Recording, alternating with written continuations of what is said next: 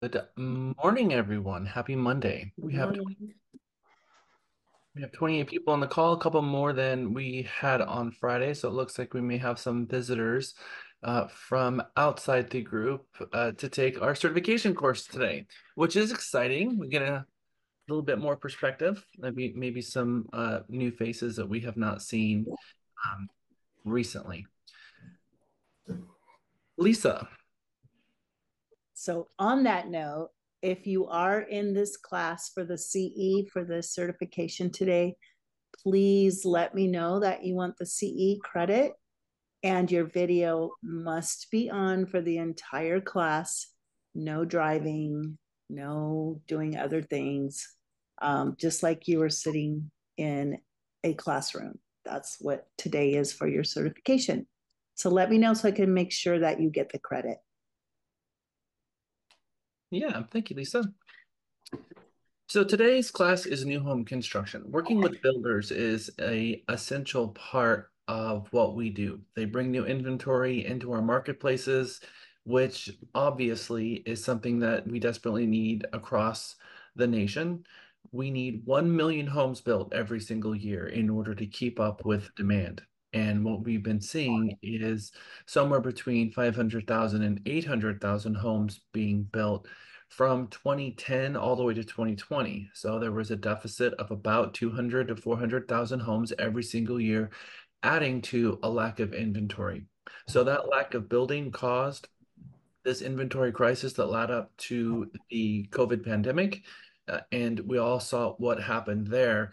Not only did we have a lack of inventory, but a lot of the home sellers were actually occupying two units at the same time because the builders were building a lot of the homeowners during COVID, working from home, needing now to redefine what home means, working from home, homeschooling, or their kids attending school via Zoom and Teams, now meant that they needed to have more private space where everyone could shut the door and be inside their own environment to be able to be on Zoom and Teams without interfering with each other.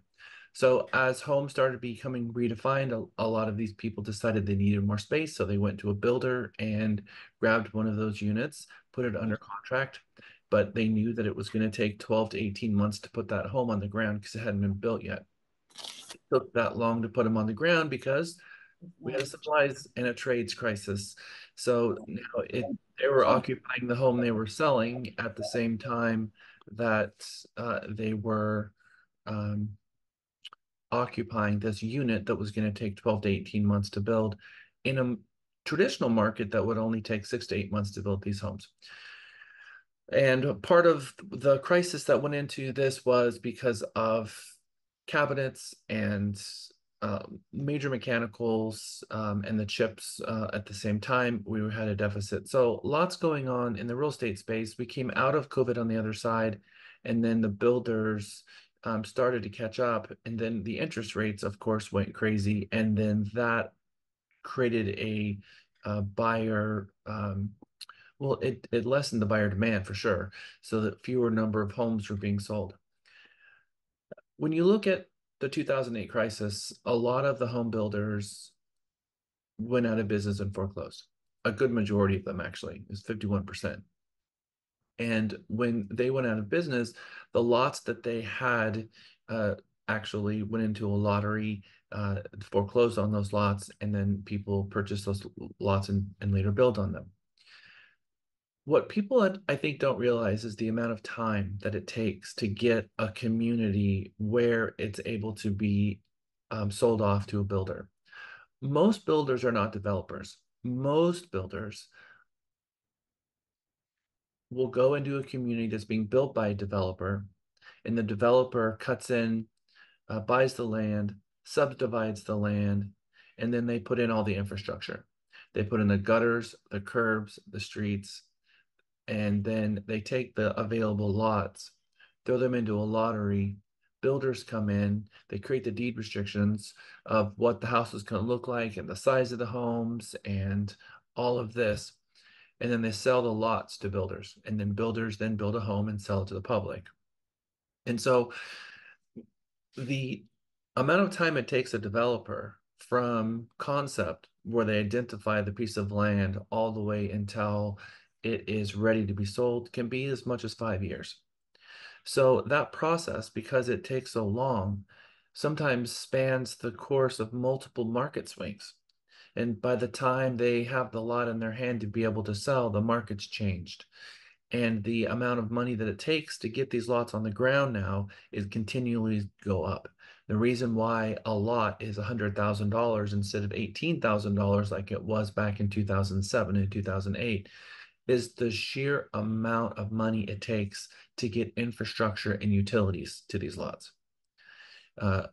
Water lines can be up to $1 million per linear foot to get water to these lots. Not just water though. We're also dealing with sewer. We're also dealing with natural gas, and then you've got the infrastructure of the gutters, curbs, and streets. So certainly a very complex world that is building. We're going to take you through that world. We're going to walk you through it from every phase of the home, from the builder perspective, from the on-site perspective, and also from the real estate agent's perspective.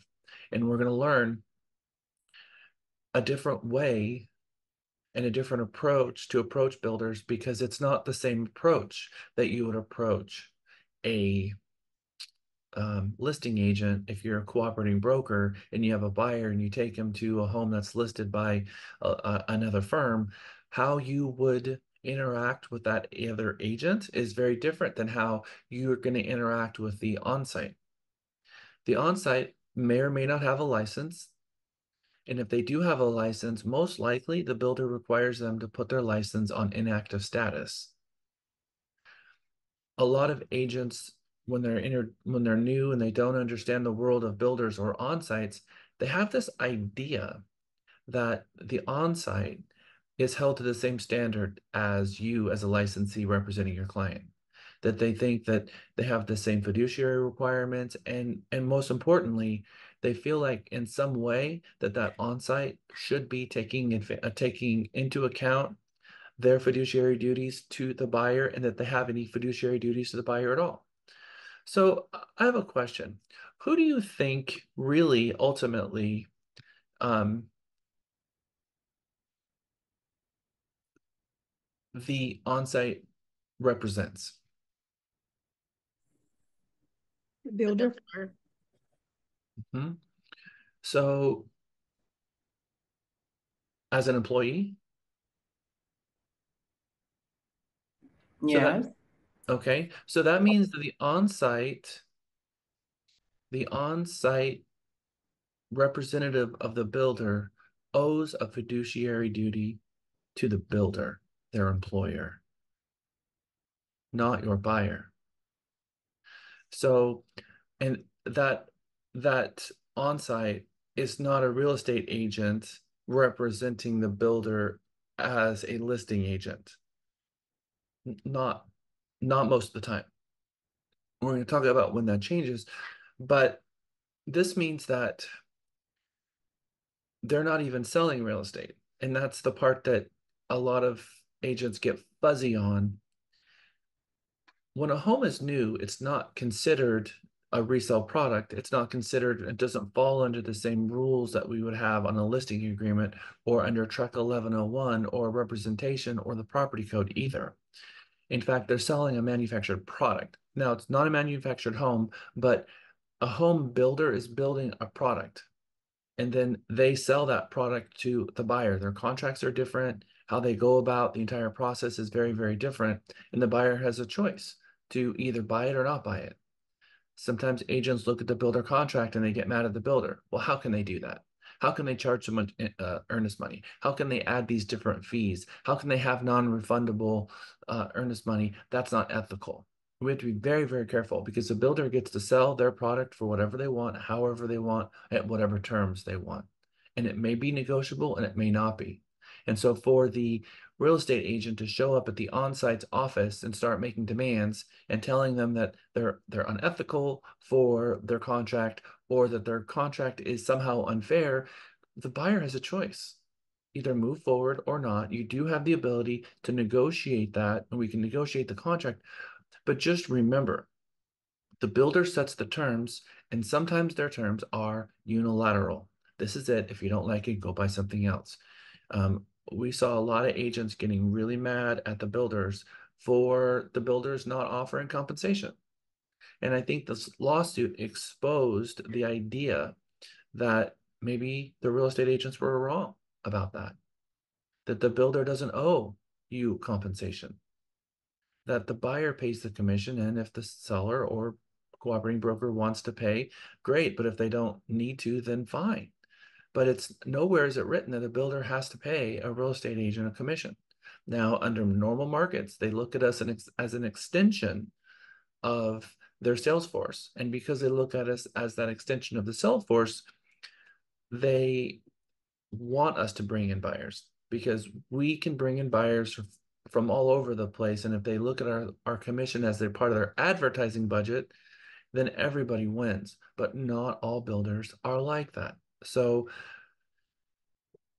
they have rules about registration cards and how we register our clients. They have rules about their earnest money and what constitutes a contract. They have rules about what it takes for that earnest money to be non-refundable or refundable. Do they use Trek promulgated forms? They do not. Whose form do they use? Their own form. That's right. Now, how can a builder draft a form, and how can a builder cross out a form and just write all over it? We can't do that, can we? How can a builder for a sales contract scratch all over it and do whatever they want? If they had an attorney draw up the contract? I'm glad you asked that because I want you guys to remember that they don't represent themselves as an agent. They are a party. Principal. When I built my house, I was told that the on-site are not allowed to have a real estate license. Now, Mhm. that is simply a policy of the builder. Each builder gets to set that policy. But remember, the builder is a principal. They are a party to the contract. Real estate sales agents on each transaction, on each side, are not supposed to be a party. They can, if they are representing themselves through their brokerage, then they would become a party. And then all of a sudden, they have the right to cross language out. But when we represent a party, if we advise a party of what language is in a contract and we cross it out, we are no longer advising them as an agent, we're advising them as an attorney. But when we're not advising someone as an agent and we're a party to the transaction ourselves, we get to do whatever we want, good or bad for ourselves. And so the builder is a party. So it's important to look at the contract that they created is their contract. Just like if you go to Walmart and grab a jug of milk out of the dairy aisle, they picked the price. It's their terms at the cash register. If you don't like their terms, you can go to HEB.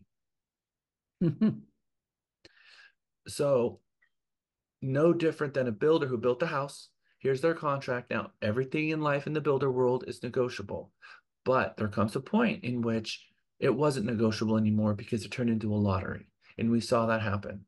And builders get to make a profit. They're in business to make a profit. Your commission is your profit. The home sale is theirs. And for us to tell them that they are bad or disingenuous or unethical or doing something wrong because they're making a profit would be far, far overreaching for us to make that claim and would be unethical of ourselves to make that claim. So it's important to see builders for what they are. A very important aspect of real estate and the relationships that we have with the onsite is not the same kind of a relationship that we're going to have with a listing broker for a home. A listing broker meaning a licensed firm who's representing that client. Okay. Today's a very interesting class because we're going to go through some skits. We're going to go through the entire day talking about builders, but we're just going to start by talking a little bit about the actual market, because one of the things that I really like about this particular class that we're about to embark on is that it starts by talking about the market. I'm going to change my screen over, and I'm actually going to grab my instructor workbook, and we're going to be going through, instead of my slides today, we're going to be going through the PDF of the instructor workbook so we can all see it together, and we're going to go through this a little differently than we have in some of the other megas. All right, so first we have to get through some of the class material for the NHC certification class. When you embark on the journey of becoming an ABR, accredited buyer rep, you need to have a certification class to accompany it before you can get the designation. This class acts as one of those choices. So does our MRP class. What does the MRP stand for? What is that designation? Some of you, this is really near and dear to your hearts. Military relocation program. Yes, ma'am, it is. And so that is an excellent certification to receive. We teach that here. And there's also short sale and foreclosure resource and a bunch of other ones that will also check off the box to give you that elective course for the ABR. But again, this is one of them. The NHC class is part of the umbrella of the National Association of Realtors, and in every single one of the classes that you take from them, they're always going to have this slide here talking about C2EX. Commitment to excellence. I know sometimes we have a hard time remembering the acronyms, but if remember, it's a commitment to excellence program that we're going through. It really is a investment in yourself. I know a lot of you have been going through the C2EX as part of your mega journey. Thank you for doing that. I think a lot is learned from the C2EX journey, and it's time well spent. So for those of you who are going through that, I check into my portal periodically, and I can see everyone's progress, and I can tell that about 30% of the company right now is actively going through their C2EX, which is awesome. The National Association of Realtors found a very interesting statistic. There is a lot of agents that have back taxes and IRS money. In track, there can come a point in which, when you owe back taxes, that you put your license in jeopardy. So the National Association of Realtors realized that this is a really big deal for its licensees, or its members, rather. So they've created the Center for Realtor Financial Wellness. This is they've got a website, they've got webinars, they've got education pieces, they've got one sheets. They even have third parties that you can connect with that will help with financial planning for real estate agents. Things like tax assistance, tax preparation advice, things like that. You can get started at financialwellness.realtor and ner.realtor/financial wellness /webinars. There's 12 webinars that I think is good for every single real estate agent, whether you're a realtor or not, to take those webinars, because my goodness, it's public. Anyone can access that link. It's not behind a password, and it's got really great information about how you should be and how much money you should be taking out of every commission and sending it to the IRS, so that you don't have an impending payment due that maybe even you've overpaid and get a refund. But more importantly, what filing quarterly really means, and at what point someone needs to start making their quarterly deposits to the IRS.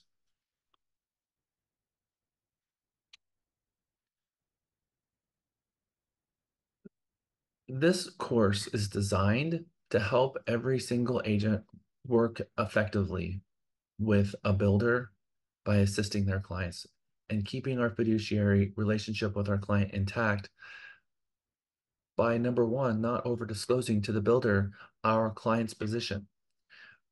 For whatever reason, real estate agents forget about their confidentiality when they go to a builder. I don't know why that is. We seem to remember our confidentiality when we're talking to other agents on the phone. But for whatever reason, when we're talking to the on-site builders, all of a sudden, I have a client coming from New Jersey. They've got 2 kids. They've got a dog named Sam, and They just got married 3 weeks ago, and the entire first 15-minute conversation with the builder is all the confidential information about the buyer. And those on-sites, many of them were licensed. Many of them understand what the confidentiality and fiduciary duty is, but their license is inactive, but they still know, and they just listen. Now, because they have a fiduciary duty to their employer, they have to take all that information into consideration that we're telling them, timeframes, which, they just got their homeowner contract and they got to find a place and they're in a hurry. Okay, well, I'm going to use that to my advantage. If your client wants to divulge that information, that's perfectly okay. But part of the information that we need to be having with our buyers, regardless if it's builders or not, that anything about them and their situation is confidential. Anything about the house and the transaction is mandatory disclosure. That's what we tell the buyers. A little different story with the seller because there's one little nugget. Offers are confidential, so we have to have a separate carve-out conversation about offers because you represent a seller and offer is confidential until they allow you to disclose it. But once an offer turns into a contract, it's a mandatory disclosure. We talked about that the other day. But in the scope of working with a buyer, everything that you learn about them and about their position really is confidential, and you can't disclose that. So the module 1 of the new home construction class, we're going to talk about the steps and the processes to purchase new construction, from customizing new homes, and how we should maybe perhaps interact with the on-site differently than maybe we have in the past. I would like to have someone read the module 1 structure and what we're supposed to learn from this module 1. So if someone could read items 1, 2, and 3 for me. Sure, I will. Thank you. The course structure, right? Yeah, 1, 2, and 3. Okay. Introduction, module 1, the opportunity for real estate professionals. Module 2, new homes from the ground up. Module 3, the new home sales transaction. Is that a Y? It's a V on the word transaction, just to have a little flair there. So module 1, the opportunity for real estate professionals. And so I love that it starts with, the opportunity, because really, what is the opportunity that we have? So we're going to jump into that in a moment. So Realtor Code of Ethics, we're going to talk about how the Code of Ethics comes into play in every section. We're also going to talk about agency representation, and agency is very specific to each state. So we're going to talk about how the agency works in Texas, but they always like to start with this IQ test. I am going to jump and create one of my polls here because this is always fun to do. And I have this one. Okay. I don't want that one. Even when you tell us the answer? Uh-huh. Okay. Shh. Not everybody reads, Laura. Not everybody reads. I've got the instructor handbook up. So the features that enhance resale value the most are upgraded kitchens and bathrooms. Yes or no? I'm gonna guess it's true. Okay. This could be True. true. Yes. The longer it takes to build a home, the better quality of construction. Absolutely Really? false. I think we can all remember a dad or a grandpa or someone driving through an area and they just looked over and pointed at a subdivision. They put up those houses overnight. Those houses are not very good quality. I think we've heard that maybe once or twice in our life. Raise your hand if you've ever heard that. Brings back memories, doesn't it? So the reality is, the faster they can seal that home, the better. It's getting the home out of the elements. The one thing that really can modify or change the quality of construction is how long the infrastructure of the house, or the inside, what they call the envelope, inside the envelope, was exposed to the elements, both the sun, the rain, mold spores, and drying out the wood from the heat of the sun, melting the glue, and having the particle board start splitting. So the faster they can get the envelope sealed, the better. The most expensive component of a new single family home is the kitchen.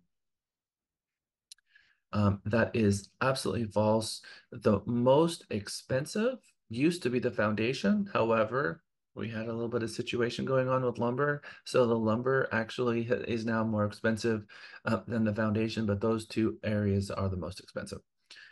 Production builders are usually reluctant to negotiate on price. True or false? So what is a production? It's true, actually. Why?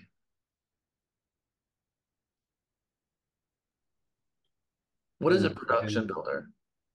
Give me an example of one. Mass builder.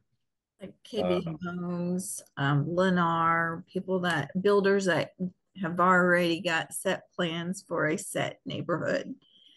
Yeah. So what they've done is, thank you, Marcy, they purchased a lot and then they are building a home on it. And we have less choice of what gets built on maybe a lot 123 Main Street. But our choice really is between 123, 124, and 125 Main Street, you see, because they build the house and the on-site is going to pick the color scheme most often and the design of the home and the floor plan of the home. They're gonna build it.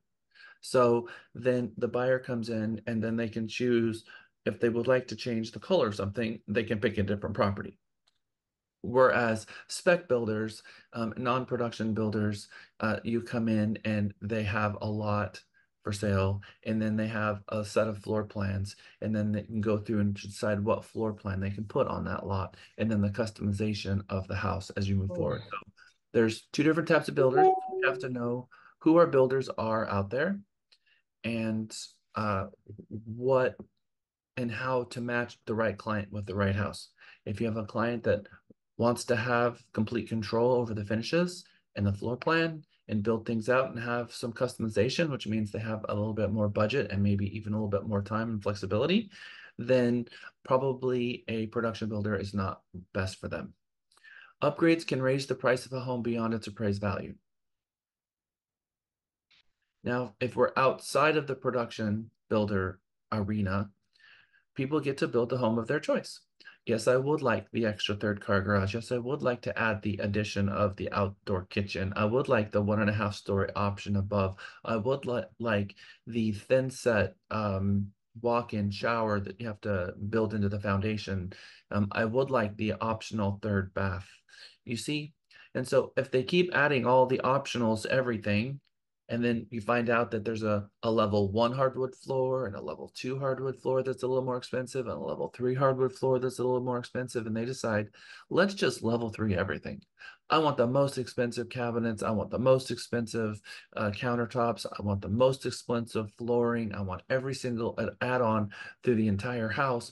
And yes, I do want the remote control blinds and the Siri package and the package that will automatically sense a water leak and turn off my electricity for me and turn off my water for me. At some point, is it gonna not appraise? And is that the builder's fault?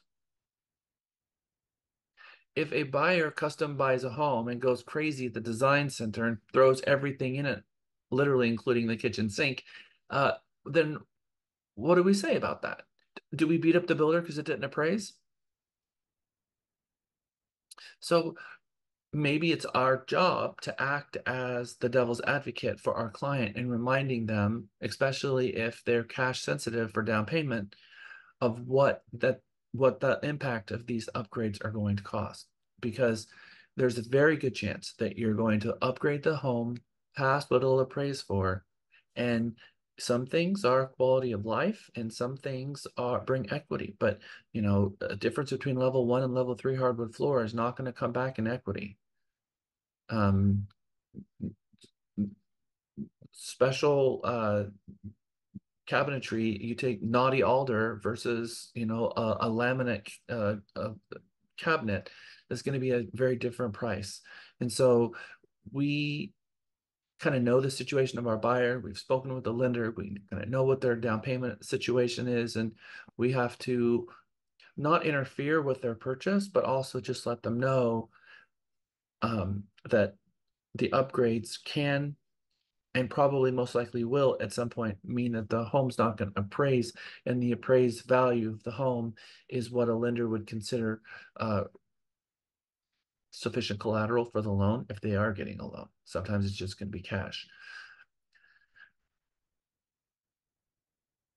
There comes a point in which the builder too identifies this, and they start asking for additional deposit for each one of these upgrades.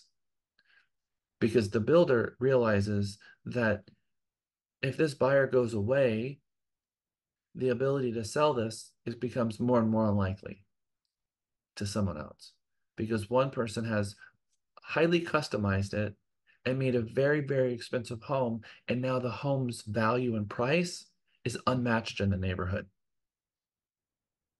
There comes a point in which the value of the home has been increased so much that it doesn't even fit the neighborhood schematics anymore.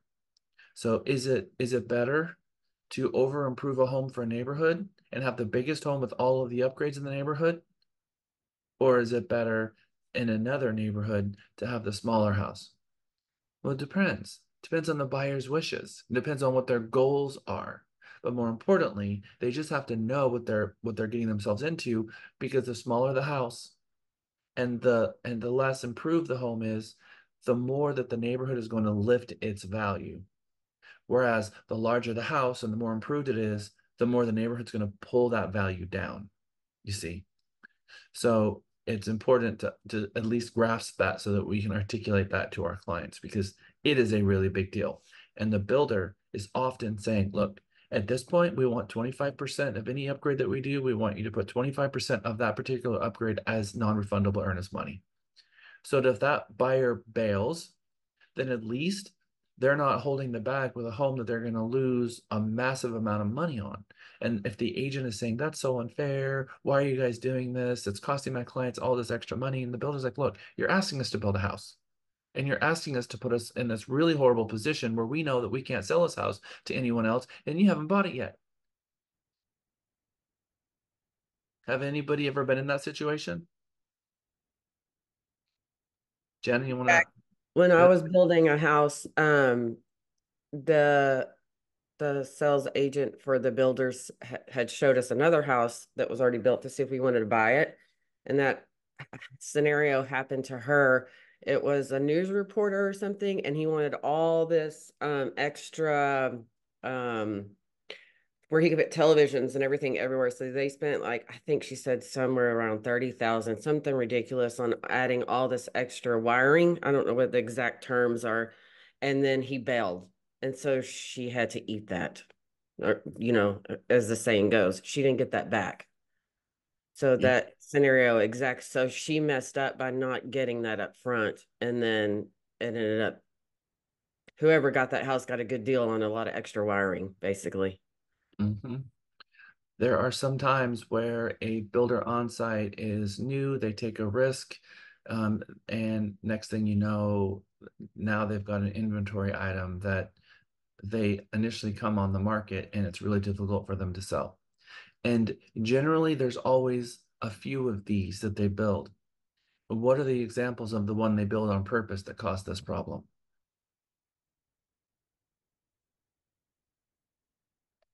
Joyce, say that out loud so everyone can hear you. I don't know if it's right, but I was going to say the It's model right. I home. can read lips. It was 100% Okay. right. The model home. Uh-huh. So they on purpose build the model home with almost every single one of the upgrades available. So when a buyer walks the house, they can get an idea of what that looks like. Now, not always, but usually their model homes are fairly loaded. So they know that they're going to sell it last. And when they sell it last, the community will have had an opportunity to sell out, and every single property sell. And maybe it took them 3 years to build out that community. And so by then enough equity happened where they probably can still sell that thing and make profit on it. But if they sold the model on day one, or even probably even the first year, they wouldn't be in real trouble. And so the model home is often over improved. So whoever buys that model often is going to get a really good deal, but that model will have had a lot of traffic, and that model will be a couple of years old. And which means that, the house itself is not brand new, but it is still considered new because it's never been lived in. Okay. Okay. Quick question. So can you write an offer on a model home? Like when you know the community almost sell out, right? And you're really interested in a model home, how can you approach the builder to give them an offer or a contract? Yeah, so you just go to the onsite and say, hey, I'm interested in the model. Do you have any offers on it? And at what point are you going to open up offers on the model? Oftentimes, they won't accept an offer on it until they have a certain amount of inventory remaining, like 3 units left or 4 units left. Then they will entertain offers. Sometimes they won't even take earnest money on it, but someone will have been bugging them about it. And I'm a good example of that. 2015, I walked into a house and said, this is the house I'm going to buy. And they weren't ready to sell to me until 2018. Probably the longest I've ever exuded patience in my lifetime. And so all I did was continue bugging them. They would not take earnest money up until the point that they were ready to sell it. They called me, nobody else, and they sold it to me. Marcy.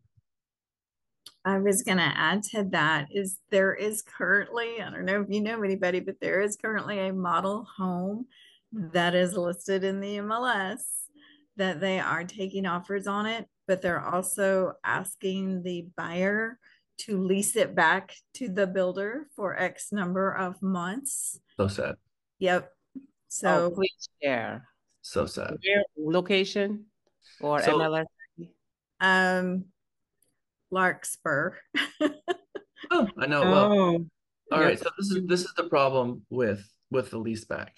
When we think about what that really means, it means that you have to buy the home with an investment loan because you cannot get an owner occupied loan. That means Like a 20%. 203K? Is that what you mean? No, 203? no, 203 is a rehab loan. No, Oh, no 20 anything because you can't be FHA. It can't be owner occupied because you have to take possession of the property within 30 days, sometimes 60. So really what happens is you have to get a conventional loan, non-owner occupied, 20% down, and there's the kicker, you have to pay an interest rate that is an investor interest rate. So you're not going to get the current today 6.75, you're going to get the 8.5 because it's a true investor loan. Now, maybe they'll buy that down, maybe not, but that's the kicker is that if you're intending to buy this as an owner-occupied loan, then you're going to have to go that route and then perhaps refinance it later, but that refi cost can be pretty costly as well. Meg. So in that kind of situation, would you be able to negotiate the lease back price from the builder to incorporate all of the extra fees that you'd be incurring? It depends on how many offers they get. It depends on how many people want to buy that. Because oftentimes I'll put it into a lottery, do an open bid, and then they'll counter people. And sometimes they don't want to pay anything. Sometimes they are willing to pay market rent. So it's all negotiate. Everything's negotiable in that sense. Yes, 100%. And in fact, right now I have under contract a model home, the one that Katie actually did. It was a former model home that sold to my clients, and then my clients are now selling it. So that property didn't appraise when they purchased it because it was a model. Lots of great dialogue, lots of great questions. Let's keep those going. what's the address? It's under contract. If the builder does not pay for materials or doesn't pay for work to be completed, a subcontractor could file a construction lien to hold the owner responsible for payment. Anybody know about this one? The owner being the builder or the owner being the person that hasn't closed on the property? Well, it would be Subtract. they're saying if the builder doesn't pay for materials, a subcontractor can file a construction lien and hold the owner responsible. Let's just look at right now who would be the owner.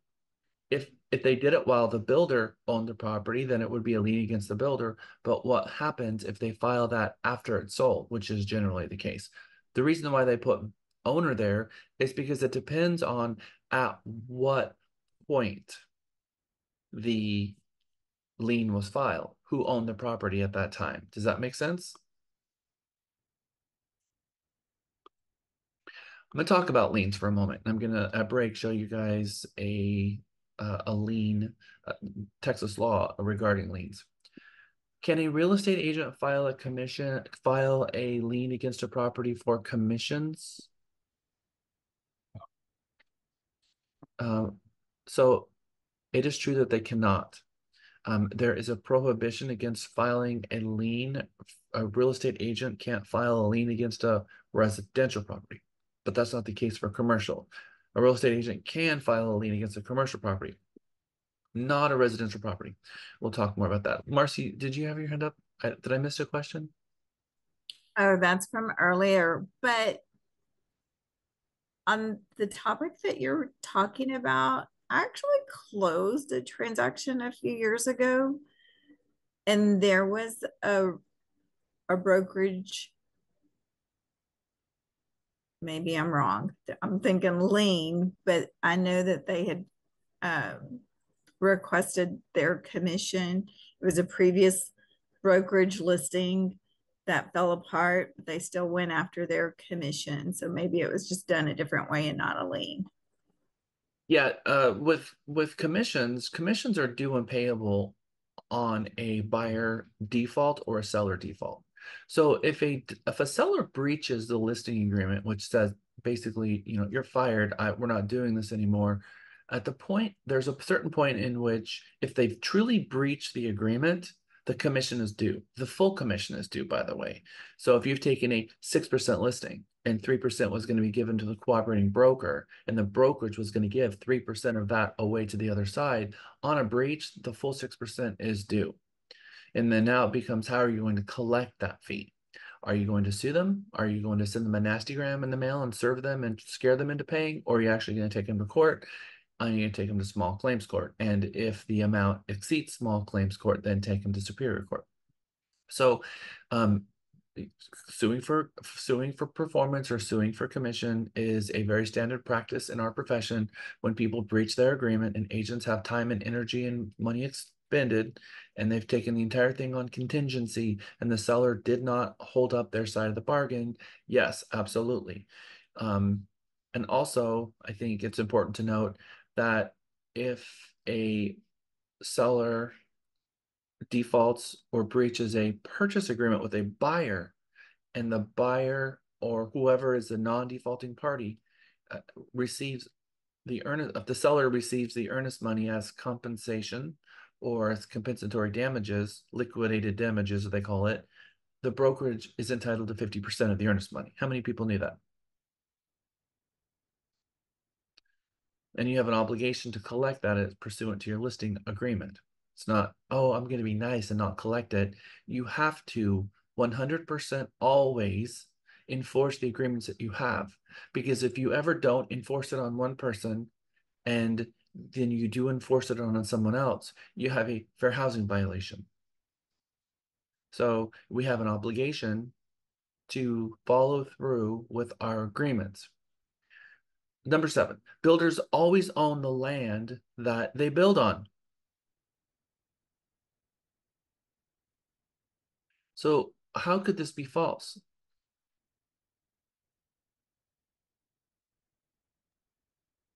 If I had a lot that I contacted a builder to build on for me. Yep. So that's one of the ideas. What do we call that? Custom. Build on my own lot, build on your lot program. David Weekley, Highland Homes, Wilshire, they have build on your own lot program. So it's called build on your own lot. Okay. Now, that's not always the case either.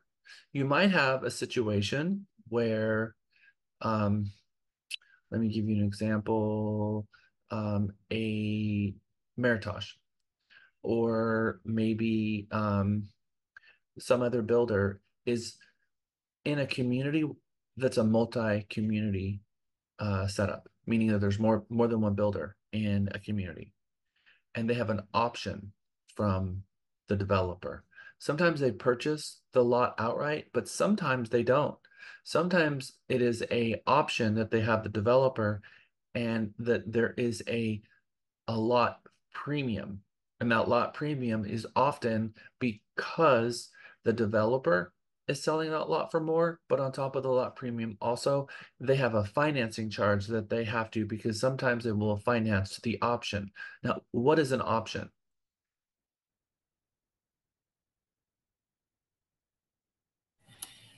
Is it the amount of time that someone has to kind of do all of their inspections and decide whether they're going to continue or not?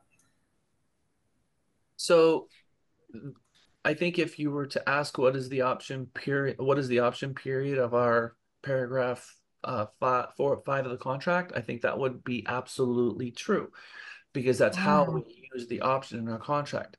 But option is a completely other separate area of law, and people deal in options, especially in land.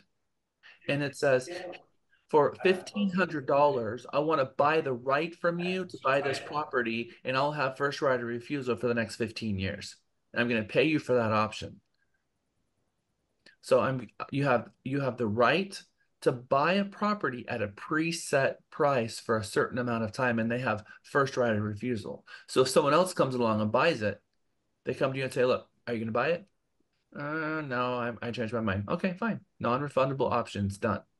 So we use the Texas option period in our contract for the same purpose. The buyer is agreeing to purchase the property at a preset price for a certain amount of time, but no difference than a land deal or options that can go on for 15, 20 years sometimes. I'm going to give you $25,000 and I want the option to buy your land. I want the irrespective right to purchase the land for which the option fee was paid, and you can't sell to anyone else first without my permission.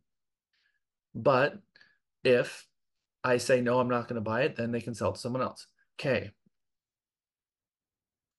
Can you do that on a lease, like a option lease to own? No. So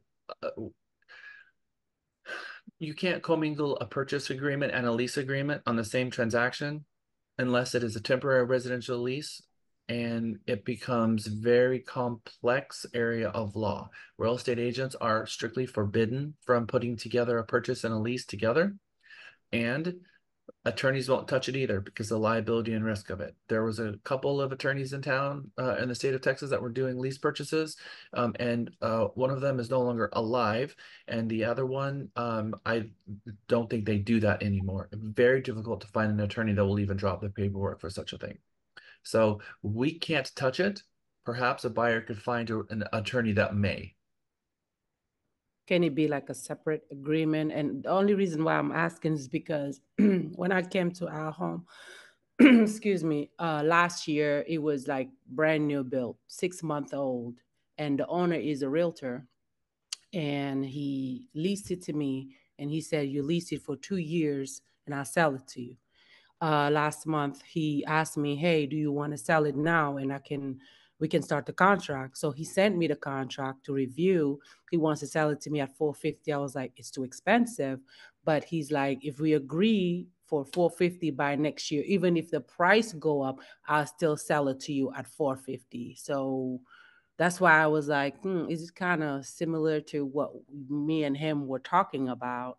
He knows I'm an agent, and he, as a person, he owns the house, and he offered me to do that. So that's why I was like, can we do that as like have an option deposit or something like that? Well, let's talk about that outside of class, because that's not about what a real estate agent can do, and I don't want to confuse the class on that. When we're acting as a principal, we can do whatever we want. But when we're representing a client, it changes the rules. So I don't want to commingle those conversations and confuse people in class. So let's talk about that separately. Just for the rest of you, lease, you cannot represent a buyer and a seller in a lease transaction with your license. It's a violation of Texas law. So builders do not always own the land that they build on. So that one would be false. Insulation is rated by its low E factor. Yes or no? Okay, so what is insulation rated by? R. Realtor. Yes, by the R factor, 1,000%. What is the low E factor? What is that for? Windows. Glass. Actually, technically, it's not glass. It's actually the gas between the glass panes. right? So, but yes, we can say windows, and that would be correct. You got triple or quadruple or double pane windows these days, and in between the panes, they have a nitrogen gas that helps refract the sun, so that as the sun goes through it, it refracts it back, keeping the inside of the window cool and keeping the temperatures variable from the inside versus the outside, either hot and cold or vice versa in the winter. Okay. A builder's warranty usually covers repairs of defects for at least the first year of ownership. True. Okay, that is true. So let's talk about builder warranties. Does anybody know what happened recently with builder warranties?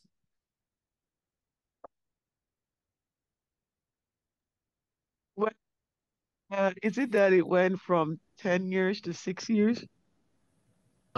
Texas House Bill HB 2024, which has nothing to do with the actual year. I'm going to put this link into the chat because this is something that everybody needs to know, because there was a legislative change in Texas. And so the builder's warranty used to is an area of law that helps mandate builders in providing a warranty to the consumer. But Texas House Bill 2024 law made significant changes. Hold on. I gotta put you on me. If you guys have a question, just raise your hand so that I can see you and call on you, please. Under the old statute, builders could be held liable for certain construction defects for 10 years.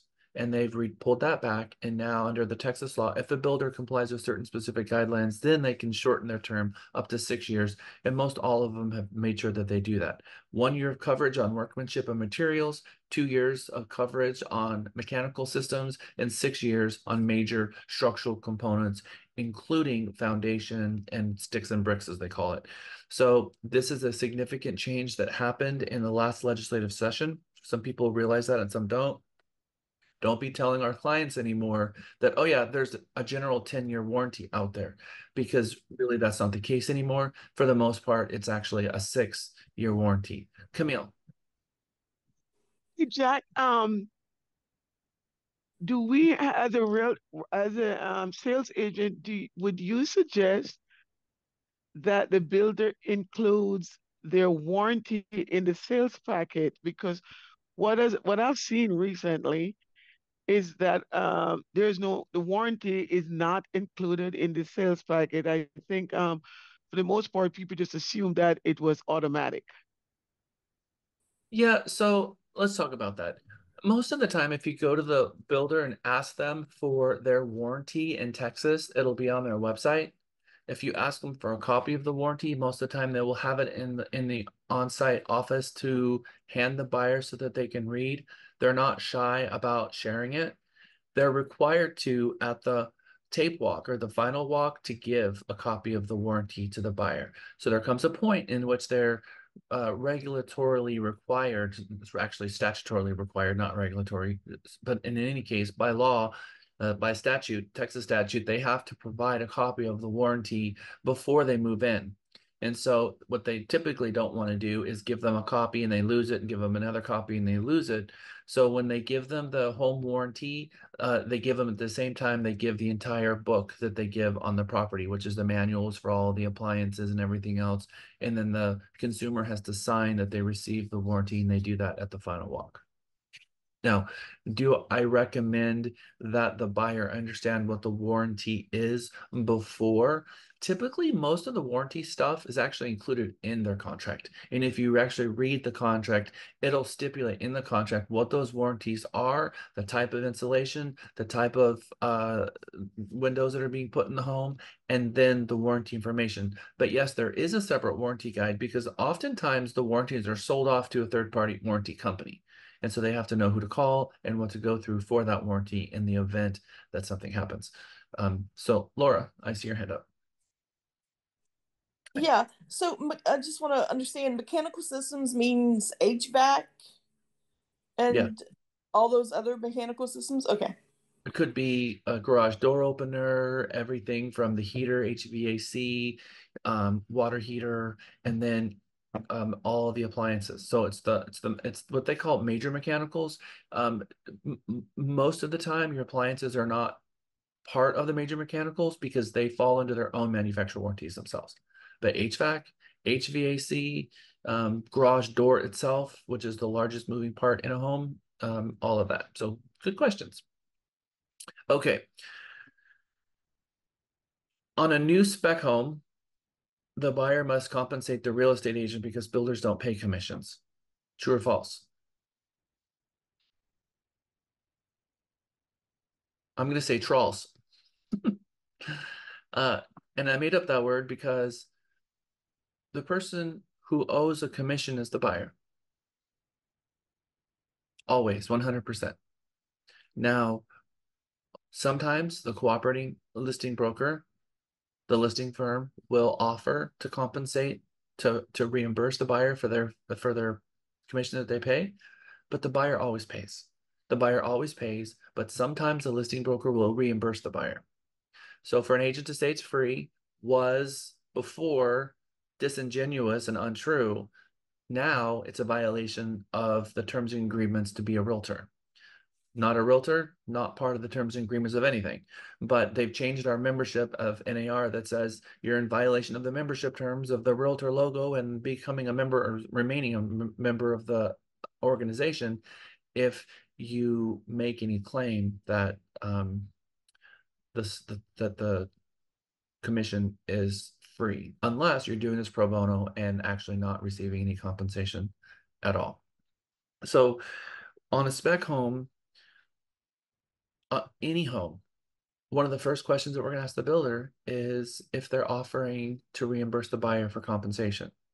If you can continue to have that dialogue, you're reinforcing to the buyer every single time that it's their fee and that we're trying to help them recover that fee. It's the message that we should have always been sending. Are you going to pay me for my commission? Sounds very self-serving. And agents don't even want to, and it was sounding so self-serving that agents would have that conversation in secret because they didn't even want their buyer to hear, because they didn't even want to have a conversation with their buyer about compensation. But now the world has changed, thankfully, and now we're going to include the buyer. Are you going to reimburse the buyer for, are you guys offering any reimbursement to the buyer for compensation for commissions? Or are you guys offering any compensation to the buyer for commissions? That is what dialogue needs to be out there for us now. Okay. It is break time. It's 10:58. We're going to jump into module 1, learning objectives. Learn how to develop productive, mutual beneficial relationships with builders and gain an appreciation for the business of new homes from the perspective of the builder and the sales rep. We're going to look through their eyes, which I think is called empathy, putting yourself in someone else's shoes and understanding what the day in the life of what they have, so that we can interact with them in a way that's productive for them and for our client. All right, it's 10:58. Let's come back at 11:08. Welcome back. Yeah, where we need you. Welcome back. Welcome back. Welcome back. Welcome back. Okay, everyone, welcome back from break as we jump into module 1 after our quiz, our pre-assessment exam. We're going to talk more about each one of these. So as we look at home inventory across the country for the last 15 years, I think buyers for a long time assumed that new home construction would be more expensive, drastically more expensive, and that they would get a better deal on resale. In fact, it's actually completely the opposite right now. Why would new home construction be a bigger, why would new construction provide a buyer with a better deal now than resale? What's one example? They buy down rates. Yeah, that's the biggest one, for sure. They are buying down the interest rate, and so the affordability of a home drastically changes. I'm going to share something with you guys that I think more agents should be talking to their clients about, and even themselves have more awareness in. Let's look on a $200,000 home. We're going to say 0 down payment because I want just interest information. Okay, so if we look at a 3% interest rate over the course of 30 years, when we look at the amortization schedule, how much is the interest rate? How much is the interest paid on a 3% rate over 30 years? How much? 103,000. So we're borrowing 200 and we're going to pay $100,000 in interest. So you're going to actually pay $303,000 for that home. What do you think happens when we change it to 6? You're going to pay double? Really? Is that double? Ooh. What does it say in total interest paid now is? It's $231,000 total interest paid for a total of $400,000. So now, are we at 6 or are we at 7? Let's just say that we're actually at 7. So you're buying a $200,000 home, but the interest you're paying is $279,000. You're paying more in interest than you did for the actual house itself by $79,000, by $80,000. So you're paying almost $500,000 for a $200,000 home. So this is why the interest becomes so important. So when you pay $479,000 for a home and the builder pays this rate down to 4.75,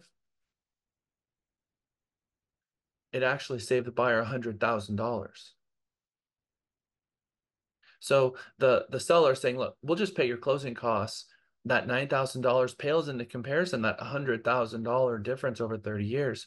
So these people sitting on a 2.75 loan, which they're sitting there right now, those are very valuable loans, hundreds of thousands of dollars worth of value there, which is why loan assumptions on your FHA VA loans are so drastically valuable, because just the sheer dollar difference between what their underlying loan is versus today's rates is a really big deal. So now we see just by the amortization schedule, and you can go to bankrate.com mortgage calculator. I'm going to put that in the chat just so that you can bring it up on your computer and save it as one of your favorites in your browser, so you always have access to that. It's a great mortgage calculator to use. Laura. Jack, did you see that post that I shared with you about Freddie Mac, and the presidential election year? Did you see that? I did. Every single election year, we see a lot of turbulence going on based on consumer confidence. I think consumer confidence is the biggest indicator in what rates will be. And when the rates go down, when consumer confidence goes up, what also goes up? Interest rates. That's right. And when our consumer confidence goes down, or there's uncertainty in the market, the rates actually do what? What do you think? It should go down. They typically do go down. However, we don't have a normal market that's following the stock market and the bond market. We have the Federal Reserve manipulating interest rates to try to deal with inflation and using the mortgage interest rate as a hedge against inflation. So out of all the professions, out of all of them, they decided to target our profession to try to deal with interest rates. There was a lot of other ways they could have gone about it, a whole lot of other ways, by the way, but they chose us. And by the way, real estate is 20% of GDP. You mess with that, you're really messing with a lever that can have a lot of haywire things go on. And we're actually seeing that right now. And so it's not to anyone's benefit. So serving new home buyers, helping our buyers in the marketplace. We're going to talk about the vocabulary of the building process, different phases, phase inspections, the building envelope, home wraps. We're going to talk about some of the vernacular that maybe we've heard, but we maybe don't use in our everyday that we should be when we're talking to our clients. The builder and sales agent relationship is really important, and we're going to talk about how we can really master that and get that right. And we have to adhere to the builder contract. The policies and procedures, when we're out there looking for homes, we have to follow the builder's rules.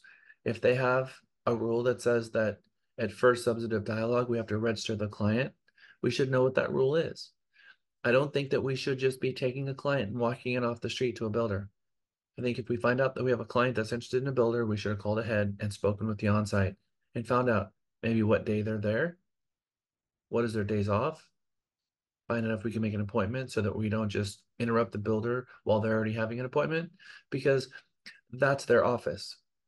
And showing up unannounced to someone and expecting them to meet with you isn't really a thing. But I have found as a real estate agent myself in practicing, when I go into a builder's office and I'm just standing there and I watch agents just come in off the street when I'm meeting with my client, they just walk in while I'm meeting with my client and just start talking.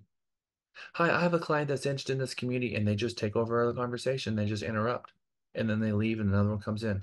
Can I have a key? I need a key to show my prior. Do you have an appointment? No. Do I need an appointment? I just need to show the home. Do you have a business card? I don't have a business card. Why do I need to give you my business card? And you just spend a moment listening to what the agents are saying to the onsite, and the level of just disrespect that they show them in their own home is appalling. But it's because they think, well, this should have a lockbox on it. Why don't they have a super? Why are they making me come to the office in the first place? And so they don't get that it's a completely different thing. And that on-site salesperson is following the rules that they get from that builder, which is if you want to get into the house, you go to the on-site first and you talk with the on-site, and then they give you a key if it's not already open.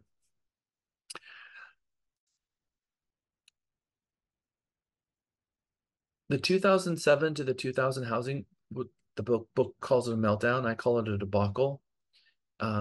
We've seen steady growth up until that point, and then sort of a drastic downturn for the most of the country, but in Texas, maybe not so much. Maybe we had a flat line with a little bit of reduction, and then a steady growth from that point until now. 2021 saw a huge upward trajectory, unlike we've ever seen before. And building starts and new home starts exploded. And that growth in the real estate sector changed everything. They could not keep a home on the market if they tried. There would be people throwing stupid amounts of money to get that property under contract, hundreds of thousands of dollars over for a house that ordinarily would have taken 60 days to sell, and they would have paid closing costs, and then they would have thrown in a bunch of concessions on top of it. So builders were really constrained at that time because it wasn't all just profit, was it? What was the biggest issue, if you recall, in the 2021 pandemic market that we saw? What was the things that the builders were really dealing with? What was their biggest issue? Material and labor. Yeah, trades. Trades was the biggest issue, and materials was number two. Although we heard a lot about the materials, we heard about that crisis over and over again, and that was all over the news. We saw supply ships getting stuck, and we saw chip shortage, and we couldn't get mechanicals like even just ranges. Lisa and I were selling a property that we had listed that we were trying to sell, and it had a double oven, and it had a double oven that was about 15 years old. We tried to get a new one, and there wasn't a single double oven in the state of Texas that we could buy. We looked in Houston, we looked in Dallas. We were willing to drive 5 hours away to get one, and there wasn't a single unit in the entire state. That has never happened before. That is craziness, right? So we literally had to draw a picture of a double oven, put it in front, and said, we're going to give you a credit because we couldn't source one. No, despite all of our efforts, by the way, and I was willing to drive 6 hours away to get one, and there just wasn't such a thing. So they also had trades, and they had builders desperate driving into other builders' neighborhoods and going up to the trades and say, how much you guys making? We'll double it. Jump in the car. And they were actually poaching people right off the job site. And all of a sudden, now the builder works for a different builder, because a lot of the times the builders, their contractor is actually subbed out, and they were taking people right off the job site and hiring them in other builders. And all of a sudden, everything came to a standstill. So now they're looking at getting a new team. And these are, even if it's a subcontractor, they have to take them through orientation. They have to take them through safety training. They have to get them all onboarded. They have to give them all copies of the plans, and it's a not just a small deal to have a whole new crew start on day one, and that happened 3 times in 1 month. It becomes very difficult for a builder to get a home built, and we're beating up the builders and yelling at them and upset and frustrated because agents want their check, buyers want their keys, but the builder can't get the house built because the trades are going every which way continually. So it was a very difficult climate for us, but this is the median sales price of houses sold in the United States, the median sales price. Now, look, you look at the 1970s and then 1980s. We're still all the way to 1985, maybe 1988. We're still under 100,000. Then we go 10 years to 1990.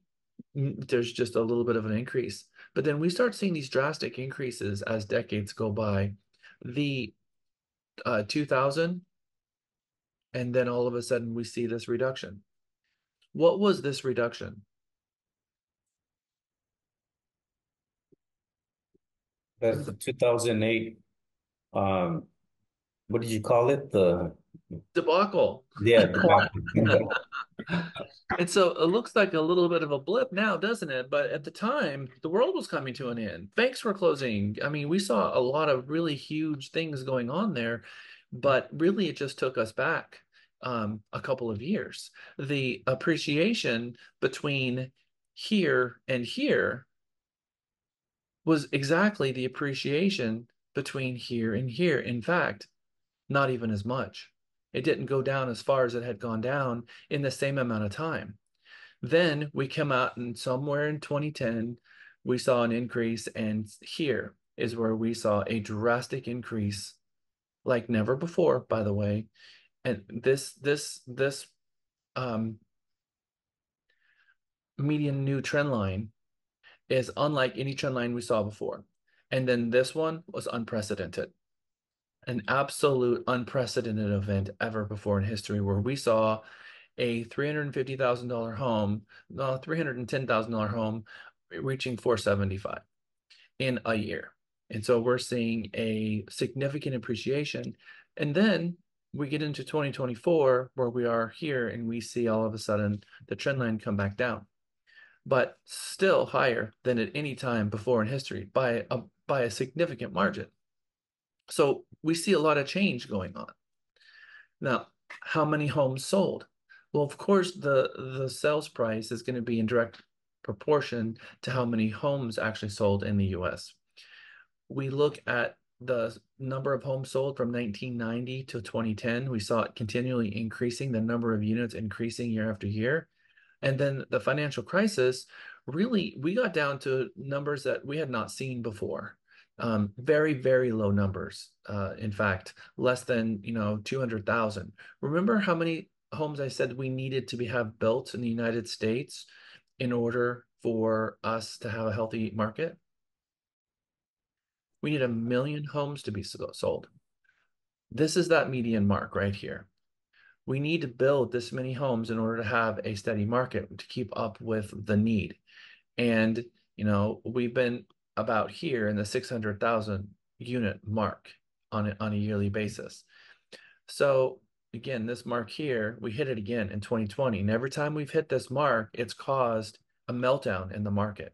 It's caused an utter meltdown every time we've reached this. The market has completely crashed.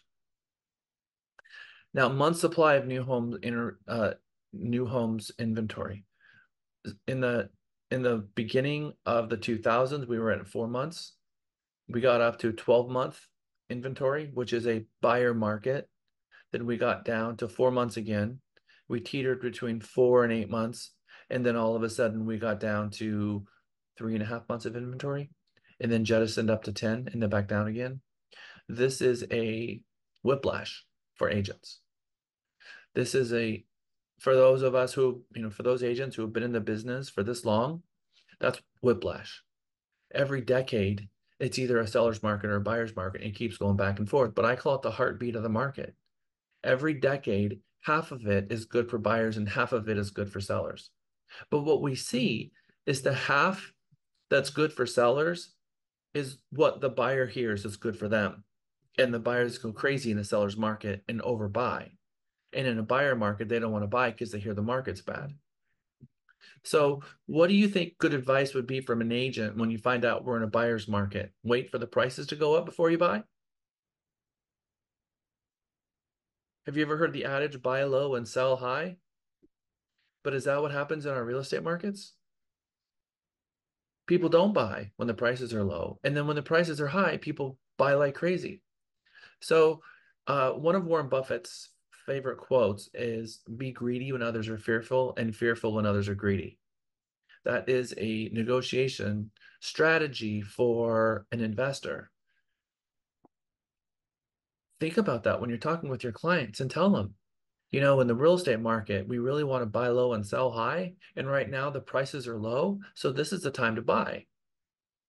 And I know that oftentimes buyers are listening to the news and they're listening to the pundits and they keep hearing the market's good, the market's good. So it gives them confidence, and more of them are getting confidence because they look at the sellers and say, wow, look how much money the sellers are making on selling these properties. I want that. I want to make a lot of money too, so I'm going to buy. Wow, look how much money they just made. If I just buy this house today, I'm going to make that kind of money. But the reality is the reason they made money was because they purchased that home usually before, and they had that appreciation and they waited. So our advice to our clients, now I want to be very clear because there's 2 people in this room that I've had this conversation with. It is a violation of TREC rule for you to even hint that a buyer will have future profits from buying a home. It is a violation. It's one of the 33 canons of license revocation. Promising or hinting future profits will come from buying a property. Because when you look at this graph right here and you see the ups and downs of the monthly supply, and you see the up and down of how many homes were sold, and we go back a slide to page 7 and we see the heartbeat of the market, Warren Buffett says, over the long term, real estate always goes up. And he's right. Over the long term, real estate always goes up. But if you're looking at real estate as a short-term investment, which not a lot of people recommend, except for home flippers, and that's not what they're doing. They're not making money on appreciation. They're making money on buying a property in a distressed state, bringing it up to a different level of market value, and then selling it. And hopefully their improvement costs and the market and the difference in value is going to net them a profit. But that's not really what we're talking about here. Mike and then Camille.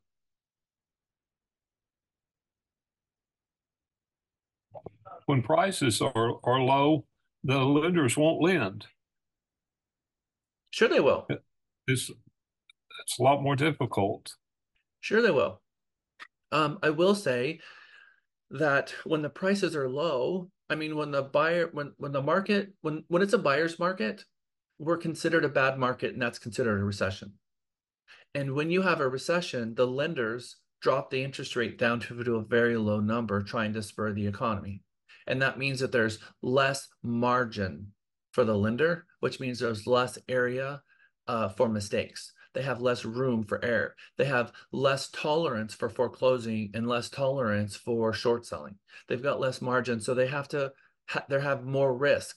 So that means that they tighten the belt of the restrictions, and they tell people, okay, this 580 business is gone. We're going to take you to a 620. You need a 620 or better FICO score and able to purchase a home. Versus when it is a strong seller's market and everyone's making lots of money and the real estate market is really, really good, they start increasing the rates. They started increasing the rates for several factors. One, for affordability issues. They say that, well, if we increase the rates, what it's going to do is it's going to mean that the home values are not going to go up as much. That's a lie, because we just saw a moment ago that increasing the interest rates from 3 to 6 increases the payment more than anything. So don't tell me that you're trying to deal with affordability, because pushing, downward pressure on prices, taking a $250,000 home and making it a $225,000 home by increasing the interest rates from 3% to 6%, that $25,000 just increased by $100,000 over 30 years in interest. So yeah, they saved $25,000 on the purchase price, but the purchase price has nothing to do with the monthly payment. That $25,000 barely equates to a monthly payment. What really matters is the rate. So I agree with you that borrowers who are in the entry level purchasing, they have to have better credit than they do when the prices go up. But that's the case in every economy. That's the case when you're buying cars, when you're buying gold, when you're buying silver, when you're buying houses. The same rule applies. So having a very strong commitment to your credit score is going to allow people to have and build more wealth. So live within their means. Camille. I had that experience this yesterday, and I had to hold my emotion when was very cautious of not soiling under the realtor's reputation. So a family member of mine called me because he saw this house, and this realtor was telling him that if he buys at that price, the comps in the area, he'll actually have this amount of equity in the house. And then I got over there, and I have to say to him, yes, this house was bought at 683 back in 2018, 2019. However, due to the 2020-21 market, the equity in the house went up exponentially. But my cousin will not see that equity anytime soon again, right? So for him to be telling him that, with the he can have this equity where, like an investment, I'm like, don't do that. We know we had a whole different, we just went through a different thing with the market, and we're not going to see that anytime soon again. We're not going to see a $100,000 equity in over a year or 2 years, not in this market. So I'm glad you're saying that. I just went through that yesterday, trying to sell him the house with promise of equity. Well, I He's think seeing it's the equity. I think that it could go both ways. I think telling them that it won't is just as dangerous as telling us that it will. What we need to be telling people is the truth. We don't know.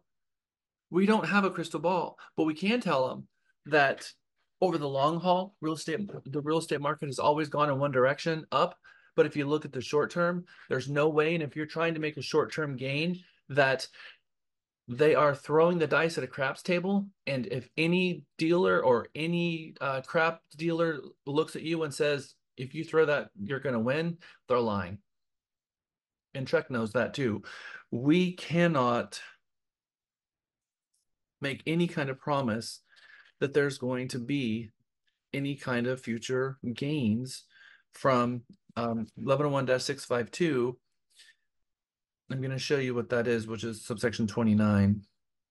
I'm going to bring it up and I'm going to copy and paste it so you guys can see it on the screen. So thank you for having grace, because we need that in this profession, because there's a lot of people out there that they really want to do a good job for their client, and they really, what makes sense in their brain and the things that they say to their clients, it all makes sense to them.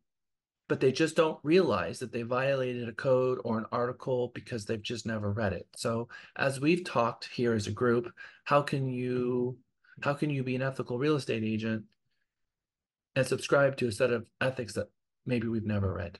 So that's on one thing, but also the canons of professional conduct with Trek and the canons for license revocation, also something that we need to read, and we're going to be reading that on Wednesday. So thank you, Camille, for bringing that up. Let's talk about Texas, because Texas is its own little state, it's its own little market, but so is Houston. Is Houston's market different than the state of Texas, and is Texas different than the nation? The answer is yes. We have micro markets. And inside of Houston, maybe the Woodlands is maybe a different market than maybe the north of Houston area where they've got a lot of new construction going on. Or maybe the new construction of the north is a little bit different than way out west of Houston. So different areas of town. Look at Austin. You think Terrytown is going to have a little bit different market in Circle C in Terrytown versus, I don't know, maybe Gerald? It's different markets. So that's why Trek says, look, you can look at national trends, but Trek says, we want you to be competent in what? What does Trek rule ask you to be competent in? Geography or not geography, but your area.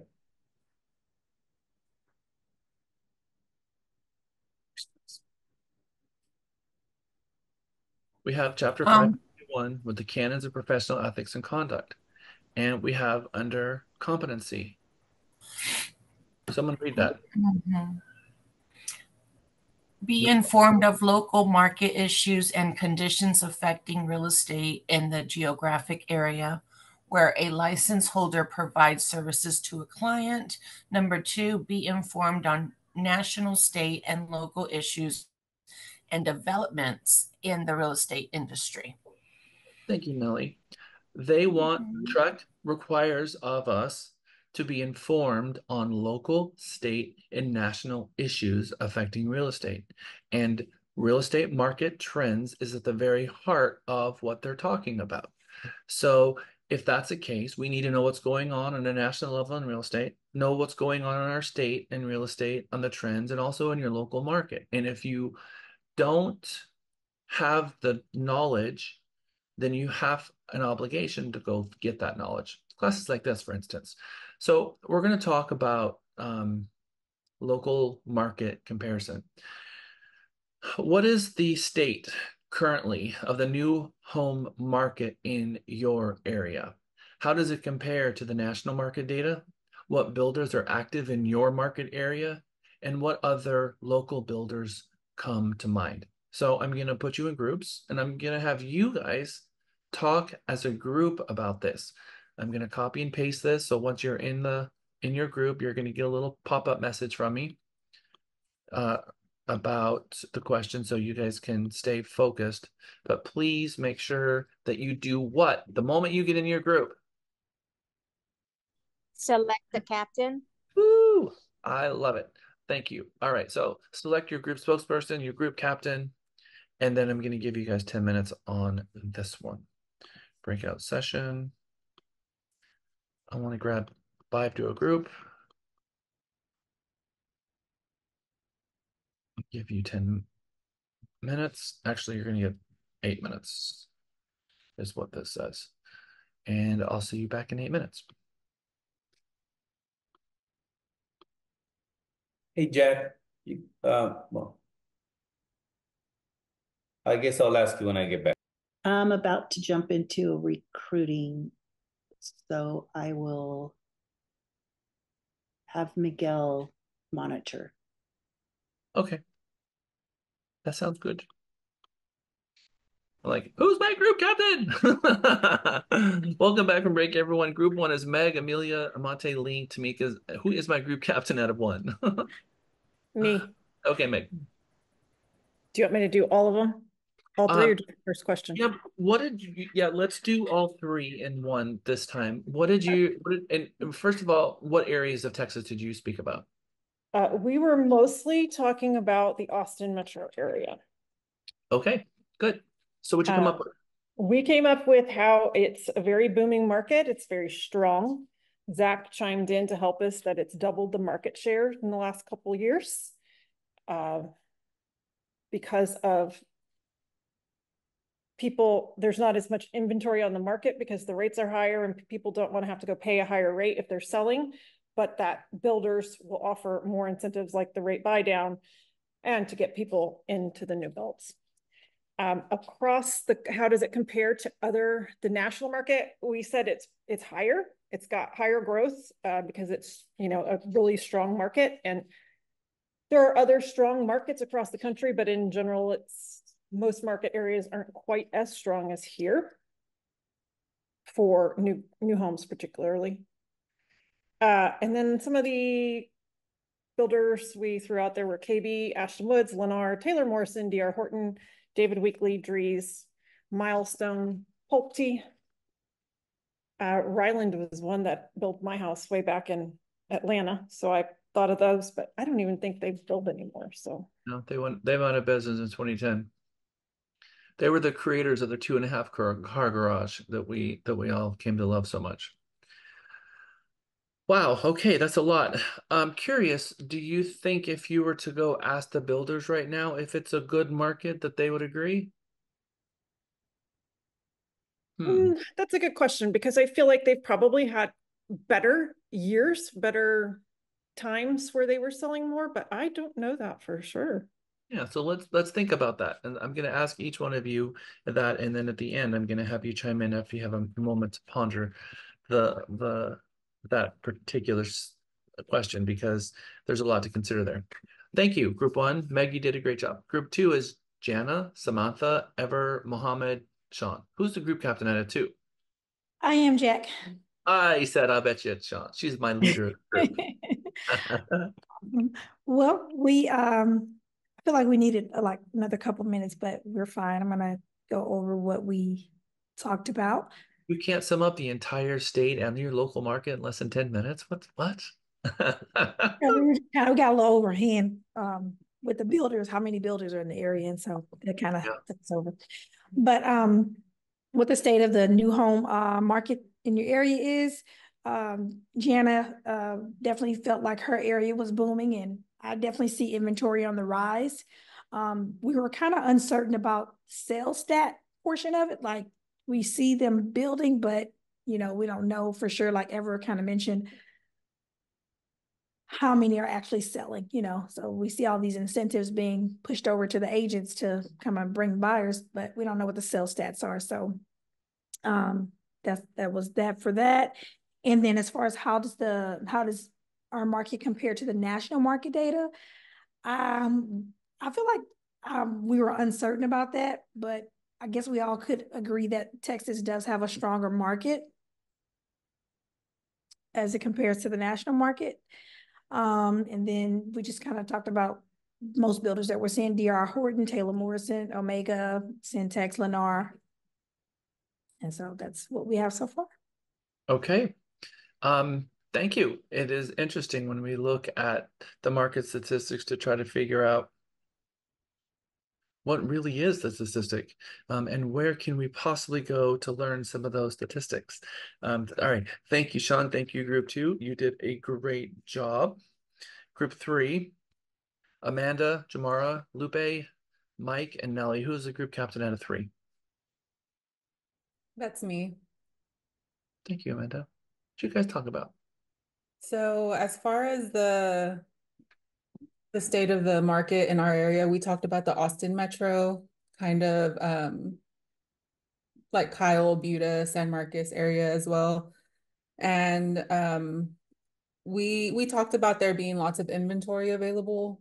A lot of the builders are offering a lot of great incentives right now. The interest rates are as low as 4.25.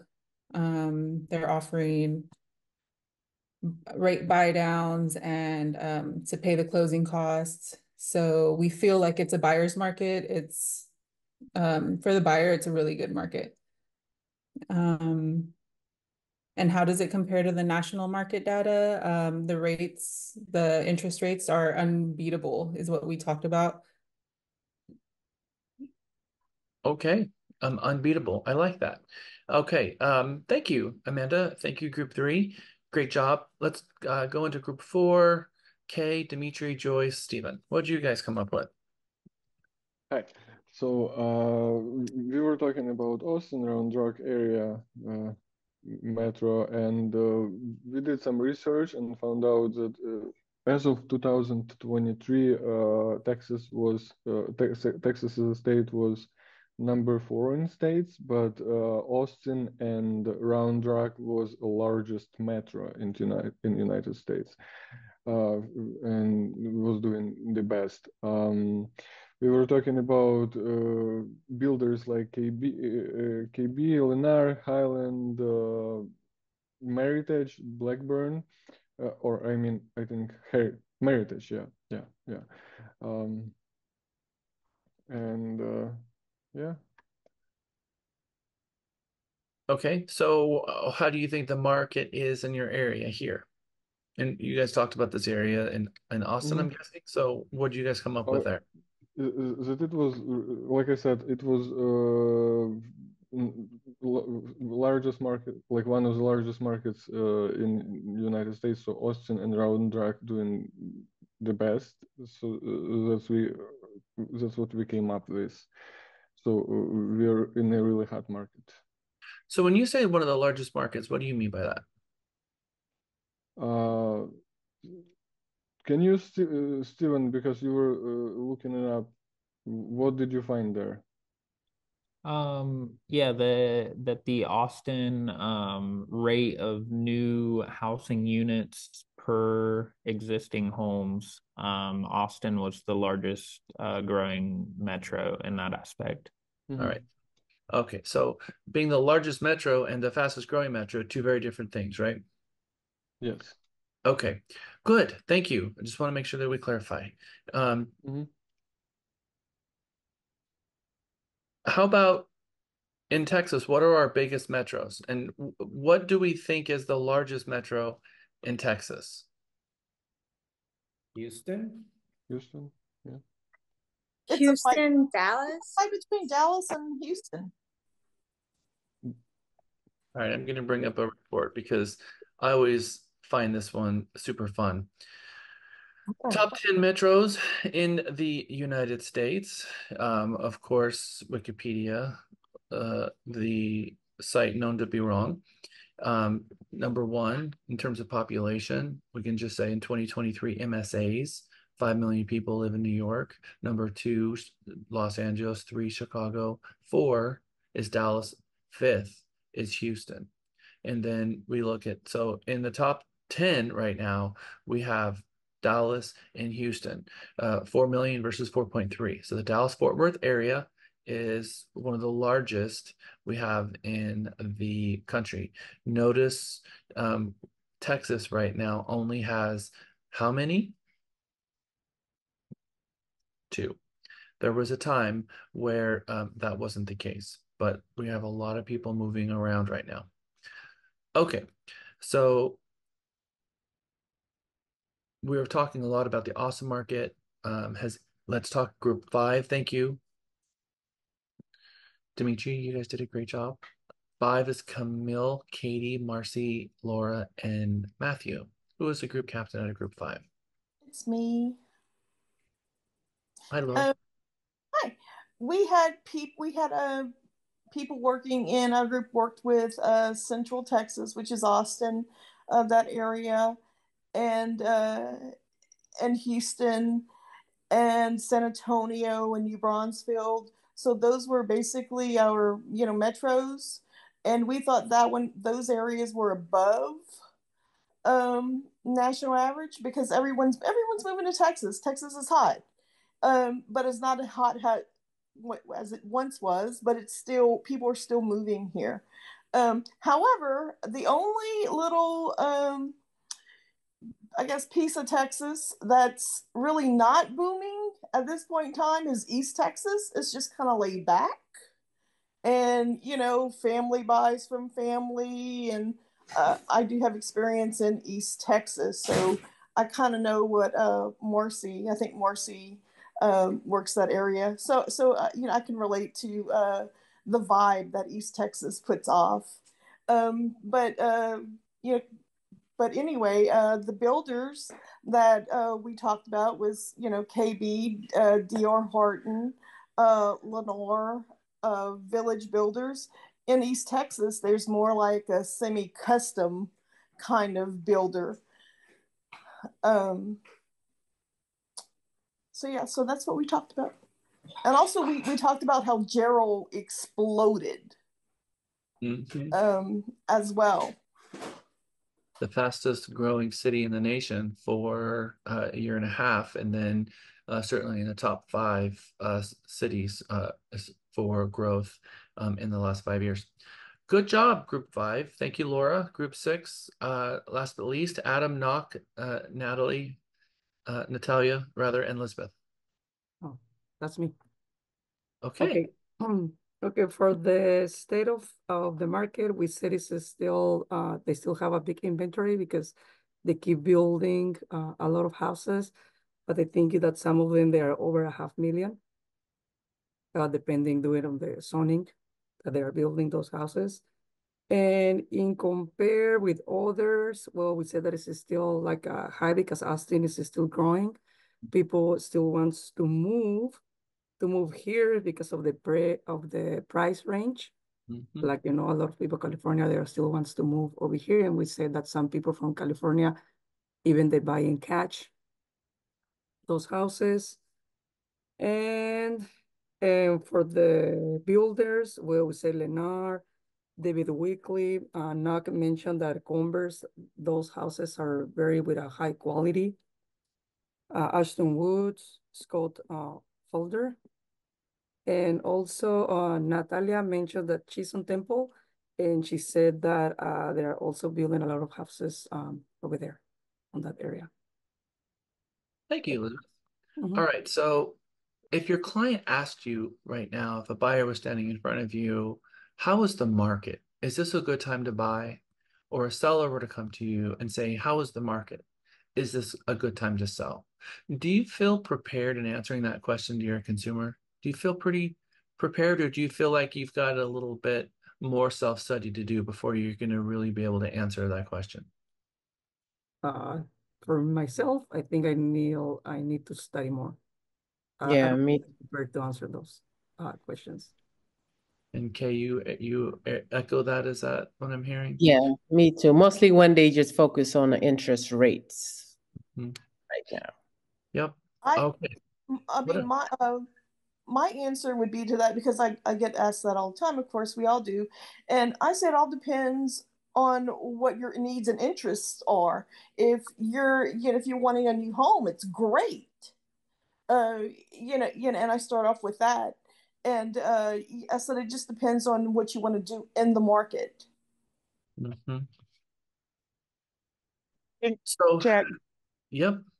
I think just by sitting, by listening for the last 3 weeks, and just my take on things, when it comes on to buying, I'm all about telling my clients buy now, especially with what you said. I'm equipped to tell them, remember what happened when the interest rate dropped, everybody was buying, and the houses prices went crazy, went up. Can you imagine what's going to be if it drops again?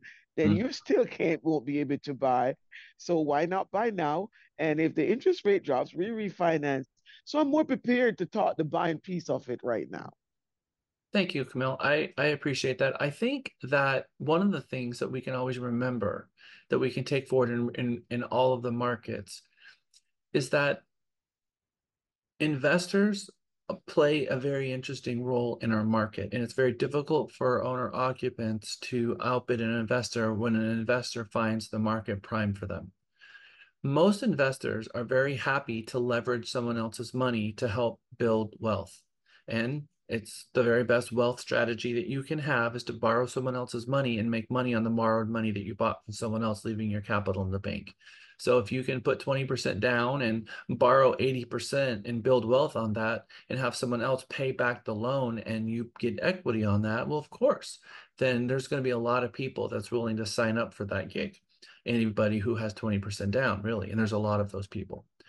So what happens is the rates go down, the spread between rents and the mortgage payment increases, which means it's more apt that a investor is going to enter the market. When the rates go down, investors come into the market and more owner occupants jump into the market, which make things more difficult. When the rates go up, then what you have is fewer investors, fewer people interested, and the prices of the home goes down, but the mortgage rate goes up. So it's always good for an owner occupant to come in if they can and buy the home of their dreams in that buyer's market and wait for the rates to change and refinance the loan, because we date the rate. The idea is to pay the house off. You can refinance it at any given time, but you can't ever change what you purchased the house for. That's not going to ever change. Not unless you're in a hardship scenario and you short sell your home or you ask for a loan modification. And those are hardship scenarios that would have to be very drastic. And I hope no one finds themselves in that scenario. So we're not going to be banking on that happening, right? But we can bank on, let's buy a home at the very best price that we can, and then get a loan and then refinance that loan at a later time. Now, that premise, that idea, people got so interested in that idea in the 2007, 8, and 9 debacle that they were getting arms and saying, oh, let's just get an adjustable rate mortgage and buy my house on it, and then I'll just refinance when the rates go back down later. Well, okay, you should not be buying a home that you can't afford the rate or the payment, and with an expectation that it will go down sooner rather than later, and there's a ticking time bomb in which you can't afford the payment anymore, right? Especially if the adjustable rate mortgage is going to flip and all of a sudden the payment be drastically more and push people into default, which is what happened. There are mortgages for certain purposes. I think if someone is going to own a home for a couple of years, like a kid in tuition for college, and they buy a property on an arm for 4 years, it's not going to adjust in 6. That may be a really good investment opportunity for them. But they have to understand that what that rate jump would be and how that could affect them. And for us, we always know that when the market changes, the rates are going to do opposite of what's going on in the market. The market's really good, really, really good, rates go up. Market really, really bad, rates go down. Just in an interesting scenario right now, we're not calling this a bad market, but we're seeing that the rates are being artificially inflated based on the Fed. If we want to know what's going on in the real estate market, for us real estate agents who are realtors, Texas Realtors has created the Market Viewer. The Market Viewer is a very special product that you all have access to by going to texasrealestate.com, which is Texas Realtors website. And you click on the red bar for real estate agents.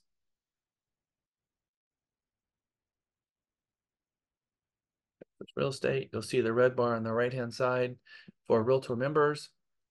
And then once you get to that side of the site, you're going to click on research and click on Market Viewer. The Market Viewer is a very special product that you only have access to. And Travis Kessler, who is the CEO, recently announced retirement from Texas Realtors. They hired an outside consultant who is a data scientist who helped them get a data feed from every single MLS in Texas.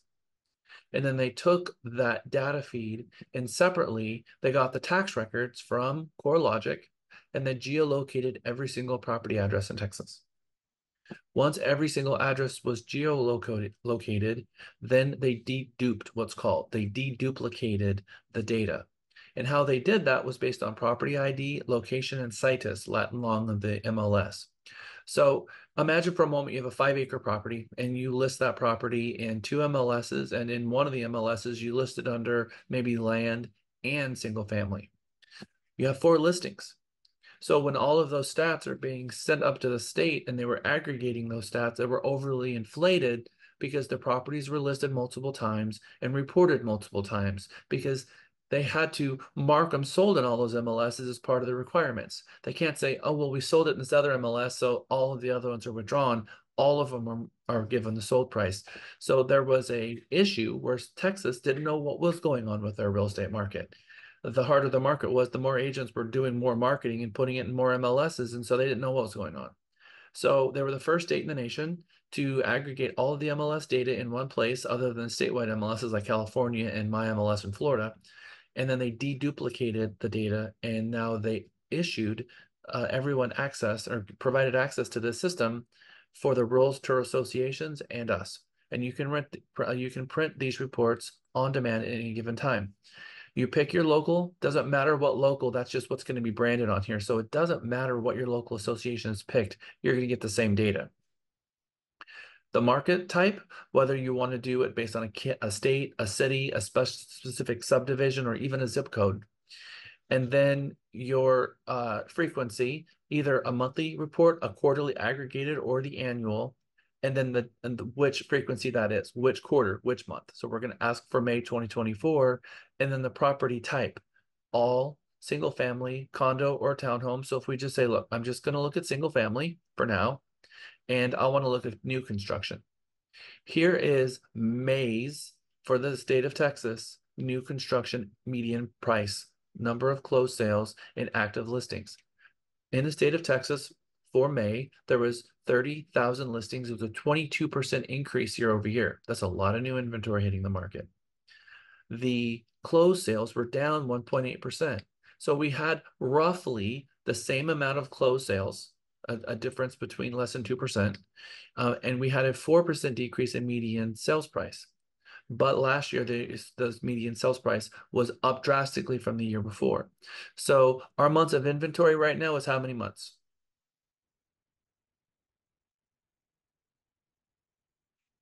4.3. Is 4.3 a buyer market, a seller market, or a mixed market?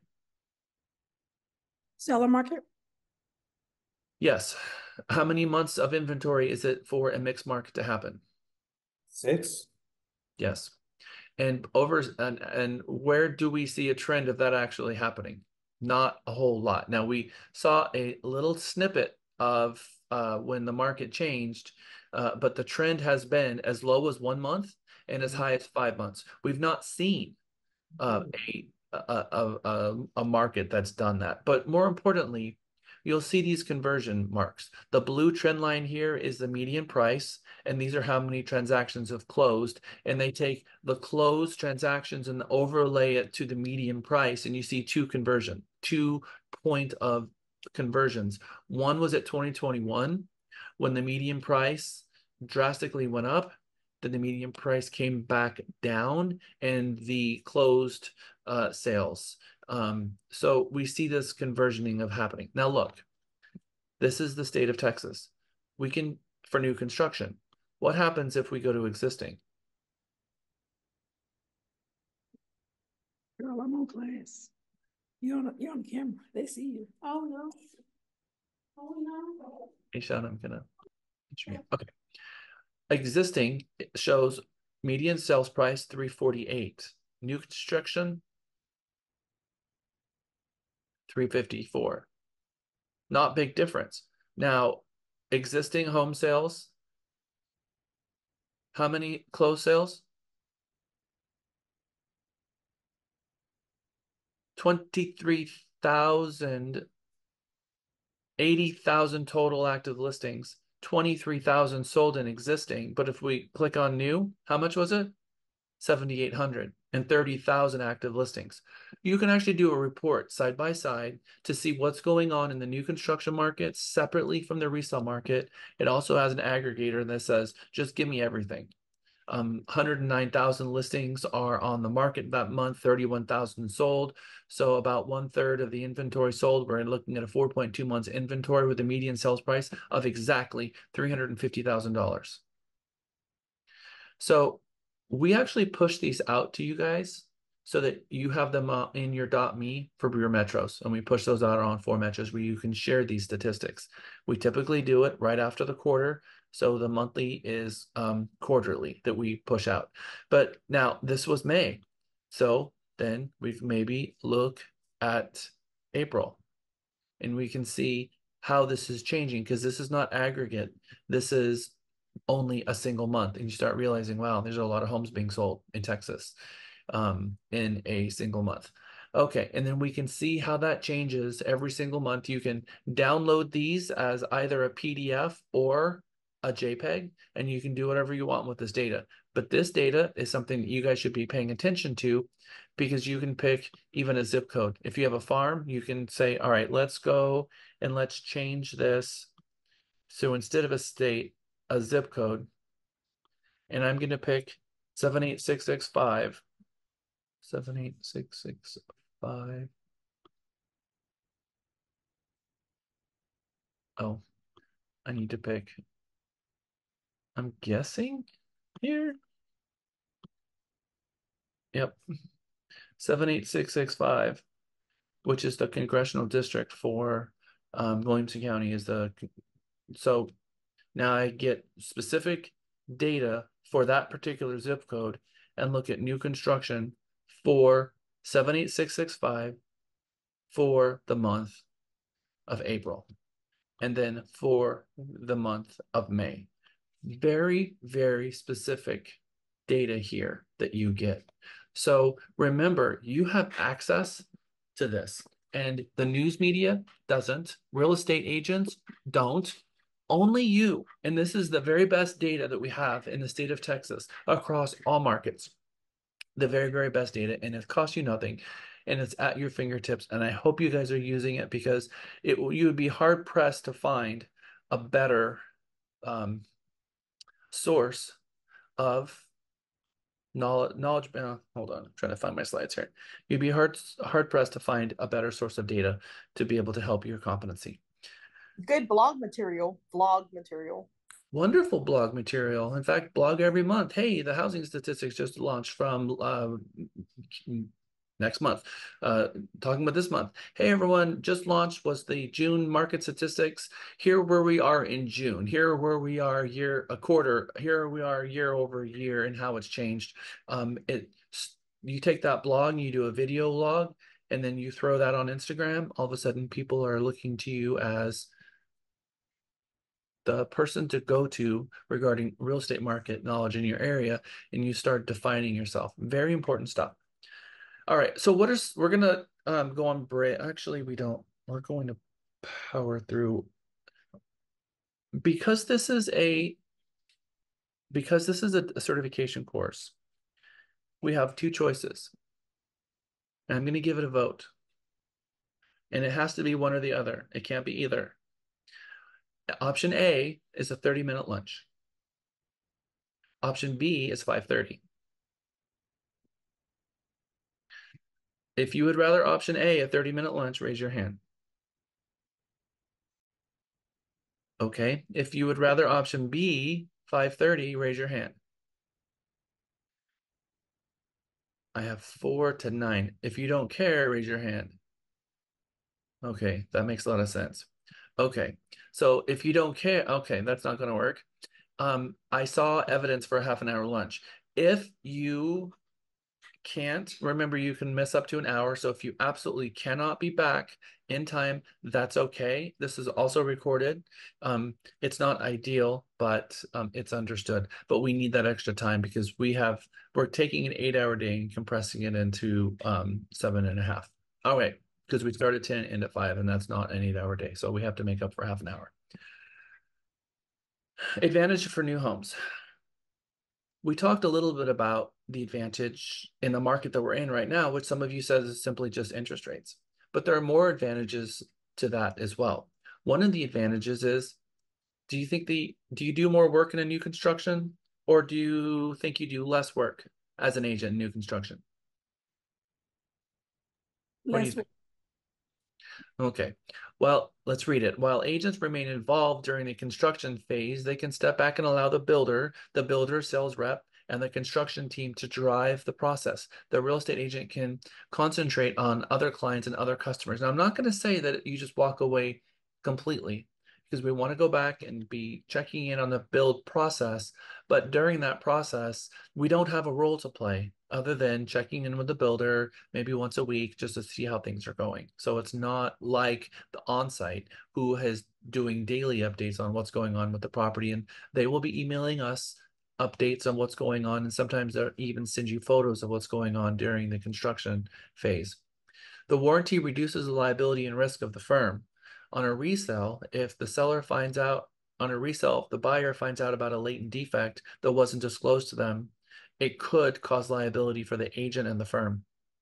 Warranties on the property, it minimizes agent liability from undisclosed conditions or materially affect the property that someone should have reasonably known about.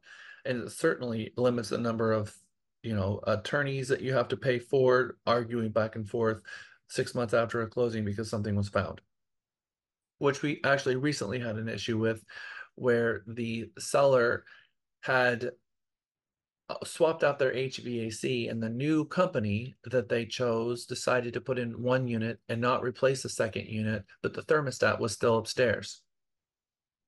So the buyer thought that there was two units, but there wasn't properly disclosed, and it turned out to be a nightmare situation because upstairs wasn't cooling like it was supposed to.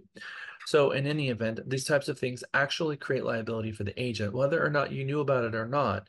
Your air and emissions insurance, based on what the buyer can deem as deemed as deceptive trade practices, we advertised that the HVAC was replaced. But in fact, it wasn't replaced because there was two units. Now there's only one. And we were following the instruction from the client, but we ended up getting ourselves in trouble because we advertised something that the seller told us, which does create liability for us. Don't think for a moment that your E&O insurance does get hit. So far, we've been able to stay away from actually having a violation of our E&O insurance. Or I shouldn't say that. We've never had our there's no such thing as a violation of your E&O insurance. We've never had a claim on our E&O insurance that resulted in a payout. So that's good. We've been very diligent about making sure that we're on the right side of things. Builders' air and emissions insurance also help because their air and emissions insurance gets hit before ours. Hopefully, if you're doing it right, if the agent is doing their job correctly, the process should be fun. The process can turn into a nightmare if the agent is completely at odds with the onsite and creating an adversarial situation. I can tell you that the agents who really excel here are agents who really get this deep relationship between themselves and the onsites, and the onsites are calling them and helping them out and doing things that they wouldn't do for any other agent, and actually sending them leads sometimes when they have a client that they need representation. The relationships that we build on the onsites are very, very special. And those onsites, this is a profession that a lot of them retire from. Lots of them are in this business for decades and decades, and those relationships are important for you because you can forge those relationships and build really cool relationships with a lead source that's a builder that's looking out for you and you're looking out for them. Now, never in a million years are we putting the needs of the builder ahead of our client. That's not what we're saying. But you can build a relationship with an onsite and protect your client at the exact same time. And new business opportunities. Building a strong relationship with a builder or their rep could lead to valuable referrals. And when it's done right, you do get referrals. I get referrals all the time from certain builders, and also throwing opportunities at us for investment opportunities that they don't get otherwise. So all around, a huge source of possibility for an agent. Now, what about the buyers? For them, everything is new. Maintenance and repairs are kind of handled up front. At the 1 year mark, they'll often come in and fix slight blemishes that come from normal settling. So they get a new house and they get to maybe even pick some of the colors. It has a warranty, more energy efficient. We're going to talk about what that means later in the book. New wiring and different types of technologies that are being put in the home. Sometimes more individual selections. They can either pick a different address from that builder or that home. They can pick what color certain finishes are and pick sometimes even what is built in the home, depending on what type of builder it is. And when it comes to a condition or a repair on an inspection report, the builder will, for the most part, take care of everything. Now, there's a difference between an upgrade and a repair. Give me an example of a upgrade versus a repair, something that might show up on an inspection report. An upgrade can be. Go ahead. Oh, So an Jamara, and then upgrade can Evan. be okay. An upgrade could be something like the height of the doors in the building. Like you could have a 6-foot door, 8-foot door, whereas a repair could be the baseboards are on crooked, or there's a gap between the baseboard and the flooring. Okay. So let me ask my question again really carefully, because you're right that that's a difference between an upgrade and a repair. But what I'm really asking is, what is something that could show up on an inspection report that, if addressed, would be an upgrade versus a repair? Different question. A backsplash? Okay, that's a good one. Yep. Furnace? So we got a builder who doesn't put in a backsplash by default, and they asked them to put in one, and they said, look, I would like that. And the builder's like, yeah, that's not a repair, that's an upgrade. That's a great one. What was the next one I heard? What about flooring? Just going from carpet to Lux vinyl? There's never that type of flooring is not going to show up on an inspection report. The inspector's not going to say the flooring is deficient because it's carpet, right? So Extra bedroom. An extra what? Bedroom. No, they're not. A builder is not. A inspector is not going to say the house is deficient because it doesn't have an extra bedroom. Remember something on an inspection report. I want a couple of more examples, because the backsplash is a good one, but there's a couple more that can really cause arguments. Insulation? Okay, so let's say that they want extra insulation, and they're like, look, we don't put insulation between the bedrooms. We only put insulation in the garage. And the buyers say, no, I want insulation in the entire house. We don't do that. If you want insulation in the entire house, you're going to have to pay an upgrade. So that's a good one. How about a back patio? That would be, I don't know that an inspector is going to write the house is deficient for not having a back patio.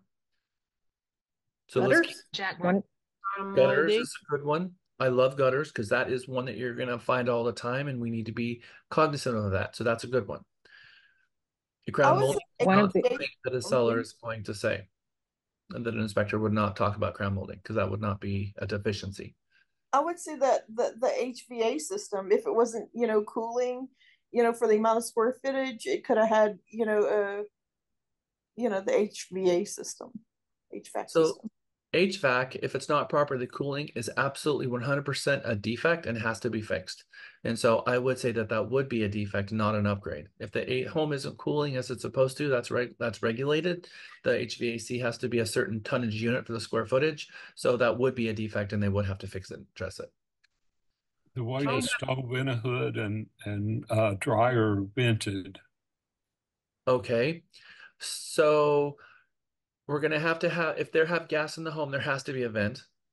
But if there is no gas, they may want a vent, and the vent has more to do now with moisture from the washing machine, less about the dryer. But the dryer has to have a vent for the particles, so it has to have a vent for the dryer. And you have to have some type of vent for the hood vent. These are federal things. So I would say that both of those would be considered a defect that would have to be addressed. What about thin set around the foundation? So what is that thin set there to do? Help with in case the water doesn't flow properly out of the property, like to create better flow. No. So the thin does it prevent it from it going inside the house? Isn't it just cosmetic? Thin set is a very thin layer of mortar that goes around the outside of the foundation. Why do they put a little thin set of mortar around the outside of the foundation? And why would an inspector call that a defect? And why would a builder call that an upgrade? It's mostly cosmetic. It's not necessary. Yeah, it's cosmetic. Is it? Doesn't it prevent like bugs from going in there? No, it doesn't. What it does prevent is from there are rebar that will be sticking out here and there. Even on post tension, they still use rebar. They also have the post tension, but even the post tension cables, and that rebar can rust. And if it's exposed to the elements, the rebar will rust, and when it rusts, it expands, and when it expands, it starts pulling away little pieces of the foundation. And you have the same thing happening on corner pops, which helps protect the corners from decaying on the foundation as well. So it's not just for beautification, but some builders will say, look, this is not a standard feature. We don't put thin set. We agree that you might want to have it, and if you want to have it, you can put it on yourself, and an inspector is going to say you need it. So now you have an inspector that says this home is deficient because it doesn't have thin set around the foundation, and a builder that says this is not a standard feature that we offer, so we don't put that in there. And now you have a buyer that's mad because they had a home inspection, and the builder is saying, or the home inspector is telling the buyer and wrote deficient, this home is deficient, and the agent says, here's my report, you have to fix this because it's deficient. And the builder says, no, we don't. This is an upgrade.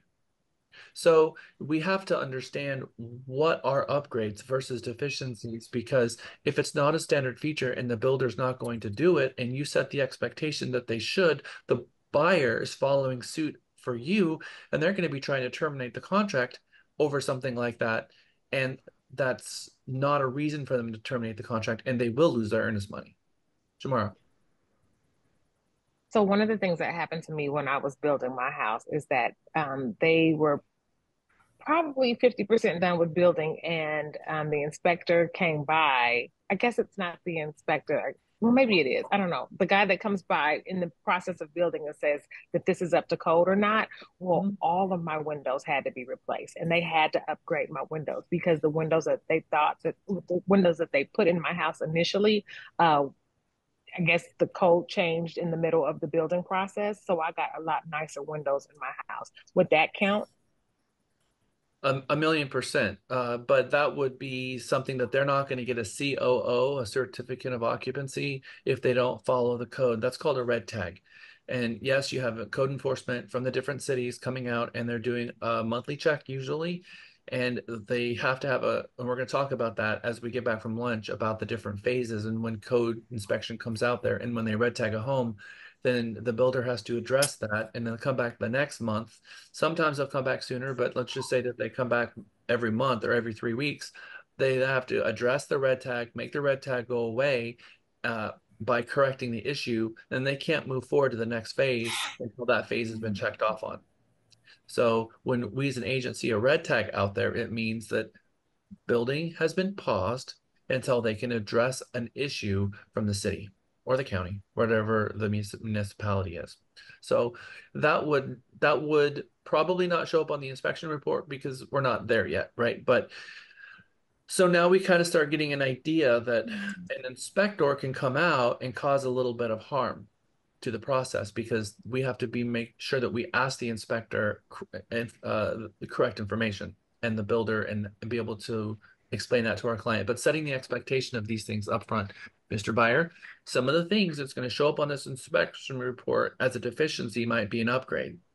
Well, what is an example of that? Well, insulation. They might say that you need more insulation, but they followed the code. They might say that the thin set around the foundation is required. Most builders do it, but D.R. Horton in Austin, they don't do it. So it would be considered an upgrade, and it's going to cost about $900 to have someone put thin set on it after, if you would like it. And just prepare them for these things so that they know. I always prepare my client for that conversation so that when we get the inspection report, they're not losing their mind and mad at the builder and the whole thing going south. Jack, Okay. what about ceiling, like recessed lighting, like ceiling light, if it's close to the what's that thing that beep in case of the smoke alarm? Like, can you ask them to like change the ceiling lights and put different kinds, or that's not? No, it depends on if it's a spec builder. If they are a spec builder, then we don't get to make any selections. We buy the house they build. You know, it's like going to Ford and saying, you know what, can you put an extra row of seats in here? Because I would like, my sedan to have 3 rows of seats. And then the builder look at you like you're crazy. Like, no, this is the car we buy. You buy it. If you want to have a different engine there, we can take it to the manufacturer and here are the options, but you don't get to just build your own car. Some builders are a build your own car. And some builders will let you pick the whole thing, full custom. You actually build the plans and do the whole thing. It's going to take longer and it's going to be more expensive. So it depends on the builder and what their options are. Most of the spec homes, like your KB, your DR Horton, your Lennar, you buy what they you buy exactly what they sell. And when you walk the model home, the questions that we ask are, what are your standard features? And any builder, one of the very first questions you ask, and there's a sheet here that we're going to talk to you guys back when you get back from lunch, of what conversation we have with the on-site builder. So again, we're talking about the advantages of a buyer in no haggling over conditions and repairs. I just want you guys to realize that some repairs aren't repairs, so don't get stuck in that situation. And flexibility, the buyer has more flexibility in buying from a new home builder than they do from a typical resale, in so much that the builder, that seller, can sell them a corner lot or sell them an interior lot or sell them a deeper lot or a 2-story or a single-story home. But the buyer has the flexibility to go and resell and buy, you know, who knows what that happens to be on the market at the time.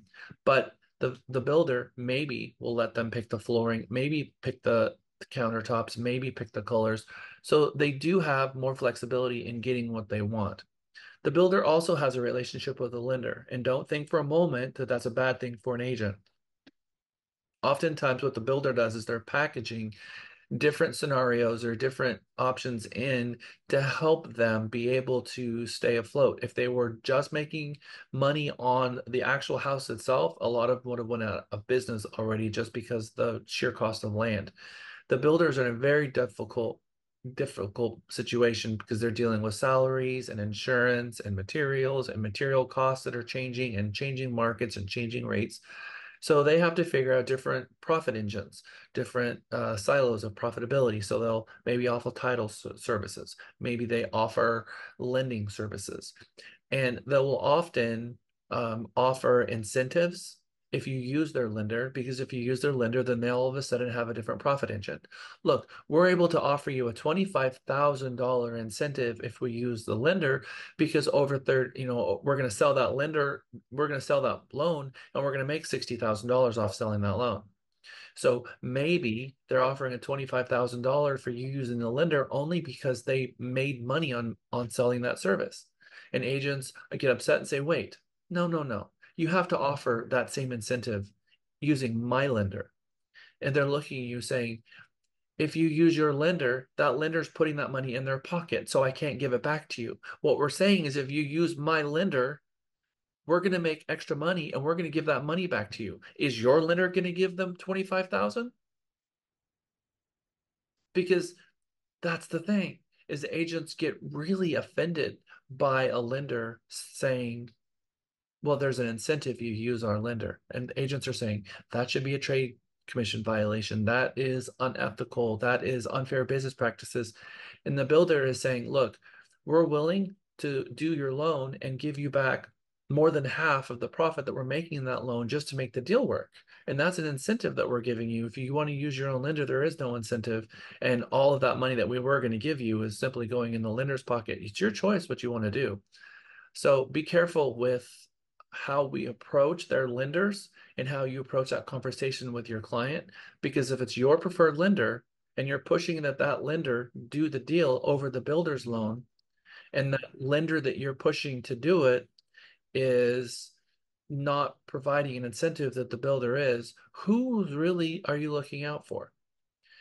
So my recommendation is you let them both full application and go through that process, and let the buyer choose who's going to give them ultimately the best deal, because it's their choice. They need to have choices, and our job is to provide them with advice and choices, not make a decision for them and argue our position. Okay.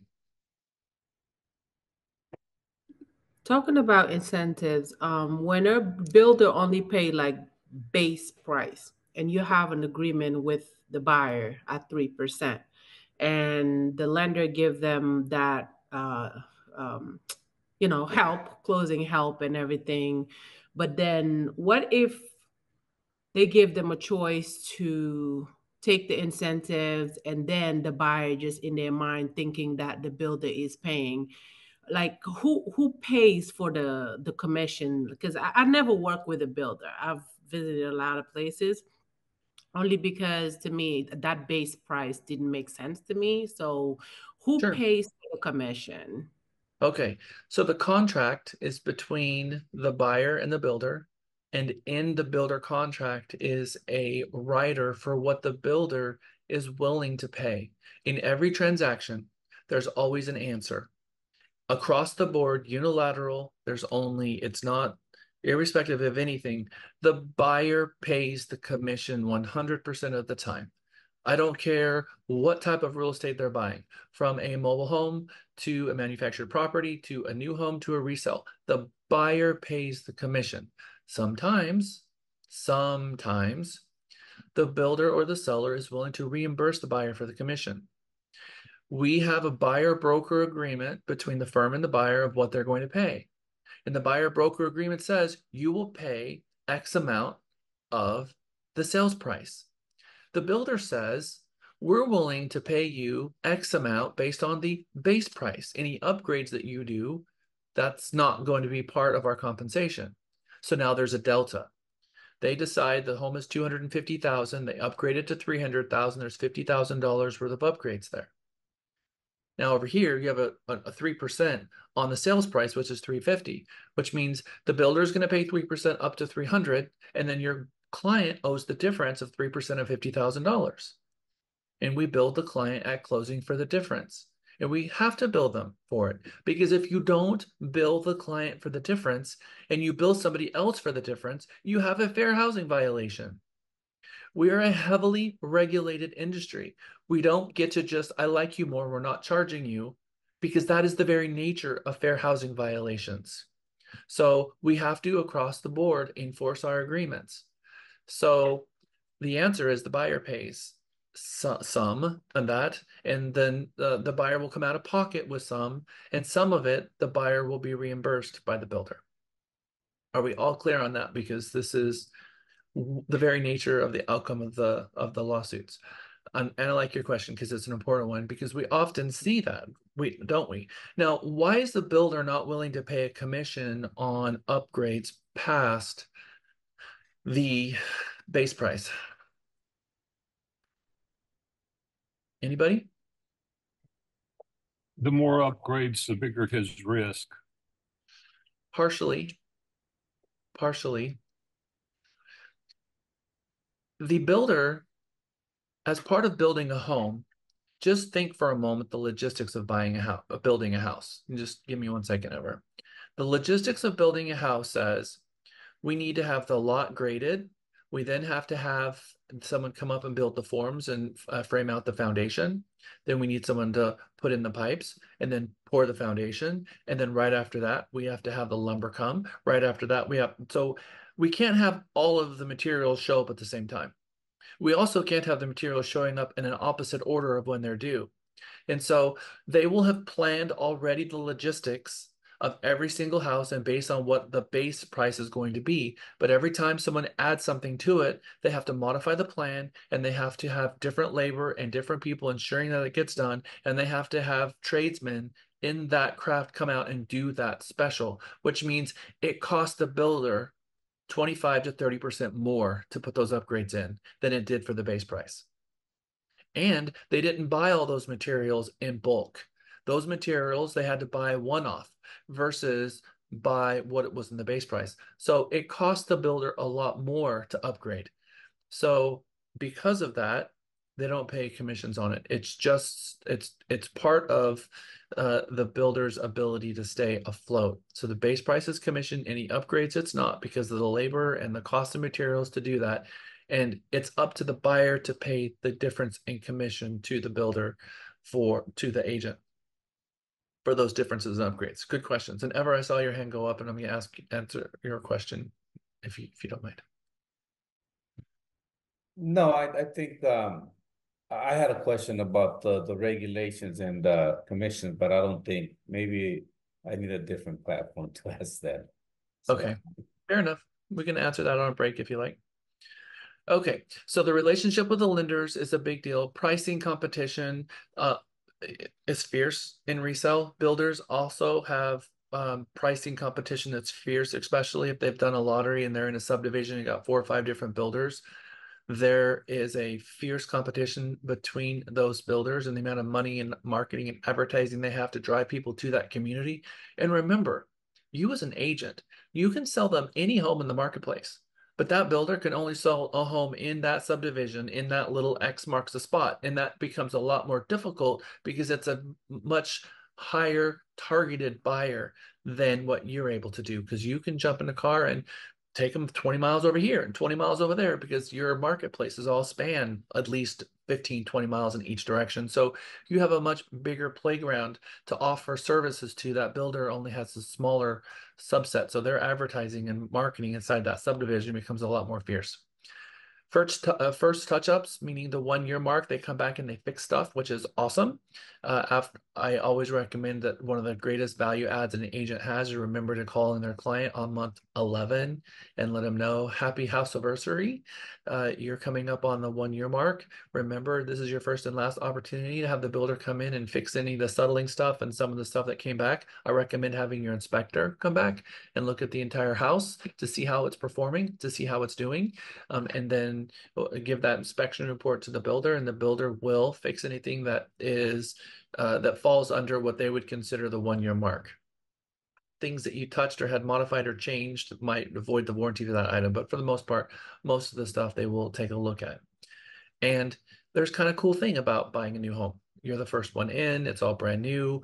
It's also, there's a sense of community that's unlike a resale community where everyone comes into the neighborhood that's brand new and you've got a different kind of vibe going on. And that vibe is pretty cool.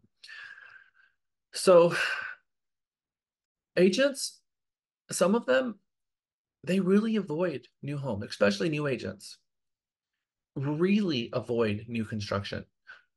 Why do you think some of the agents avoid new construction? And raise your hand if you, as a new agent, avoided new construction. You find out Kay says, oh, yep, I'm avoided. Okay, fair enough. Okay. Sometimes maybe we have a client that says, I'm thinking of buying a new house. You're like, really? If that's you, raise your hand. It's okay. Okay, it's Laura. Oh, some agents are uneducated about the process. I mean, I love it when I get a client that wants a new home. I mean, especially when we're in the phase of picking out all the stuff. But yeah, I mean, I just love it. Part of it is fear. Part of it is just not knowing how to approach it. And once you know how to approach it, the whole thing changes. But I think for a lot of agents, they can wrap their head around going in the MLS, doing a search, going from house to house to house, finding the yes, submitting an offer, negotiating terms, and getting to the closing table. That cookie cutter process, everyone can seem to wrap their head around. But all of a sudden, you throw in something in that mix that's completely different.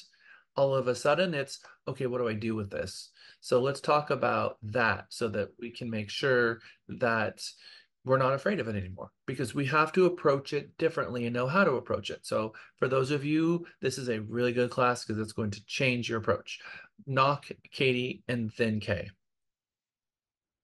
Yeah, I think part of the reason that agents avoid new home, beside the point they mentioned, Jack, I think it's also the process is taking longer. So like building a, but sometimes it could take somewhere 3 months, 6 months, or up to years. And then we don't get paid, we only get paid on contingency, right? So some agents don't want to wait until the paycheck until a year later before they receive it. That's how I.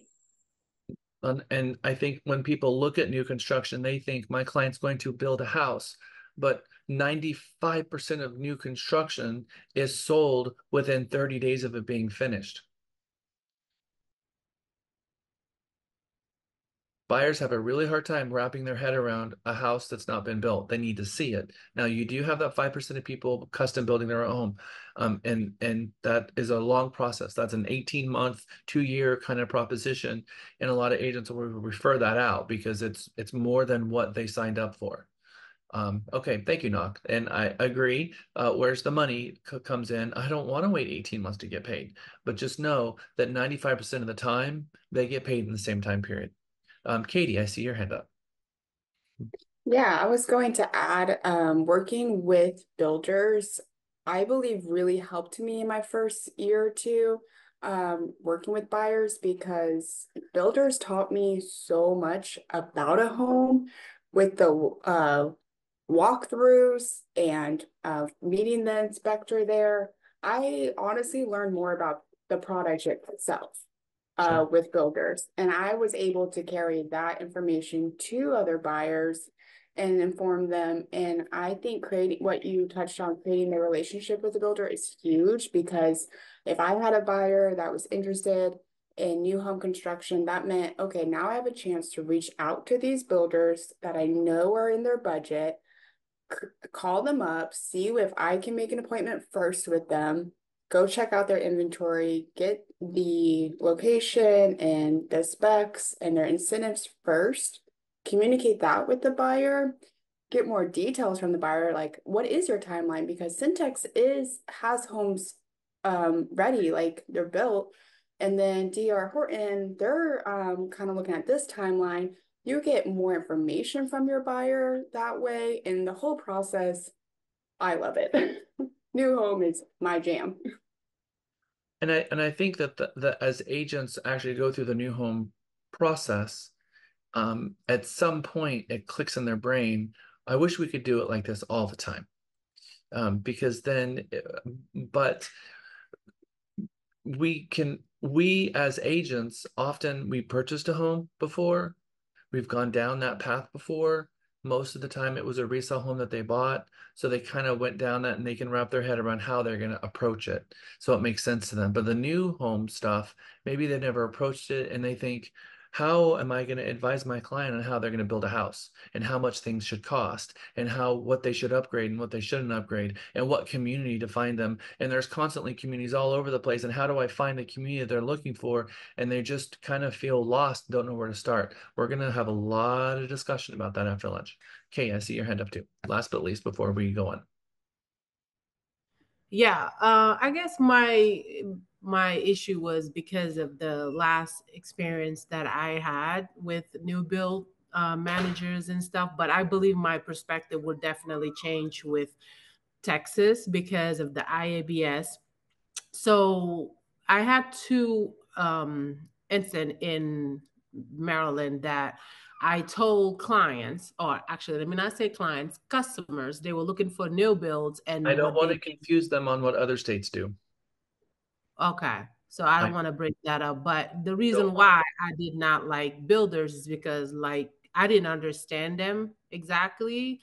But now seeing here with the IABS, maybe it helped me when I talk to a buyer to understand, to give them the IABS and move forward with the purchase agreement before I take them to a new build. But I didn't understand anything about the new building. That's why maybe I got burned like 2 times.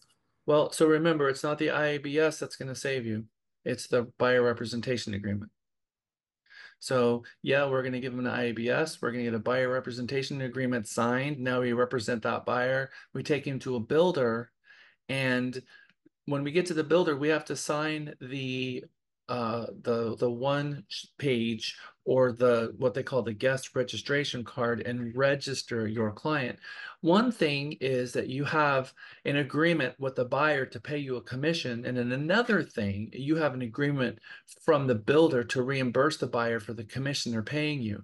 So we have to make sure that all of those pieces are in place, because if you don't follow the instructions of the builder, they may not reimburse the commission to the buyer, which means the buyer is going to be forced to pay the entire commission.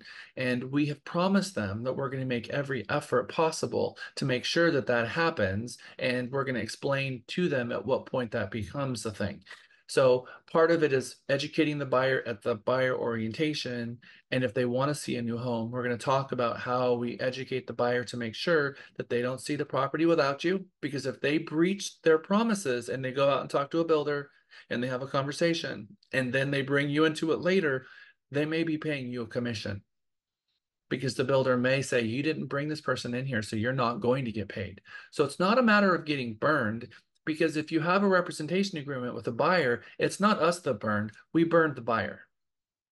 Because they have to pay the commission because they have an agreement with us. And now with the new NAR stuff, we don't get to show them a home without one of those. We have to have the buyer representation agreement signed.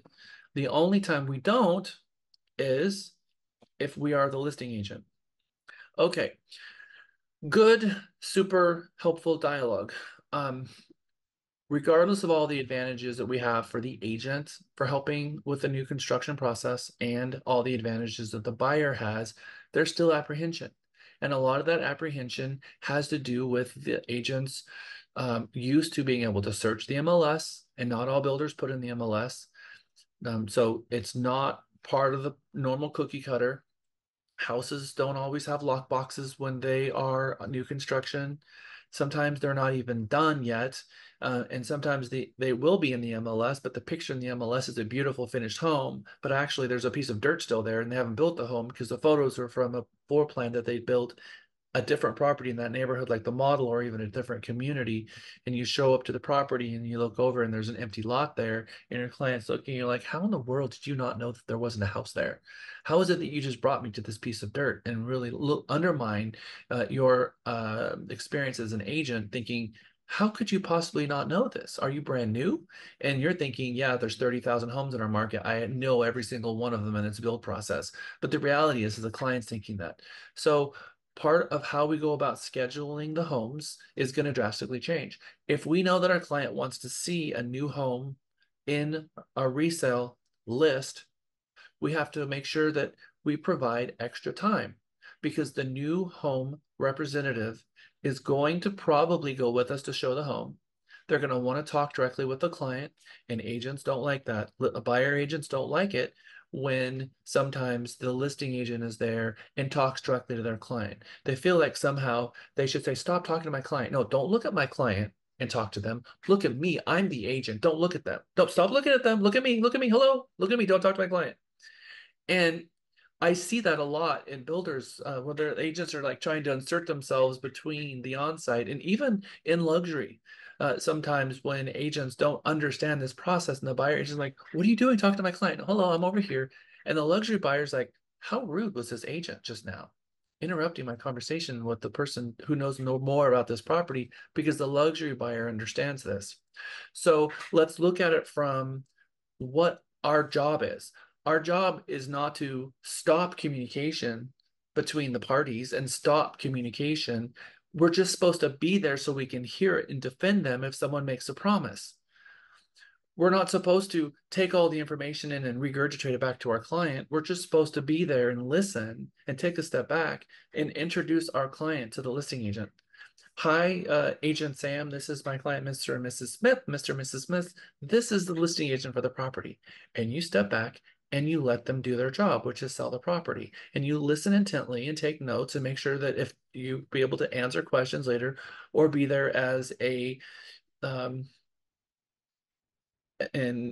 expert witness, or as someone who can go back and verify what was said to make sure that the promises that being made are there, and that you document everything that was said and send it back as a note to make sure that everything that was said in person is backed up by something in writing.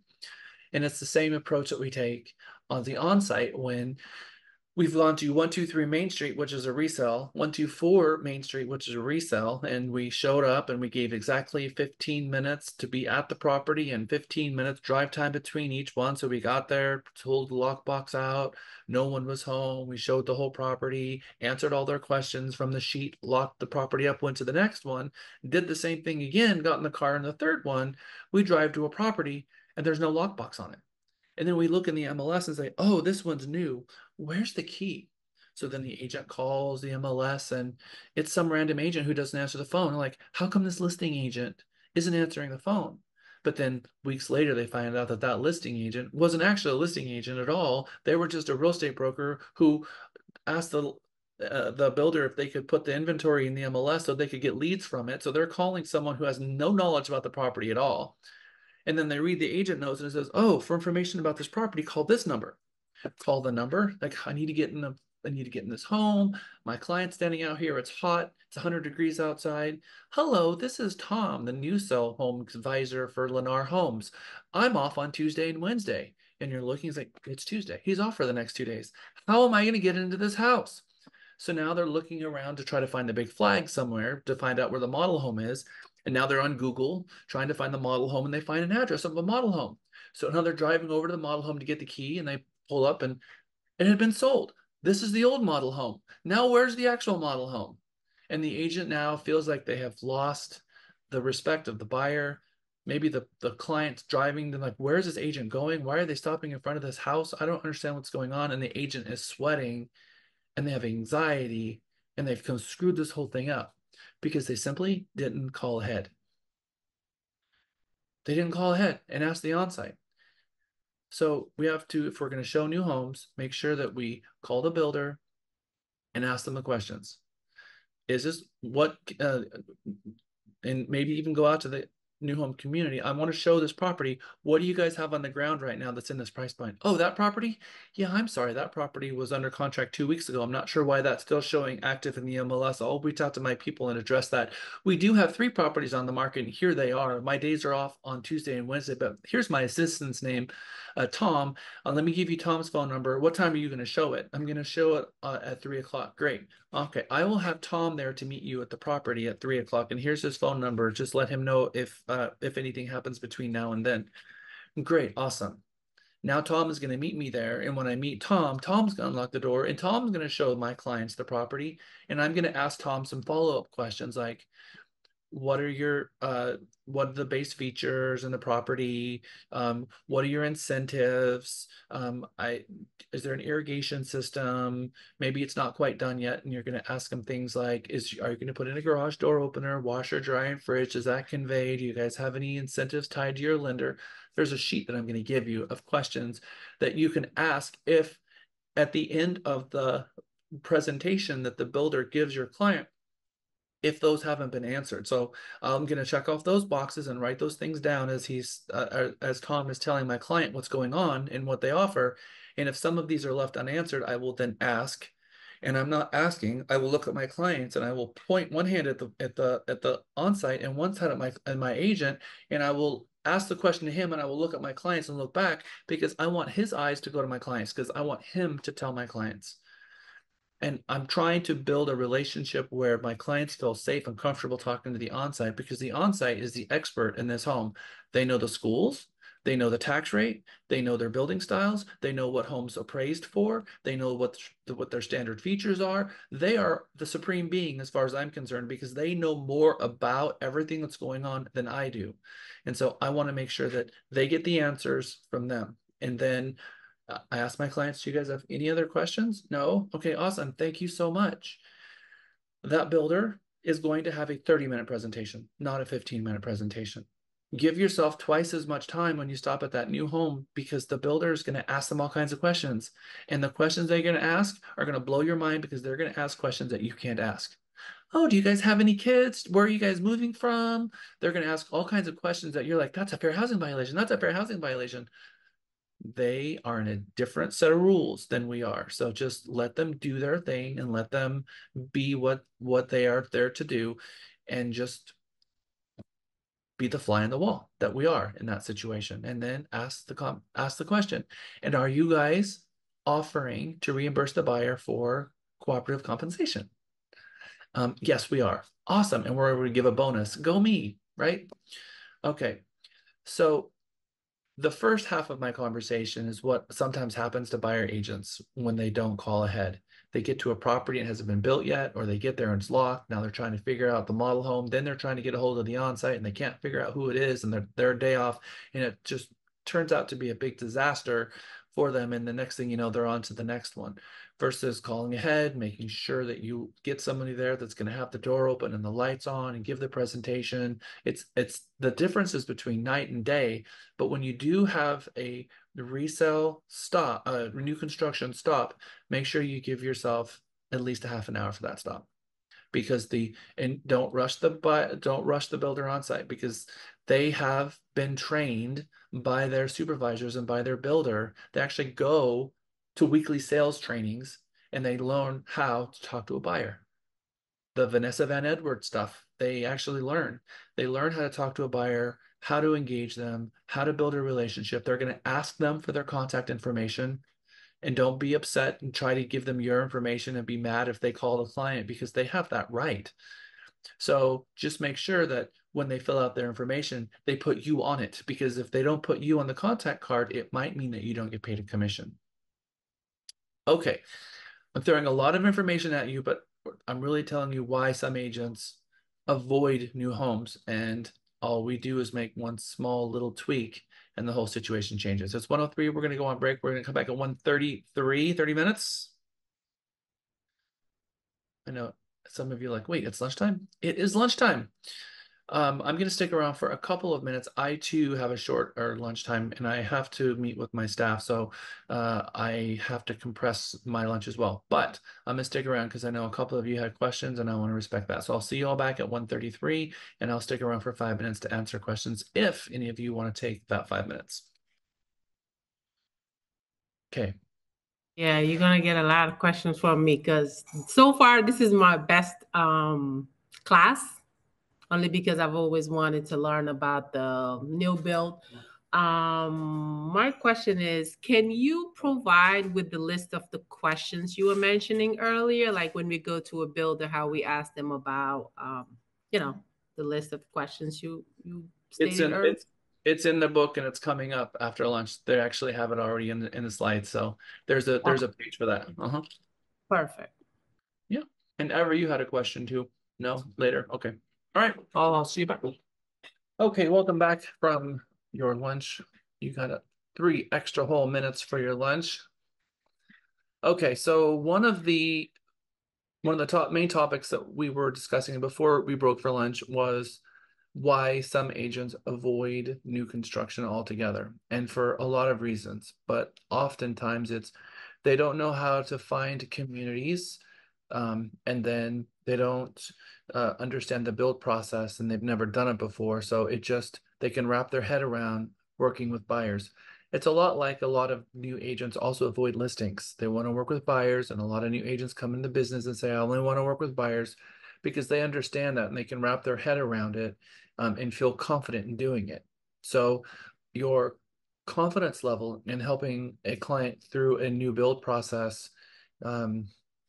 will drastically increase once you've done it. But before you do it, it's kind of a little bit confusing. So I recommend that one of the things that all of you do, and we've discussed this in Mega before, is going out to a new home community in your neighborhood, asking them if they'd be willing for you to do an open house in their neighborhood, develop a relationship with that on site, give them a card, give them your 1-sheet flyer, and ask them what about their community, and learn about their community, walk their community, look at their different building style, their different available lots they have, what their standard upgrades are, and learn a little bit about it. And then you should at least once or twice a week be driving your community and walking through a new home area, new home community, and getting to know the on-sites. It says knowledge here, one of the reasons that they avoid, and it has a lot to do with knowledge. But hopefully by the time we're done with this course, you will not be quite if you've never done it before. Because oftentimes we don't want to feel like our value is diminished in front of the buyer. Sometimes agents think, well, I don't have any value in a new home. Buyer doesn't need me in a new home, so why would they pay me a commission if all I'm going to do is stand there and smile? I'm not going to have any value. And if I don't have any value, then I could lose a client. Maybe that client is going to work directly with the builder and look at you and say, well, why do I need you?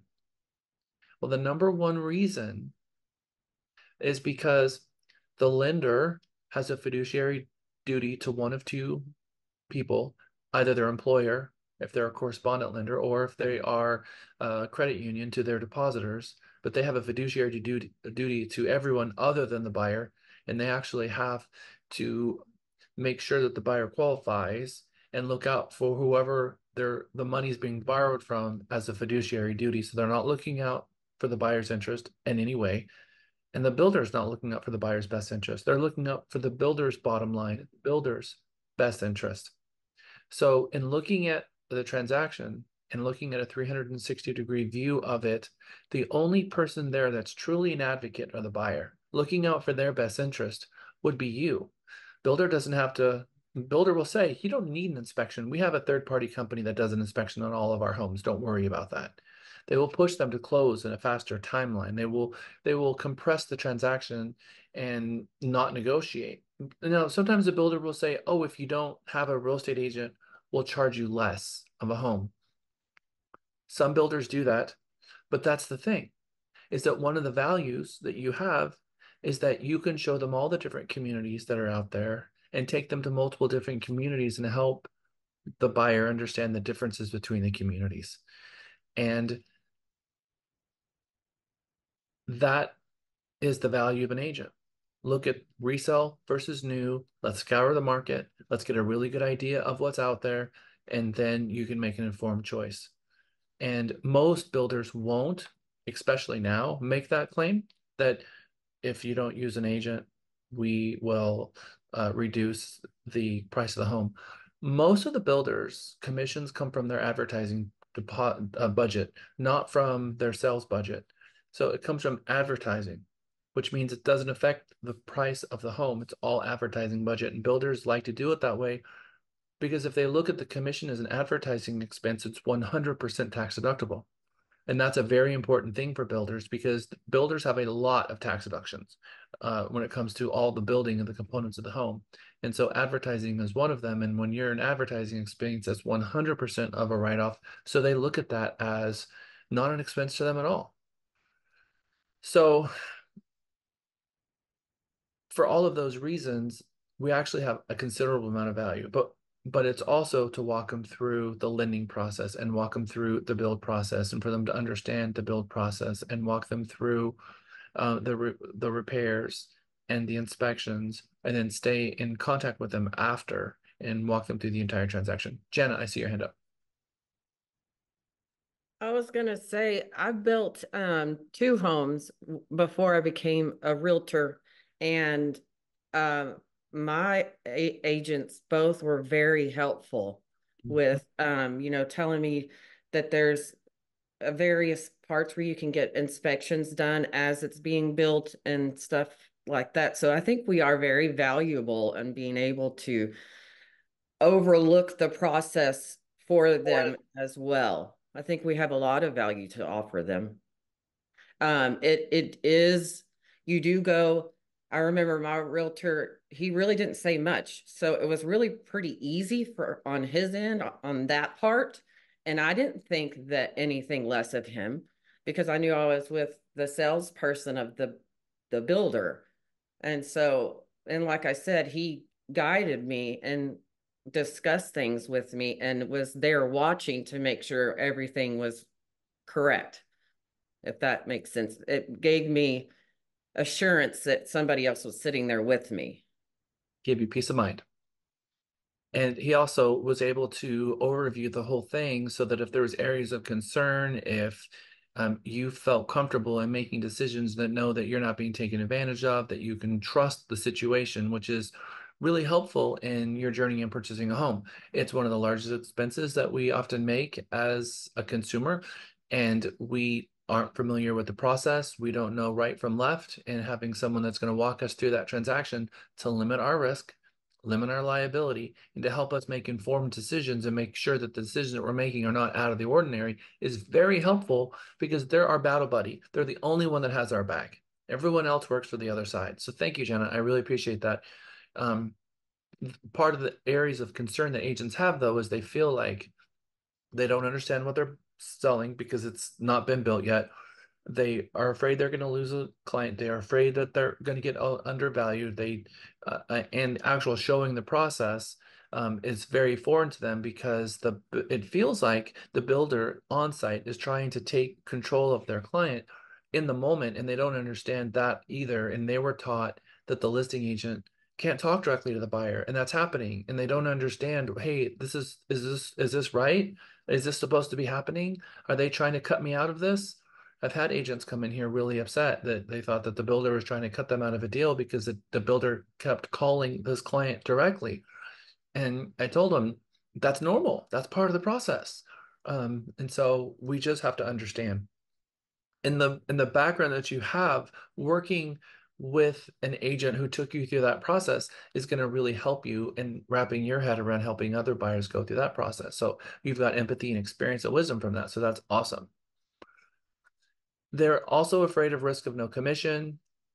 I think who said it, Knock said it, that sometimes if they're doing a to be built, that it's going to take a whole long time and they want their check today and they're not going to get paid down the road. Well, there's not always the case. Not 95% purchase in 30 days from being finished, but also there's also commission at slab. So if they're building a actual true custom home, they will get 50% of their commission up front when they pour the slab, and then the 50% on completion. So they also have phase in commissions as well, but again, it's all part of the builder's contract. And it's a completely different business model they don't understand. So most people have purchased a home or vicariously lived through someone else purchasing a home, and they understand that process, but maybe not with building or working in new construction. Let's look at it from the builder's point of view. And I mentioned this and I touched on it a little bit. Knowledgeable builders see the real estate agent as an extended sales force, and that's a very valuable extended sales force. We love and hate Zillow, don't we? We love their leads, but we hate that they take a little bit of our profit. Well, there's no difference. We are the builder's Zillow. We are bringing in the leads and we're helping the clients, but more than that, we're also lowering the temperature of the room. Like Jana said, the agent was with the consumer, and if it's done right, the agent is going to help the on-site get them to the closing table with less stress. Because if it's done right and you have a professional on the buy side, then the builder has someone else that says, yep, that's exactly how it works. Yep, that's exactly how it works. Most of the on-site salespeople, they just want it to close, and the buyer doesn't know what they can or can't negotiate, and they don't know what the process should take like, and at what point inspection should happen, and the whole process is foreign. So they need someone in their corner that can just give them a reality check each step, and give them assurances that they're on the right track. So we're bringing them prospects, and sometimes when they need to sell a home, when a builder really, really, really needs to sell a home, do they drastically reduce the price? What do they drastically do? They increase incentives, they pay more commission. They increase the commissions the first thing they do. Why? Why do they increase the commission first before they do anything else? They drastically increase the commission, 10%. We just had an agent do a 10% commission. On the buy side, we're not talking about a list side 5 and 5. It's 10% to the buy agent. And DR Horton has their 8% all the time and 6%. Why? It So helps we will bring incentivize our buyers there. Yeah. Okay, but they sell more houses. It doesn't affect the sale price. That's right. Ever. That's right, ever. Ever had the reason why they're drastic when they really have to sell a home, the reason they don't reduce the price first, and the reason they increase the commissions first is they're not messing with a new comp that's going to devalue the rest of the neighborhood for the rest of their sales. If they cut $50,000 off the price of a home, the next home just got $50,000 cut off of it because it's the new appraisal, and they don't want that. So they would really rather reach out to their extended network and offer them that value and put that in their pocket, because the builder is going to make that up now in the next sale and the next sale after that and the next sale after that. So when they're offering you an incentive like that, it's a call to action. Agents, we need your help. Bring me a buyer and we're going to pay you a whole lot. And if that doesn't work, when we reduce the price of the home, we're going to reduce the commission along with it because we weren't able to do what we accomplished. So I hope that you as a listing agent are listening to that, because it's no different for a seller. A seller can increase a commission from 6% to 7% and have a $3,000 amount. That $3,000 to the buyer, I'm going to go from 403 to 400. That's not going to even do a bleep on the map.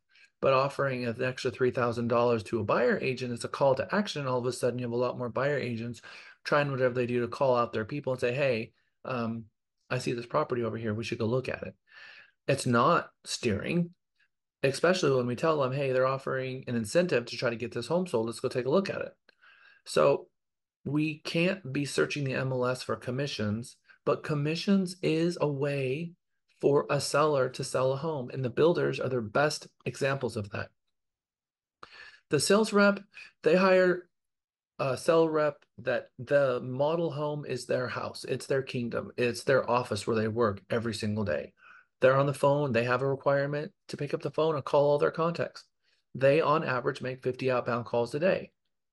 They, on average, are forced to make 50 outbound calls a day. And that's partly to real estate agents and partly to buyers who have come back and they have to call in and just check in with them. So how many calls is a real estate agent making in a day? 10 or 20, 10 in the morning, it's in the afternoon. So making calls is a requirement in the business, regardless if you're an on-site or you're a real estate agent. The problem is with the sales rep is they only have one product to sell, and it's inside that X marks the spot. In that model home, in that community, they only have a certain amount of products to sell, only a certain amount of lots to sell, and it's invisible. It's an invisible product that they're selling because the buyer can't see it and get an emotional attachment on it and get all excited about it. And when they do, it's in a model home, and then they build the house and the buyer walks it after it's built. And they're like, yeah, this isn't nearly as exciting as it was when I walked in the model. And the model had all the right kind of lighting going on, and they had custom colors and custom upgrades, and they had furniture to help define the room, and carpets and rugs and throws and napkins and nice linens on the beds and towels in the bathrooms. The whole place was done up really nice. All of a sudden, the buyer walks into a blank canvas and they're not nearly as excited as they were before. So we help take the buyer on that journey. But from their perspective, they having us as an extended workforce really, really helps. The on-site also doesn't have any authority to help negotiate with your client. They don't have any authority to negotiate at all. So when you are at an on-site and you negotiate and you're starting to negotiate, do you know who you're really negotiating with? When you're standing there next to your buyer, you have a buyer rep agreement signed, and both you and your buyer are standing in front of the on-site. Who are you negotiating with? The on-site? No. The builder. The builder. Usually the president or the vice president of the company, one of the two. Because the on-site has zero authority to negotiate. All they can do is take an offer and submit that offer to their VP for consideration. And oftentimes the VP will say, do not bring me an offer that's less than 400 on this property. So we walk into the door and we say, we'd like to offer 399. I can't. What do you mean you can't? You have to. It's law. It says somewhere, I've heard this before, somewhere it says that you have to present this offer. So you present it or I'm calling Trek. And the on-site is like, I'm not even licensed. Trek doesn't have jurisdiction over me. I have an employer, and my employer told me not to bring them anything under 400. So, but they're not going to throw you under the bus in front of your agent, in front of your client. So just realize that it's a different game that we're playing. So are you authorized to present offer of 325 to your VP? Because we would like to, the client would like to submit that offer. And then they're in the driver's seat. And if they say no, they're the ones that ultimately is going to submit it. and we can't force them to submit the offer because there is no such requirement. They want to get the home sold just as much as you do. Believe me, they're compensated on commissions. And if they don't sell anything, then they get a reserve compensation that they get paid by the builder, which means they're going in debt every month and it gets paid back when they do get paid. So they want to sell homes and they want to help you, but they don't have authority to negotiate with you. So it says throughout the transaction, construction process, and move-in process, the sales rep is the face of the builder, and the buyer may never actually, obviously they're not going to meet the builder, but they're the face of the builder. They're not going to often meet the construction crew. Sometimes they will as they're walking through the property, but everything that happens behind the build process, the on-site is the representative, your rep to that builder. Now, it's nice to know who's going to be the superintendent and who those people are because they're the ones that ultimately building the house. But it's the on-site's job to have weekly meetings with the administrative, with their supervisors, and then also with their construction staff to know what's going on so they can get weekly updates of how the builders are building the home. The on-site is not building the house. The on-site is often pushing their builders to finish it up so that they can meet a closing deadline, but they are just the ones that we go to communicate with, and then they have to take our request to the superintendent, or they have to take our request to their manager if they're going to ask for something. But they're not licensed. They're usually always inactive. Now, you may have a situation where you have a hobby builder in town that bought a lot and built a house, and then they contracted a real estate agent to list their home and they're selling it. And now you do have representation, but that's not what we're talking about here. We're talking about a new home community like Lennar, D.R. Horton, where they have an on-site salesperson in a model home, and that model home is an employee of the builder. And that on-site rep is an employee of the builder. They're not bound to a code of ethics like you are. They don't have, they're not, and what it says, they can't lie because of Deceptive Trade Practices Act, and they have to be fair, but they don't have a code of ethics, and they owe their duties to their employer. And by the way, fair has anything to do with pricing. Fair means they can't take advantage of them and tell them things like, you can't do an inspection, although we do have certain builders in town that are causing grief to us with inspectors, and we'll talk about that as we get towards the end. Sales representatives must work according to the builder's business policies and rules. They tend to mirror the builder's right or wrong attitudes, their builder's expectations and preconceptions, and you can set the tone for the transaction by respecting the sales representative's expertise as you expect your professionalism to be recognized and respected by them. Even if they're new to the job and inexperienced, showing respect for sales reps bolsters their confidence in you and bolsters your client's confidence in them. And that is the basis for moving forward. If the client is seeing you beat them up or seeing them beat you up, then there's something wrong with that transaction, because buying a new home should not be an adversarial situation. In fact, most people think when they buy a new home, someone's going to roll out a red carpet and give them a glass of champagne and it's going to be kumbaya in the sales office. Well, it can kind of be like that. It should be like that, but not always. So one of my very favorite sentences in this entire book says, step back and let the sales rep do their job. Let them work with the buyer. Let them talk about what their incentives are and helping them select the lot and what floor plan they're going to put on the lot, and always be there as a voice of reason. And some upgrades can be done after closing for a less money, but some you really need to do as the build style. So if they want to do an outdoor kitchen and they want hardwood floors, well, outdoor kitchen may have infrastructure built into it that's going to be very difficult later to do, like having gas run to it. Or if they want to have the walk-in shower, it might have a lip in the foundation that's built thinset into the foundation, and that needs to be stamped at the time the foundation is being poured. They can't make that later reasonably. Or the half bath, if they need the half bath versus, beautiful hardwood floors, it's not realistic to put in a half bath because they have to rip up the flooring and drill through the foundation to get the utilities to it. So some things are better to do now and wait. It would be better to have carpet and get the half bath and put in the hardwood floors down the road as they have more money. So we have to kind of give them an idea of what things they can do to upgrade now, because they may not be able to get every single wish list item under the budget that they're looking for. So we have to be very strategic in what are the must-haves, like a third car garage. I absolutely have to have a third car garage. Okay, well then something else may have to give, because putting in a third car garage after the fact is not a reasonable thing to do.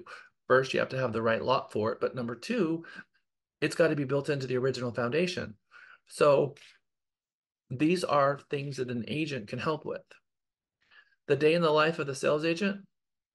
So they're getting there in the morning, opening their model home, trying to keep it tidy and keep their lot availability updated, flyers updated, their appointments, people called, doing meet and greets for real estate agents, and having little home buyer seminars and doing all of that that's going on at all those home buyers. Keeping regular business hours in the community, although sometimes we'll get to the model home and no one's there because they're already out showing a property. They'll usually have either it unlocked for you or a little sign that says we'll be back in 10 minutes with their phone number on the door. So we probably should not be showing up to a model home unannounced with a client. Showing up unannounced ourselves is okay if you're just going to walk the community, but don't interrupt them if they're in a meeting already with another client or another agent. And if they do stop what they're doing to come out and see you, thank them. Say, oh, thank you so much. I didn't mean to interrupt you guys. I was just really wanted to I'm a real estate agent. Here's my information. I wanted to walk the community so I can get a little bit more knowledge about your community. And then they'll give you a sheet, take a couple minutes with you, and then you go walk their inventory and come back. But how you present yourself with the on-site in this moment is very important, because it's going to probably define the relationship that you have with them forever. Schedule appointments for buyers and their real estate agents. Monday is a very busy day for them. So are the weekends. So they're usually taking like a Tuesday, Wednesday, or a Wednesday, Thursday off. Fridays sometimes, but that Friday, Saturday, Sunday, Monday are really busy days. So they're usually taking a Tuesday, Wednesday, Thursday off. They're employees. They don't work like we work, which is at the whim of our client, trying to figure out what our days off. They're going to probably have regular days off, and they'll have an assistant that is in the office during the days off. But most of them, because they're salespeople, are still taking calls when their days off and still returning calls, most of them, and staying on top of what's going on and answering their buyer calls and answering their agent calls on their days off. But if you learn the days off of the person you're working with, and try not to bother them on their days off unless it's absolutely necessary. They are also doing the impossible, which is selling a dream without a physical representation of it. When we're selling a resale property, we're trying to get the property prepared for market so that we can sell someone a dream, sell them on a lifestyle. And that lifestyle is very evident when they walk in the front door. In fact, the lifestyle is almost evident from the time they drive up to the property and then look to the right out the window and they see the house for the first time. That's when they're starting to sell the lifestyle, and every step through it. But here they're driving up to perhaps a piece of dirt. And that's a different dream to sell. So they have to, and they're trained on how to do this, but they have to become experts at that. Taking them sometimes the next community, maybe they are a brand new community and they've only built 2 homes and 9 of their floor plans have never been built before, ever. Maybe they're in different communities around Austin. Well, I found out that this community is in Dripping Springs, and maybe you're standing in Lakeway. So you're gonna have to drive out to Dripping Springs. In this community, you can walk the floor plan if you'd like to see it. That one's finished. Or they sold 2 of them and it's an owner-occupied property now, and they want to get in. So now the builder, sometimes, if they find out they have a very interested buyer for a property that's closed, sometimes they will pay that homeowner like $50 every time they let them get somebody in to see that home. So if someone wants to see it, you may say, hey, is there somebody in the community that may have bought this floor plan that we could maybe check out? Not just because we want to, but because the buyer has a high level of interest and know the difference between the two. Help buyers make clear choices for upgrades and options. That is the job of the sales associate at the builder, is to help them understand what their upgrades are, but most importantly, letting them know that which upgrades are standard, what they're going to get with the base. And a lot of the spec builders, sometimes the model homes change. no, let me rephrase that. Sometimes their standard features change after they built the model. So they build a model and it has maybe lower ceilings or maybe higher ceilings or maybe different size room, and then they get halfway into the community and they change for one reason or another.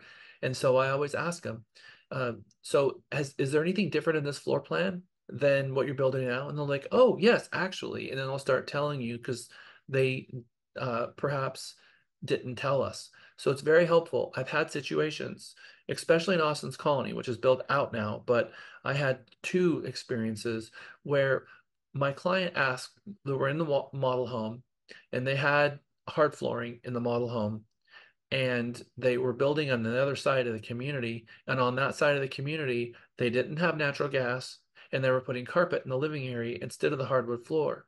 And so those were two very big changes. And I remember distinctly the on-site telling my client about both of these. Now, my client was purchasing them both as an investment. When the property was ready for us to do our walkthrough, the client had a meltdown.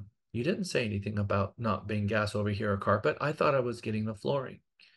And thankfully, I actually had written down on one of my notes that I had given him about both, about what the standards options are, because we were trying to negotiate them putting in an irrigation system in the back, but they weren't doing that. They had a little Christmas tree. It was during the holidays, and you could walk over to the Christmas tree and pull off a card on, there was like 50 different cards on the tree, and you pull off a card and you open it up, and that was the free option that you got on that house. And it could be a refrigerator, it could be a washer and dryer, and you just got whatever you pulled off the tree.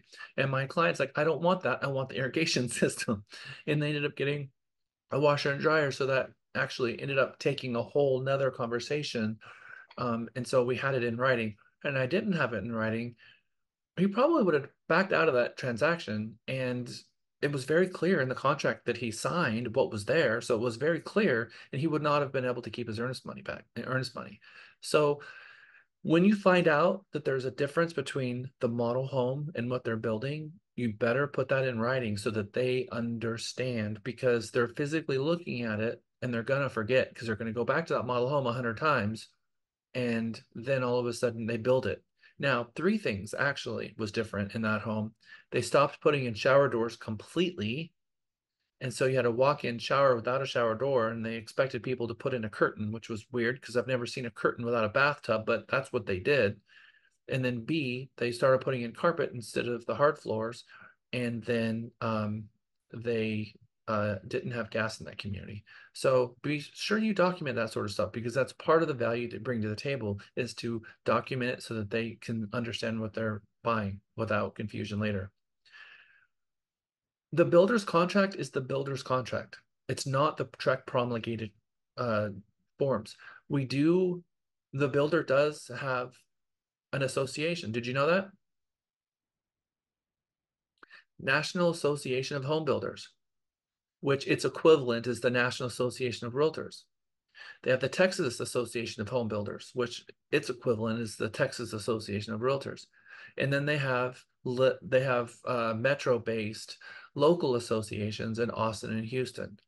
And so I am a member of the National Association of Home Builders. I get their report. Their report is very, very, very, I love their report. I get a lot of knowledge from it based on what's going on in building styles, new technologies that are coming up, things that builders are struggling with, changes that they're making in their business practices, marketing issues that they're having, issues that they're having with rates and how they're addressing it. It's very interesting if you stay in touch with that, because you can learn just as much about our business from them.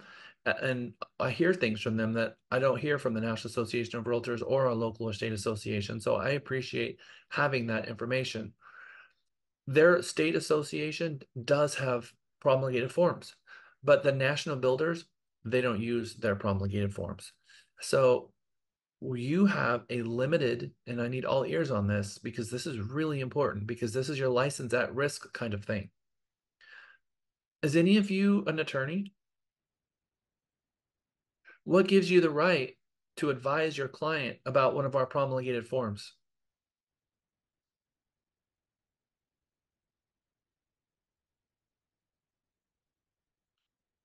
What provides you the right?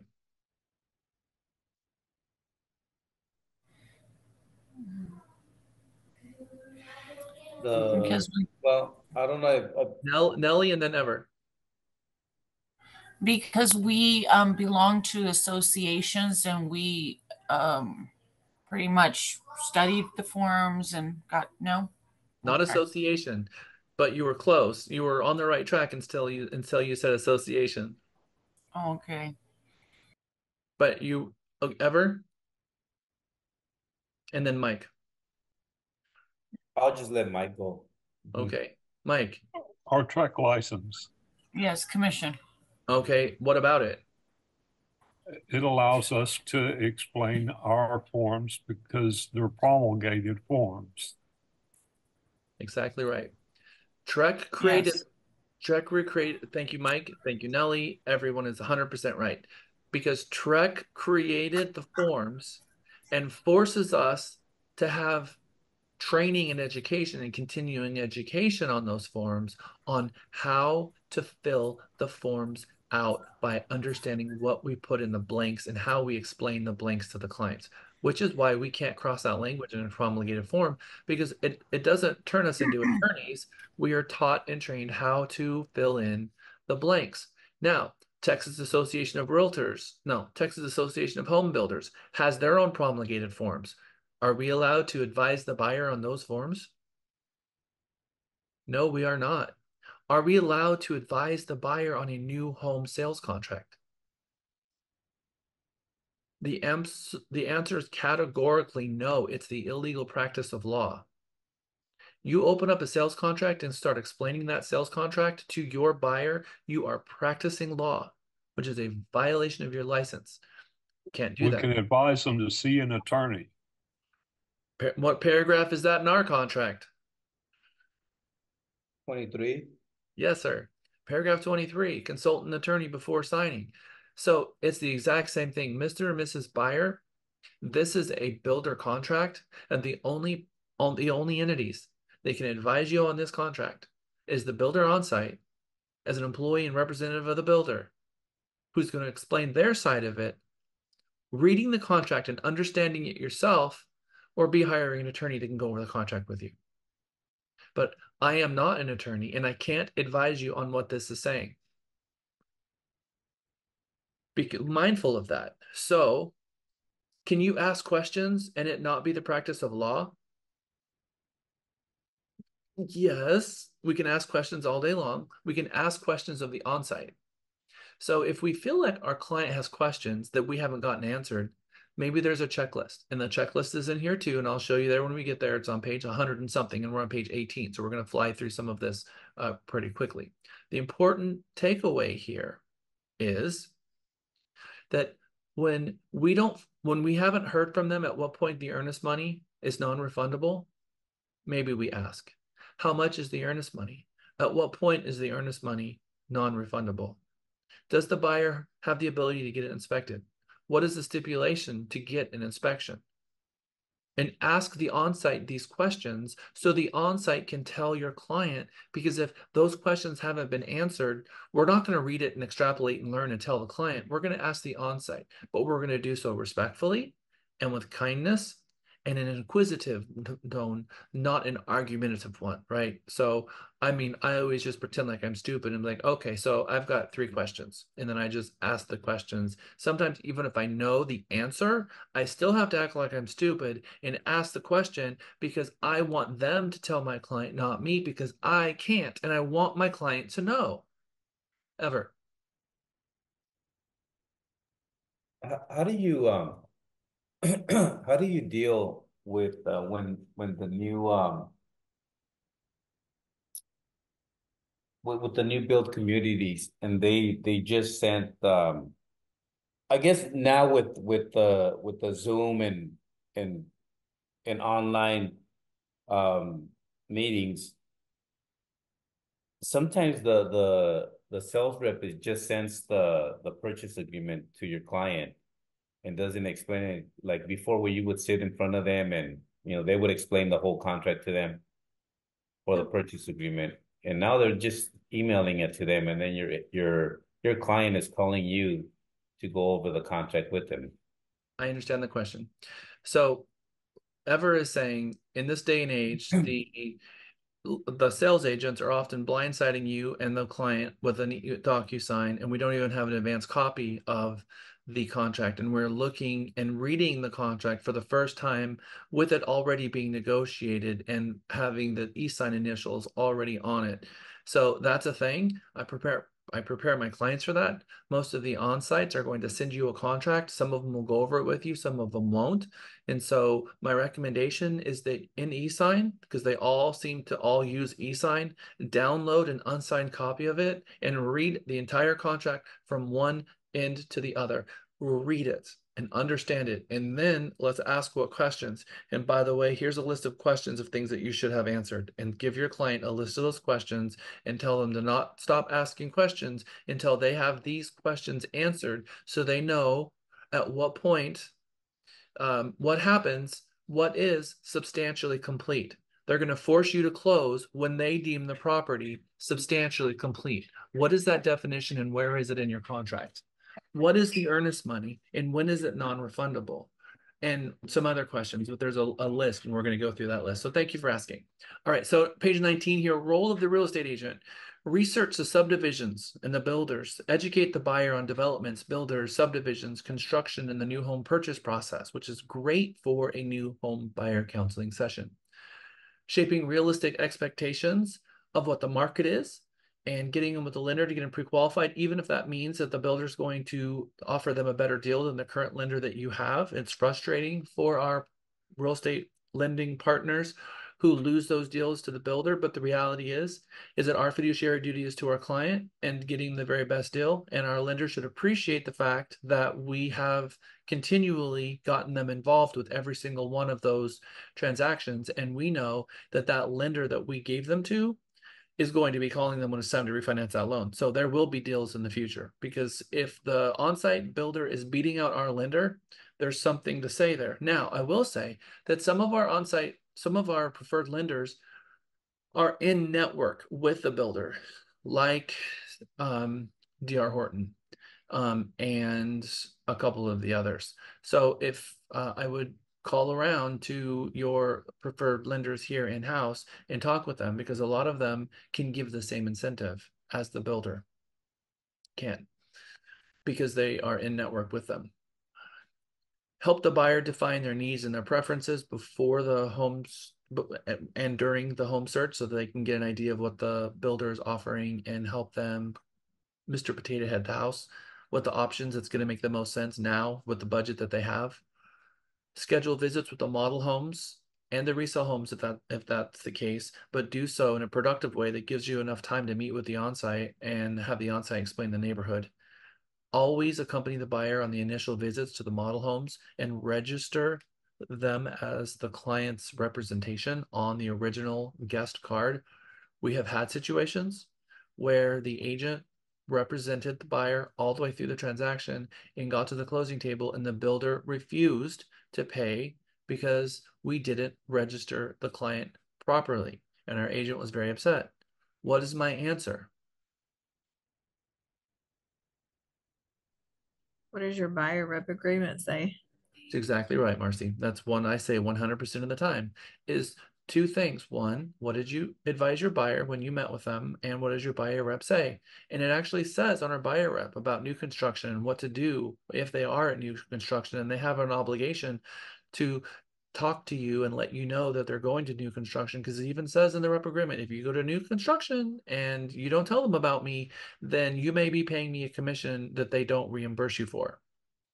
So make sure that they know that, look, I'm your battle buddy, and I'm going to go to links to help you through this transaction, but you got to communicate with me every step of the way. And you had better be available to be communicated with every step of the way, because you might breach your own agreement. Observe registration and showing policies like I just discussed. Help buyers evaluate homes, the lots, the subdivisions, and the locations, and helping them evaluate the lot, which way the lot is facing, which way the sun is going to come in the back of the house, by which way the lot is facing. If it's going to have what is going to be behind this house? Is it going to be a two-story house that's going to be imposing view down onto the primary bedroom in the back of the house on the single story? And what is that going to be like having a two-story home with 16 windows in your backyard and everyone giving, you're basically the focal point of their view? And is that going to be something that they are going to be aware of? And on and on and on, right? How big is the lot? What is the setback? So how much room are they really going to have in the backyard? Because maybe if they are looking at a piece of dirt, it looks really huge and they put a house on it and they put the house pretty far back on the lot and you realize, oh, I only had a 5-foot backyard and that's not what I thought I was going to get. So they have to understand what it is they're buying before. Show enthusiasm for the builder's product. You should definitely show enthusiasm for the builder's prospect. This is a must. I can tell you how many agents go out there and they're negative. And, oh, you don't put in baseboards or ground molding? You don't offer a washer, dryer, and fridge? You guys don't put in irrigation systems? Isn't that a little low? Isn't that just a little cheap?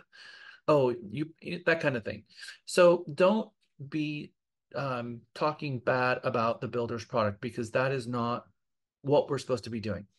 It's not supposed to be a judgment from us. We're supposed to be advising the client on what is offered, and that is what it is. It's their product. It's not what their every product has a price point and every product has a buyer. So we shouldn't be making a judgment there. And I see that a lot. Prompt buyers to ask important questions. Like I mentioned before, I have a list. I'm going to make sure that I ask the on-site these questions so that they're telling my client, so my client has the answers, whether that's on a conference call, whether that's on a Zoom call, or whether that's face-to-face in their office. Focus on advising the buyer as opposed to getting the best deal. If you tell your client, oh, my job is to get you the best deal on new construction and I can get them down by 20 or 30%. So if you use me, I'm going to make my commission back 10 times because I can beat them up. That is Deceptive Trade Practices Act. You can't make a promise that you can get the builder to come down, but you can negotiate for them and help them get the best deal. But that's not what your job is there to do. Your job is to make sure that they find the right home in the right neighborhood and they understand exactly what it is what they're buying, has a clear picture of what they're buying, and has someone walking them through every step of the transaction. So it's all about communication, asking the right questions, setting the right expectations. And the wrong expectation is I'm going to be able to negotiate them down because some of them don't have the margins to come down. Now we can ask questions. What are your standard features? Do you put blinds in the property? Oh, no, it's not a standard feature. Okay. So it very well could be that the buyer says, okay, well, I'll put in blinds myself, thinking that blinds are going to be cheaper for themselves to install later. And so they just don't. I'm sorry, but you can't live in a house without blinds. It's just not a thing. You have to have blinds. And the builder will often come back and say, actually, our blind package is $550. And you find out that it would have cost $550 to put in blinds in the primary bedroom, let alone the entire house. And so had you asked that question, you could have gotten them a raving deal. So what is the cost of the irrigation system and how much is that upgrade? Do you guys have a garage door opener? And if not, is that a feature that you guys offer? And what is the cost for that? Because some of this stuff they can get at a drastically reduced cost than what your client can. And some of them they can't. So asking the right questions is super important. Because do you think whether or not the house has blinds is an important question? Garage door opener? Irrigation system? Whether or not there's going to be any sod in the backyard whatsoever? And then other questions they might want to know, like, is there a shower door? Is there going to be a septic tank, on-site sewer, or is there going to be a grinder pump? Or just a million different questions that we have to look at the community to determine. If we're out in the middle of Bastrop and they have a community going on, they may have a septic tank out there. They may have 1-acre lots and there's a septic tank on property versus inside a community that's in the city limits that has city sewer. So asking the right questions. Advise the client as to the cost, benefit, and resale values of upgrade options. That's a huge one. When they're talking about resale options, it's such a huge deal because The resale value of a level 3 hardwood floor versus a level 1 hardwood floor, there's no difference. And it could be a $20,000 difference in fees. Our level 1 hardwood floor, here's our 3 choices. But then over here we have a level 3 and it's hand scraped and it's a different type of laminate, and it's actually a hard laminate, and that one is $7.50 a square foot versus the other one is $3.50. So it's going to literally be twice the expense. When they sell the home, they're not going to get twice the value out of the flooring. And so some things are quality of life, and some things actually increase the home's value. An outdoor kitchen is going to increase the home's value. A half story upstairs is going to increase the value. So you might have hardwood floor that they're going to spend an extra $30,000 for that brings no value, but they also have a $30,000 addition for an extra living area and half bath upstairs, and that brings in a ton more value because you're actually increasing the square footage. So they have to understand how the allocation of the money is going to equate to resale value, not profit, but resale value. You understand the difference, right? Completely different conversation. One is required that we tell them about. The other one, you can't. You can't tell them, oh, I guarantee you, you're going to make profits when you sell this home. But you can say, this would increase your home's value and this one will not. And by the way, the level 3 hardwood floor is not going to find its way to an appraisal either. So they may have to actually not only bring additional earnest money to the table in order to have that upgrade, but then the other side of it that they didn't ends up cash to closing because they didn't appraise. Because an appraiser is going to look at them as crazy for doing a level 4 or 5 hardwood floor, honestly, because they know that they're never going to get the money out of it. And what's the point? But if someone has a very discerning eye and that's something that's really important to them, it's usually because they have the cash to pay for it and they're buying quality of life. They're not buying a typical house for a family. Help the buyers negotiate various terms. Some of the things that we can negotiate, like I said, are helping with blinds and washer and dryer and fridge, and sometimes those extra things, which is super helpful, asking them and let the seller associate tell your clients what the basic features are and what the incentives are. And whatever those incentives are, sometimes it's a free appliance package and other things. Monitor construction progress. At the point you're at cabinets, you're at 30 days-ish, 30 to 45 days.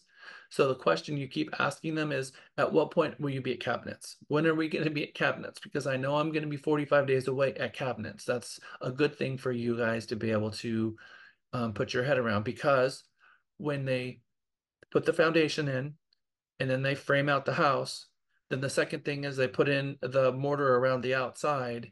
Then they're going to do the electrical and the frame out and the HVAC and the major mechanicals. Then they're going to sheetrock the house. After the house is sheetrocked, then they're going to install the flooring, or around that same time. The bathtubs are in, the tiles in, the flooring's in, and then cabinets go up. And so at the point where they're putting in cabinetry, that's the beginning of the finish out. And that means that finish out process usually goes pretty quickly. So you get a really good calendar item from the point they start putting in cabinets, you know you're getting pretty close to the finish line. And there's less red tag issues from cabinets forward than they are from cabinets backwards, because most of the red tags are going to come from the building envelope, the electrical, the major mechanicals, the framing, things like that is much more likely that you're going to get a red tag. Which again, red tag is a code inspection officer stopped by the home, saw something that's just not good enough, and they put a red tag on it, which means construction halts until they fix it, and they have to come back and look at it again to make sure that they can sign off and remove the red tag. Create and maintain a paper trail of everything that was promised in verbally or in writing. So make sure that we have a copy of all the documents. We have a copy of all the amendments. We have very clear evidence of what our compensation is going to be. The buyer does too. It's in the contract. There's no agreements outside the contract that was promised. And then if there was some statements made, that you write down those statements on a piece of paper and you follow up afterwards with a good summary of what was said in an email to the onsite and your client so that everyone has an opportunity to look at it and ask questions because maybe someone misunderstood something. And it's the perfect opportunity for you to set the record straight and document it, because that's one of the biggest values you bring to the table, is to make sure what was said and what was heard, those two things are in alignment, because sometimes they're not in alignment at all. And what one person thought the other person was saying was something completely different. And it can be over a big item like this is included or it's not. So when they're having those types of conversations, it's important for us to document that so that there's no gigantic miscommunication later, because the contracts are not clear. The builders think that they're clear, but when you look at a contract of what is actually going to be built into the house, it is a lot of gibberish that people are never going to be able to wrap their head around. This type of this and this color of that, and it's all in color codes, and it's just very complicated to read. So we have to make sure that the client is understanding what it is that they bought or buying. And inspections, and how important it is to walk them through the inspection process. So rip this page 19 out, because that's a really good page to have, as this is going to be your business plan. This is going to be your plan of attack through the entire process. This is what our job entails. Remember to accompany the buyer in the first walkthrough and call attention to items for the builder's punch list. I'm going to disagree with the book, and I have that right. Jamara, go ahead. Do we get a copy of this? You said rip it out. I was trying to take a screenshot and it went too fast. So I'm wondering if we actually get a copy somehow. I emailed out a copy, and I also put a copy in your team. So if you click the file share in Teams, it will say mega-14-10-NHC. So it's in the file share. And I also put a link to it. If you scroll all the way to the very top of the chat, the very top item there is the link to this book as well. So yes, and I can have that, and I'll also email it in after this class. You'll get another link to it. So 100%. It will look very similar to this one, although this is the instructor handbook. The only difference yours is it doesn't give you the answers on the quiz in the beginning. Okay, so accompany the buyer in the first final walkthrough and call attention to items for the builder's punch list. I want you to make sure you get this right. I don't ever want you to grab the tape and start putting the tape on the wall for your client, or to get there for your client and start doing that for them. No, no, no, no, no. It is about as inappropriate a thing as someone could possibly do. If I could think of something that's more inappropriate than that, I would tell you, but it's like number one on my list. It's not your house. It's not for you to make a determination of how the builder needs to deliver the buyer's house to the buyer. There's one person that does this, and it's your client. Now, if you're walking around and you see something, you can nudge the client, hey, take a look at that. And let them put the tape there. And nudge them, hey, take a look at that. And sometimes there's been a few instances where I will, but I will not ask for the roll. I will ask for a piece, and I will put it there, and I will tell my client, yeah, good, okay. And then I'll put it on the wall, and I'll smile at everyone. But that's as far as I will go. They do not appreciate you guys out there making a decision for the buyer on how they should deliver the home at all. It's not our job. It's really not. So don't do that.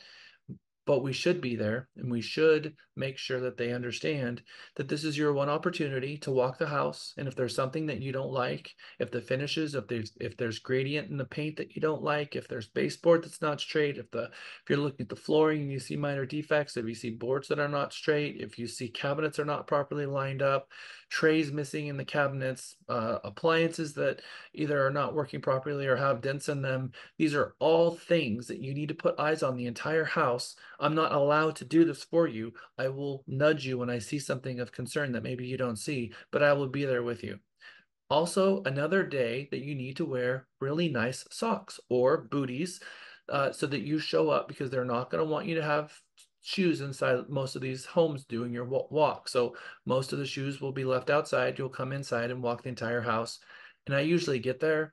I spend about 10 minutes with my client, with the whole thing and ask them, all right, so, and I usually tell them, I will be there with you for the first 10 minutes and then you'll be there with the builder for the rest of the time. And I let them know, because there's no reason for you to be there the entire time during the walk. Because at the point they're at the punch list, I will be there through the punch list and then the signing of the punch list items. But then when you come back after they've completed their items, I want to see that the builder actually completed every one of them. That's very important, that you are there to make sure that they completed what they promised they would do. And a lot of builders, you're all the way, your clients are freaking out because they gave them $1 million. There's, the house looked like it had chicken pox with blue tape everywhere. And you come out the other side and 10% of it was done. And the buyer says they're never going to be able to close tomorrow. And I'll tell them they can build a house in a day if they know they're getting paid tomorrow. I mean, I've seen it. Things I've seen them do in a day is unbelievable. They pull in every worker from the entire subdivision. They descend upon that house and they pound it out in a matter of hours. And sometimes a week or two will go by and they will do nothing. And then everyone will descend upon the house in those final hours to get it finished. And sometimes they don't finish and they force the buyer to close. You guys had better be prepared for this, which is one of the questions on the checklist, is what do you consider substantially complete? I had DR Horton once. I had 5 homes under contract at the same time, and they were all closing in the same month. And I was in Chicago at a Realtor Summit for NAR, and I got a call from Prane, one of my clients, that said, hey, where are you at? I'm like, in Chicago? He's like, oh, you're not coming to closing? Closing for what? I got a call from the builder yesterday, and they said we're closing today. The builder won't call you to let you know that they're closing. I had told Prane, if they change your close date, call me. But he asked the onsite, did you guys call Jack? And they said yes, but no one called Jack.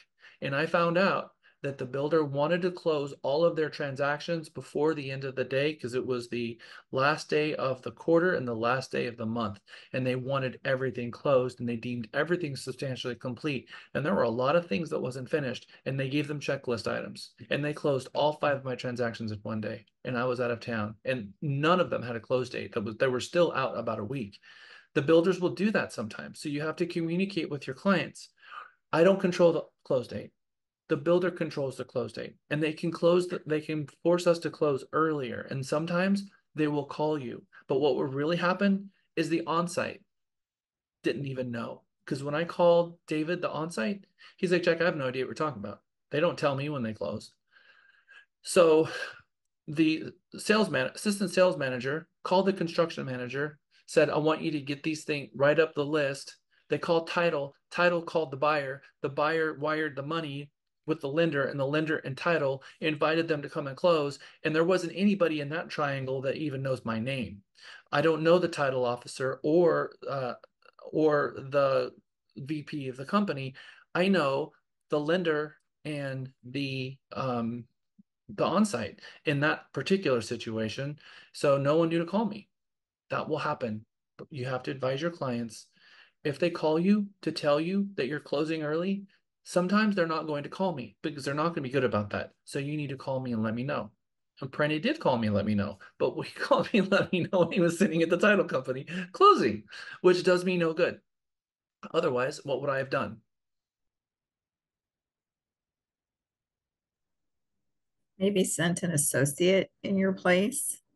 I would have called Lisa, help! And Lisa would have done that. And I've gone to many of her closings and she's been to many of mine. And so her and I are our battle buddies when we are out and away and we have to be gone, which is rare, but we are happy to help each other in those situations. So you have to have someone who will be there for you, answer those questions. But at that point, it was already fall too late. So one of the questions that I've learned from doing this, wisdom departing upon you, is that you need to ask the onsite very clearly, what do you consider substantially complete?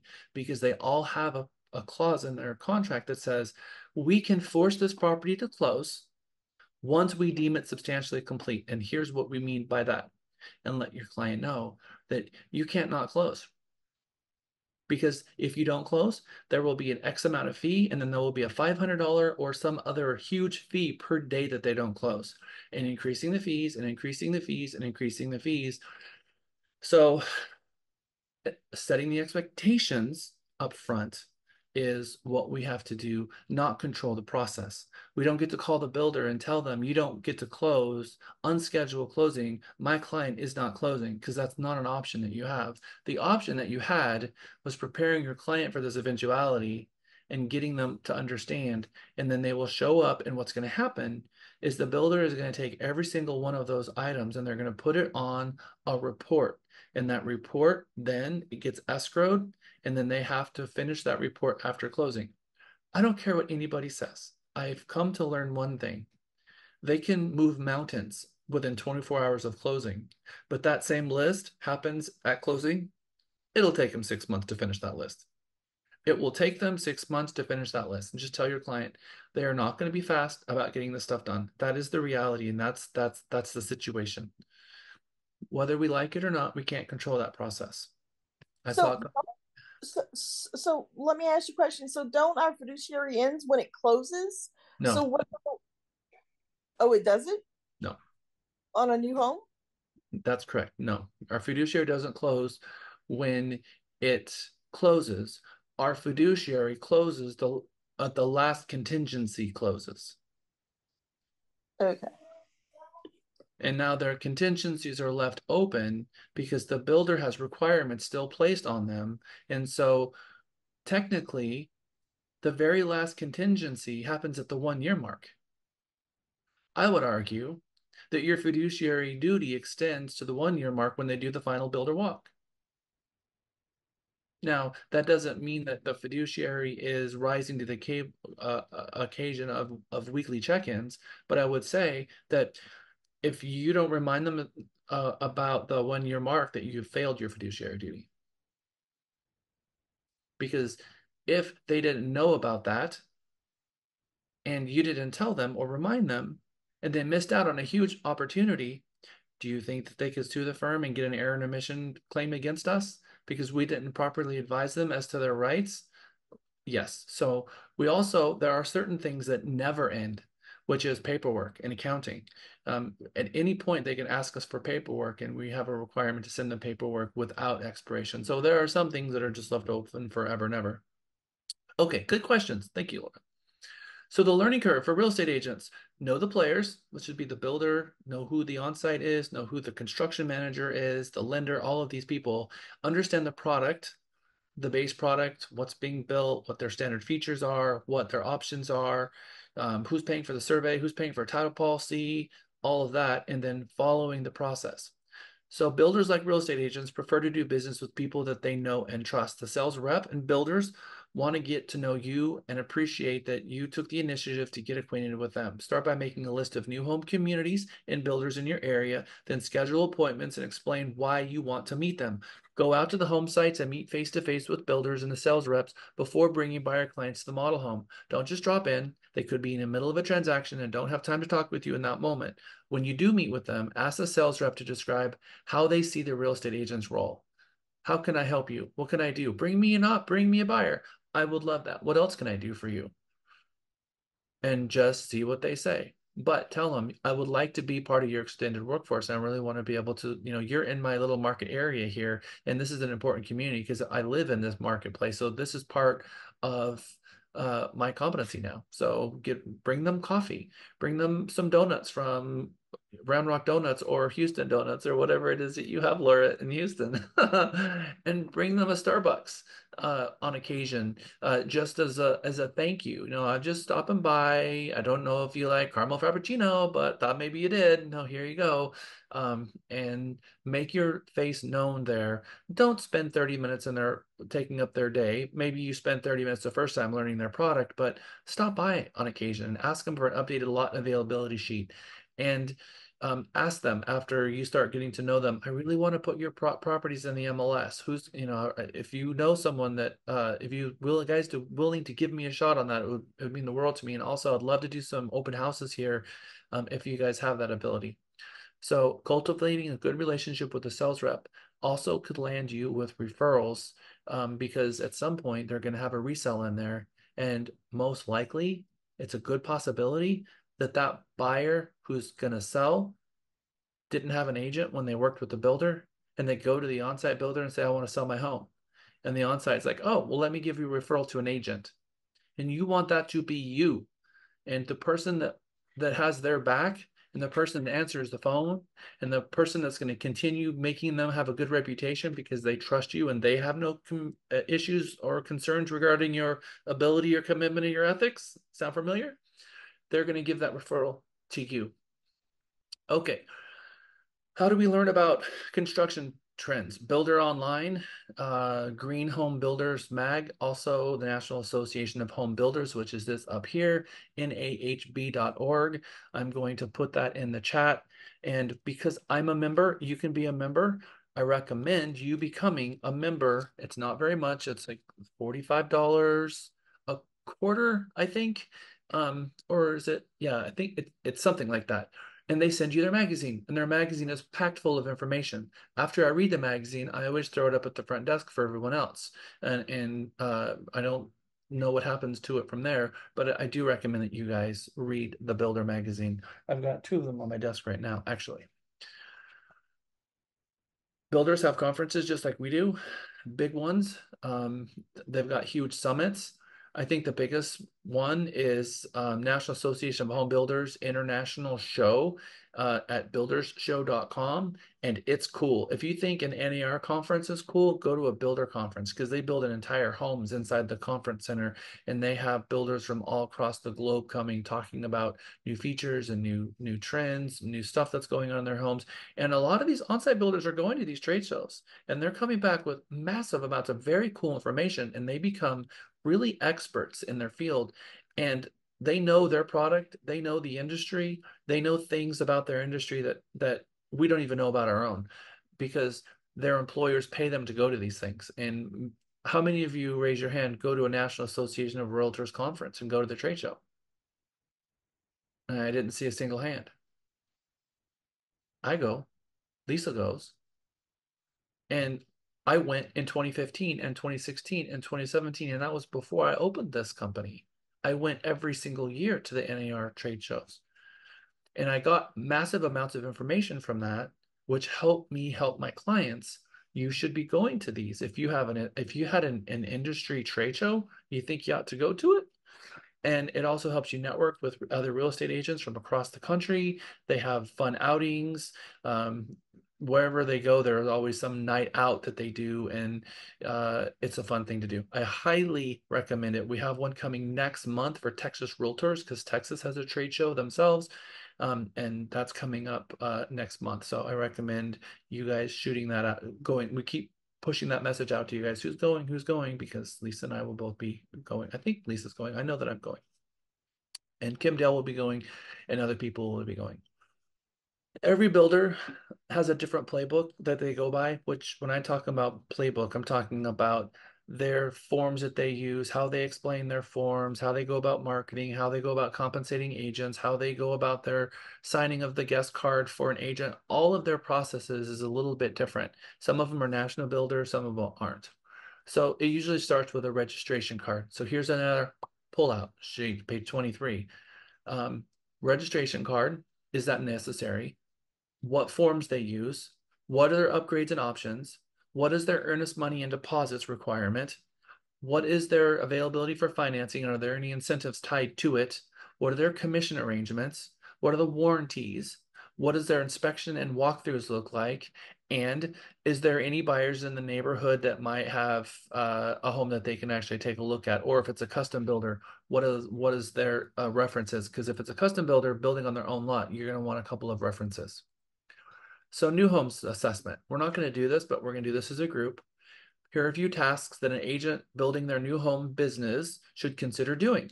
How many of these are you doing these activities? And if you are doing these activities, then give yourself a point. And hopefully by the time you're done with this, you will have given yourself 10 points. If not, you will hopefully sign up to do these 10 things because these are part of your business as a real estate agent going out there in the world and learning your marketplace. Geographic marketing, geographic competency is really important. Knowing your market and knowing what's in your market is important. When you're doing an open house, oh yeah, there's 3 new home communities. In fact, Peggy, she's the on-site over at Lennar. She's over at Clearwater. You can go through and you can talk about the different neighborhoods that are near them and start being able to share that information with your clients, which makes you a geographic expert, and they want that. How many of you make it a practice to drive around your market area to check out new homes? Muy importante. Thank you. Number 2, I suggest looking at new homes when helping buyer clients set their search parameters. Talking to them about, have you considered a new home? New homes have really good incentives right now. They're paying down the rate, sometimes paying all your closing costs and giving you washer, dryer, fridge, and appliance packages, and they're providing incentives that most sellers can't even touch. Are you having that conversation with them? Probably should if you're not. 3, I participate in networking events and activities that include builders, developers, and builder sales representatives. Where are some sources that you can find out about some fun events going on? They just appear in my email. Okay, that If is you're in true. the Austin area, you get Realty Line. They're Yep. always putting stuff in that. And who else? Maybe your association? Yep. Yep. Bus tours, all kinds of cool stuff. So here in our marketplace, we have a bus tour. I know there's a bus tour in Houston because I got an email on it, but they also have different industry rags that they have, as well as just getting emails from different builders and being on their distribution list for the major builders in your area and knowing what's going on. So you should, when you find out that they have a new community ribbon cutting, or if they usually are giving away Yetis and gift cards and all kinds of stuff. We're not going to talk about that, but they do. And those events are super fun, and they'll feed you and you get more information and knowledge about what's going on in that builder. I accompany buyer clients on their first visit to model homes. Very important. Don't just send your client to visit a model home. You should schedule an appointment with them, find out if they're gonna, if the on-site's gonna be there, if that's a day off for them or not, and call ahead and make an appointment and be there and register your client. You can register your client online. I'm gonna tell you something. Oftentimes I look at the builder's website and or I look in the MLS and I call a phone number, and that phone number goes to their online sales. And their online sales is going to do everything possible to make sure that you don't talk to the on-site salesperson, because they will get a commission if that property sells based on what they're doing. So I don't lie, but I also don't exactly tell them the truth. I let them know, hey, I'm an agent. I'm working with one of the on-sites in that community already, and I need to talk with them. Like, oh, okay, let me give you their number. If I don't say that, what's your client's name? Can we register them? And they will not give me their phone number to save their life, because they are salespeople and they know what they're doing. And if I tell them I have a client that's showing the property and I'd like to talk to the on-site, they won't ever give you that number. And if I'm in a hurry, I'll register with the on-site people, but I mean, with the online people, okay, my client, here's their name, this is when we're coming, and they will schedule that appointment and make it easier for you. But I would much rather talk to the on-site that's there. And after you've been doing this for a while, you actually have their number stored in your phone and you can get a hold of them. And you don't want their office line, you want their mobile number, trust me. Okay. I follow the local builder news to stay informed of challenges, developments, and build times. Number 6, you can get that from the National Association of Home Builders, because you'll get their magazine, which tells you everything that's going on in their world, which is cool. I visit new model homes on my own to meet the sales rep and find out how the builders like to work with real estate agents, something that Lisa did. And usually we have more time to talk about that, but we just don't at this point. But Lisa goes to some of their sales manager meetings sometimes and says, okay, I'm going to do a raffle, and here's a raffle. You get a gift certificate, and I just want to go to your sales meeting instead of you coming to ours, but we want to go to your sales meeting. And I want to ask you, what can real estate agents do to help you? And they're just like, what? This just happened? And so they're blown away by that, because it's something that you don't see every day. So that's something that Lisa did, which was super cool, and they appreciated that. I keep up to date on new home building methods, innovations, and consumer trends. What are some big trends that you're seeing right now in building? Anybody want to share? Big, huge trend that's happening right before our eyes. Think roof. Think Solar shingle. panels. Solar. They're the Shingles? new ones that are coming out. Solar shingles. Yeah, okay, excellent. And then what is the solar shingles connected to? The roof? Okay.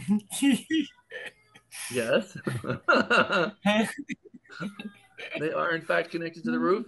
They're also connected to a battery. And that battery is generating power from the solar panels. So also the whole house batteries. So we got the solar panels and we got the whole house batteries. And now in the garage, what are we seeing? A huge trend happening right now. Car chargers. Tankless water system?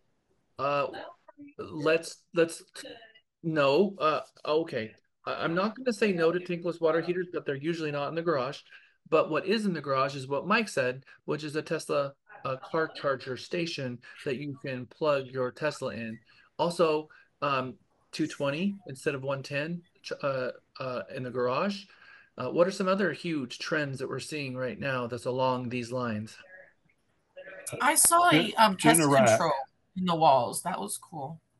That's been around for a while. Uh-huh. Yep. Where Home Team of America could come out and pump their liquid throughout the walls of the entire house for pests. That's been around for a Yeah, bit. that was neat. Generac generators.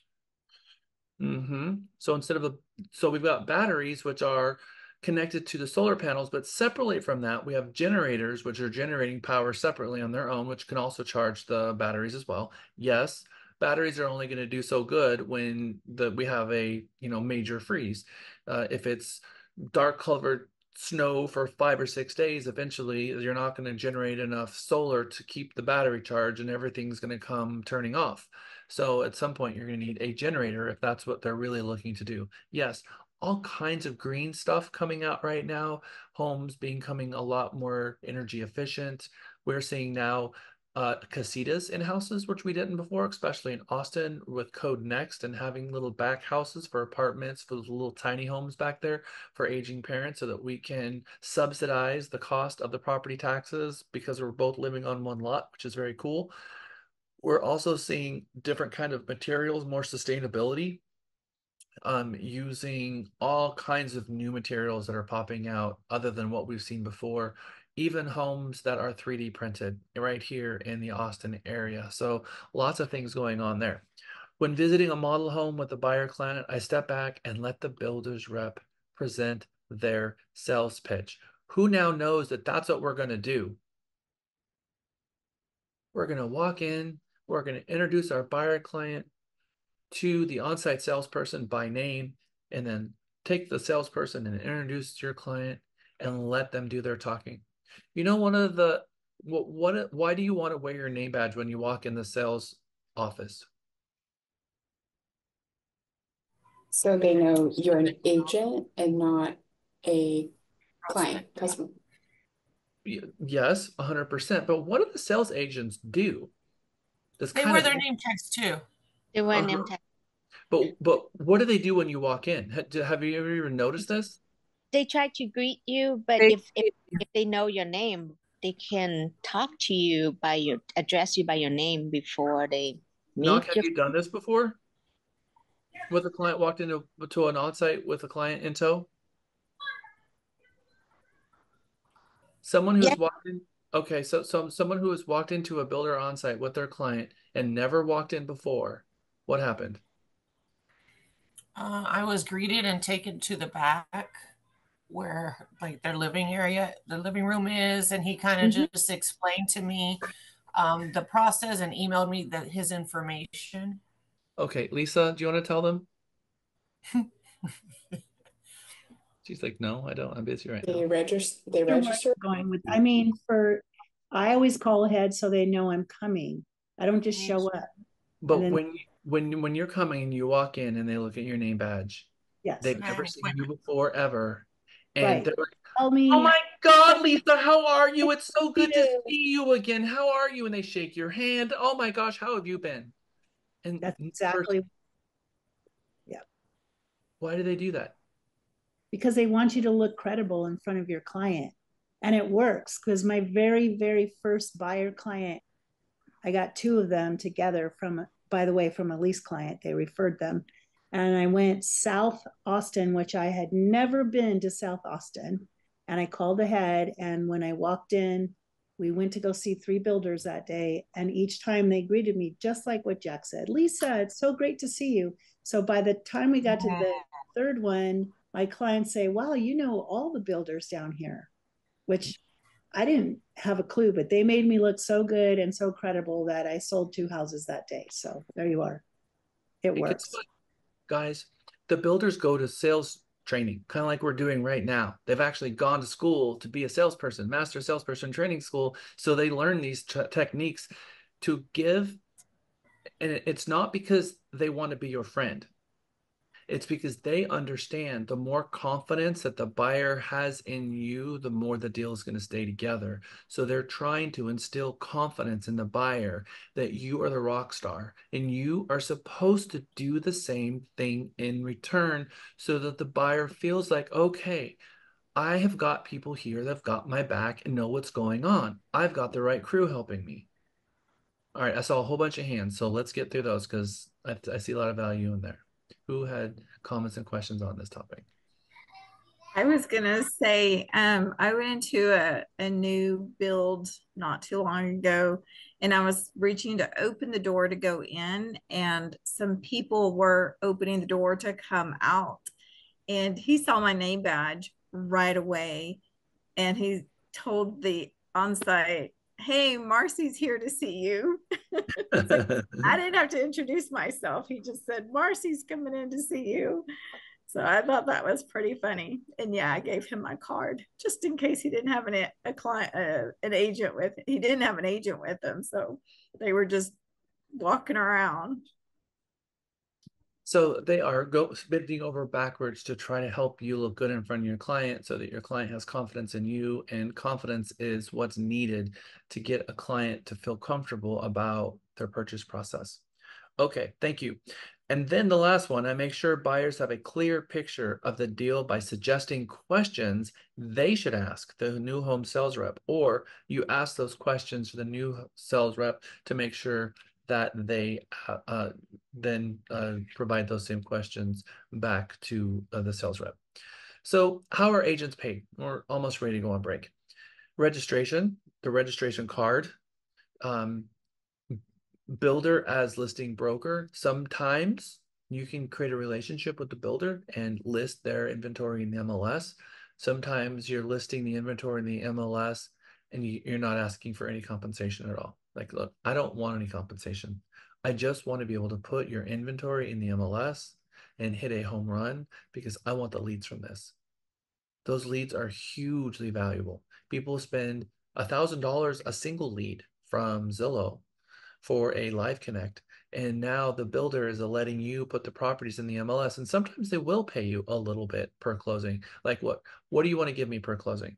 I am willing to do all of this work, but I'm going to have administration fees to put it in the MLS because the builder, you have risk and liability. You as an agent for putting that inventory in the MLS because you have to make sure that you're not violating the MLS rules. And one of those MLS rules said that you're going to paint a true and accurate portrayal of the listing status at all times. And those transactions are coming on market, going off market continually. You have 24 hours to change those statuses. So there has to be constant communication between you and the builder. Sometimes you're the one that's going to be paying for photos, and sometimes the builder will give you photos. You have to know everything about that property, and there's over 400 fields in the MLS. So you have to figure out how you're going to get all that data entry and make sure that it's accurate. And then you have to be marking those properties sold as they sell and fielding all of those calls. And so it's a lot of responsibility for an agent, but yes, you will get a lot of leads for it. So a lot of agents are vying for builders for that. If you are interested in that, you can come talk to us and we can help you with that because we have some experience with that. Jamara? How often does that happen? Because like I live in Pflugerville and I've worked with 3 builders in the area and they've all always posted their homes on the MLS. So how often do you go to a builder and they don't do that? Well, that's the thing is a lot of builders will only put properties in the MLS, a few of them or a couple of them, because they've got maybe 40 homes for sale and they'll only put 2. And the rest of them would have been great, but they didn't put the largest 2-story and the smallest property. They may only put 1 or 2. And so then they're lacking a lot of leads because people in the lower price ranges or even the higher price ranges and the larger square footage, they didn't attract people because not all of it was in the MLS. It becomes more difficult to have properties in the MLS for lots that you don't know what they're going to build on that lot yet. So sometimes it's not possible because the builder says, look, there's 25 floor plans that will go on this lot. So this property, 123 Main Street, how are you going to list it in the MLS? It's going to be a proposition at best. This property and this upgrade and this square footage with this floor plan, all of that, it's sort of, who knows that that's what they actually want to put there. So they will make a few of them spec homes and say, okay, we're going to go ahead and build a couple just to have inventory, and then they put the inventories in. So there's that whole thing. Good question.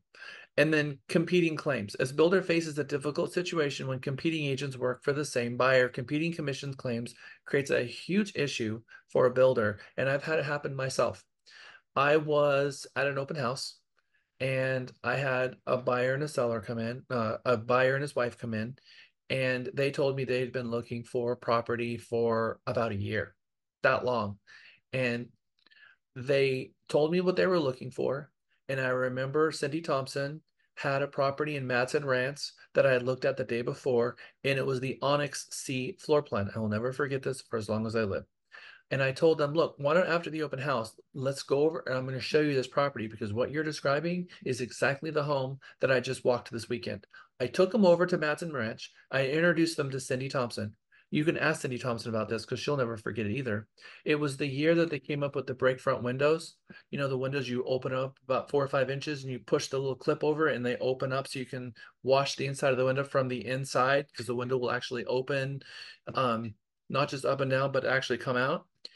And for whatever reason, the spring wasn't exactly right in that window. It was tilted just a little bit. So she lifted it up, pushed the cliff, and pulled it out, and the window shattered, and glass went everywhere. And the buyer's like, so you're showing me that you can break windows? I don't understand what just happened because nobody has any idea because they had never seen that happen before. And I was just in shock and she was in shock and we just kind of looked at each other and she's like, because you know how her laugh is. And she's like, oh my God. And so anyway, it turned out to be this thing. In any event, I had given them the IABS. There was no such thing as a one-page buyer representation agreement. I talked to them about my buyer representation agreement, and I told them I was going to bring it the next morning, and I did. I showed up at the builder with my rep in hand, and guess who was with them? Their brother-in-law, who was a real estate agent, who had been helping them for over a year. And the wife wouldn't look at me. The husband was looking at me, and he's like, look, the wife wants to use you, but it's my brother-in-law and we have to use him. I'm sorry. But thank you so much because we have been looking for a year and we wouldn't have found this house without you. And Cindy said, well, if you guys want to pay your brother-in-law, that's fine, but I'm paying Jack because Jack is the one that brought you here. And I have a very long relationship with her. And so now everyone went quiet and the brother-in-law got mad and he was an agent. Well, I have a buyer representation agreement. You have to pay me. And obviously the builder knows better. And I'm not saying anything. I just took a step back and I looked at Cindy because I was on professional standards at that time. And I knew that the builder doesn't have to pay him. His client has to pay him. So he really told his client something incorrect. And in any way, what I did was I said, hey, Cindy, why don't you just split it? If you guys want to represent him, you can just split it. That sound fair? And so the builder paid me half. And paid him half. And the builder, and he told him, well, I'll just come after you professional standards because you owe me the commission because these aren't your clients, these are mine. And I just said, I understand. I understand. I just left. And then Cindy paid me at closing, paid the brokerage at closing because it was their choice to pay who they felt was the procuring clause because they're the builder. So in any event, competing claims, that was the only situation that I've ever had where I was on a builder deal and someone else claimed my commission. And what was cool was that the builder offered to pay me the whole thing. But I saw what was going on there and I knew it was a meltdown and I just offered myself to split it. And then I walked out the door. Reverse registration. What is reverse registration? Anybody know? That's the builder throwing you a bone. Your clients come in there without you.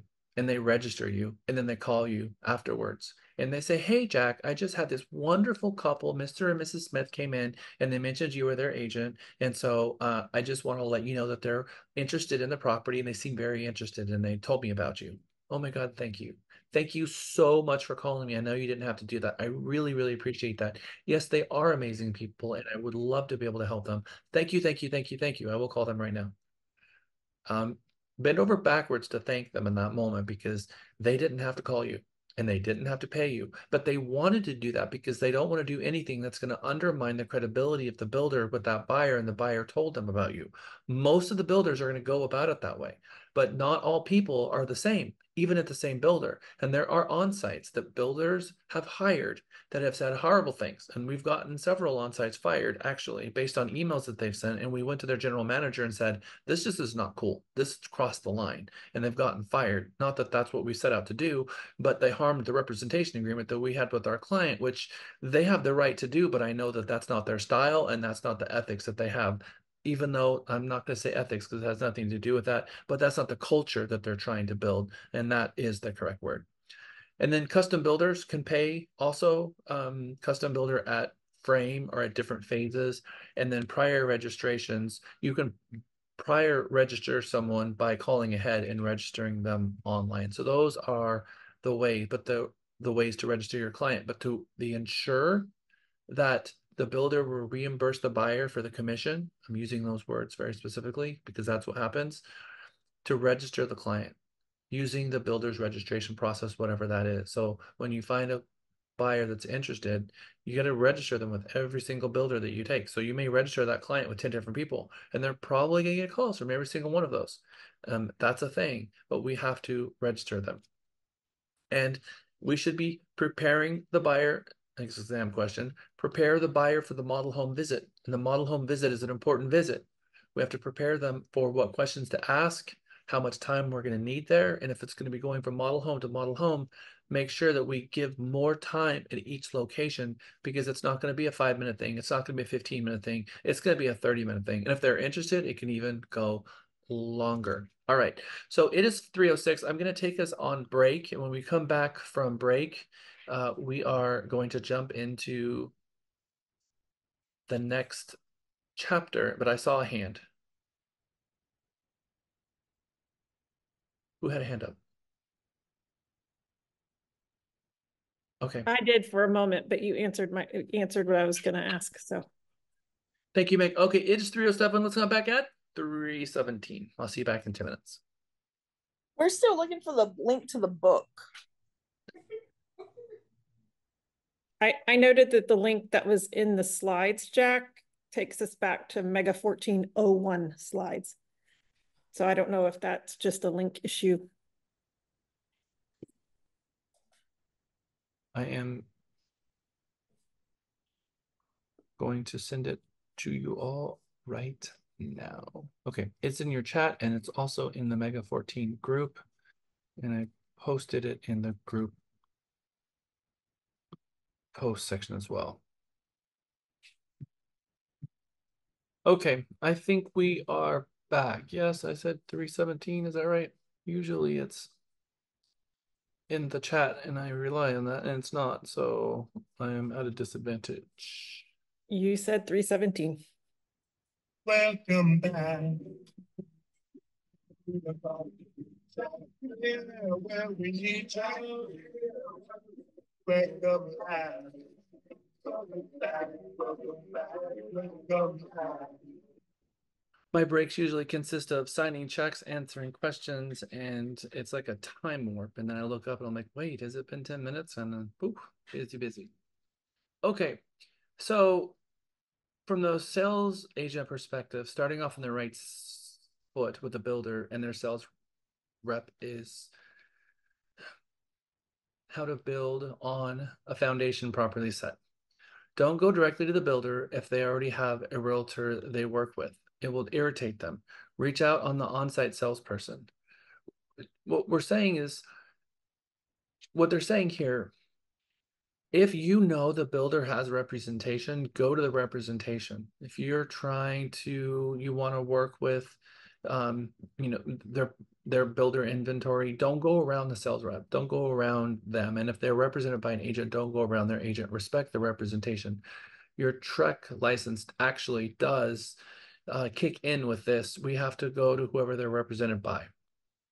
And builders like to work with agents who are knowledgeable about the construction process, maybe are already members of the National Association of Home Builders and go to their conferences, that speak their language, that are go-getters, that work a lot of hours, that are doing the grind, that are going out there on a regular basis to check in with the on-site, who's respectful, kind, smart, hardworking, and gets deals done. They're not a deal killer.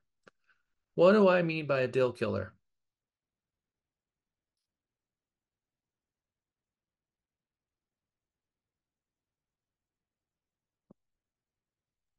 What do I mean by a deal killer? Maybe coming in being negative, or I don't know. Well, do you think that sometimes agents insert irrational fears into the buyer on things that should have never even come up in the first place, and a transaction comes falling apart because the agent and the agent alone's actions?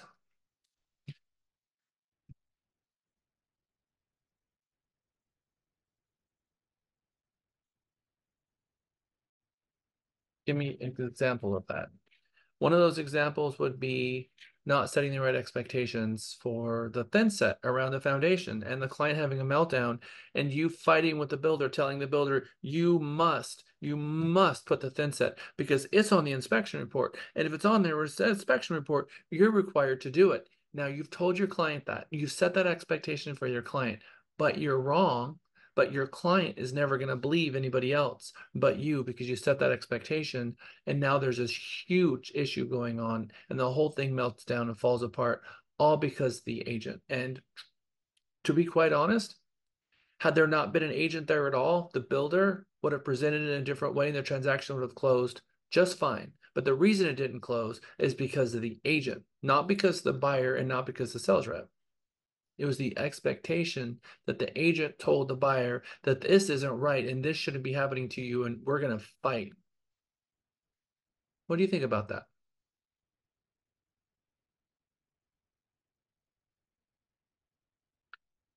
How many of you believe in your heart of hearts that it's the job of the agent to put on the boxing gloves and beat everyone up until they're all bloody and the last man standing is the one who won?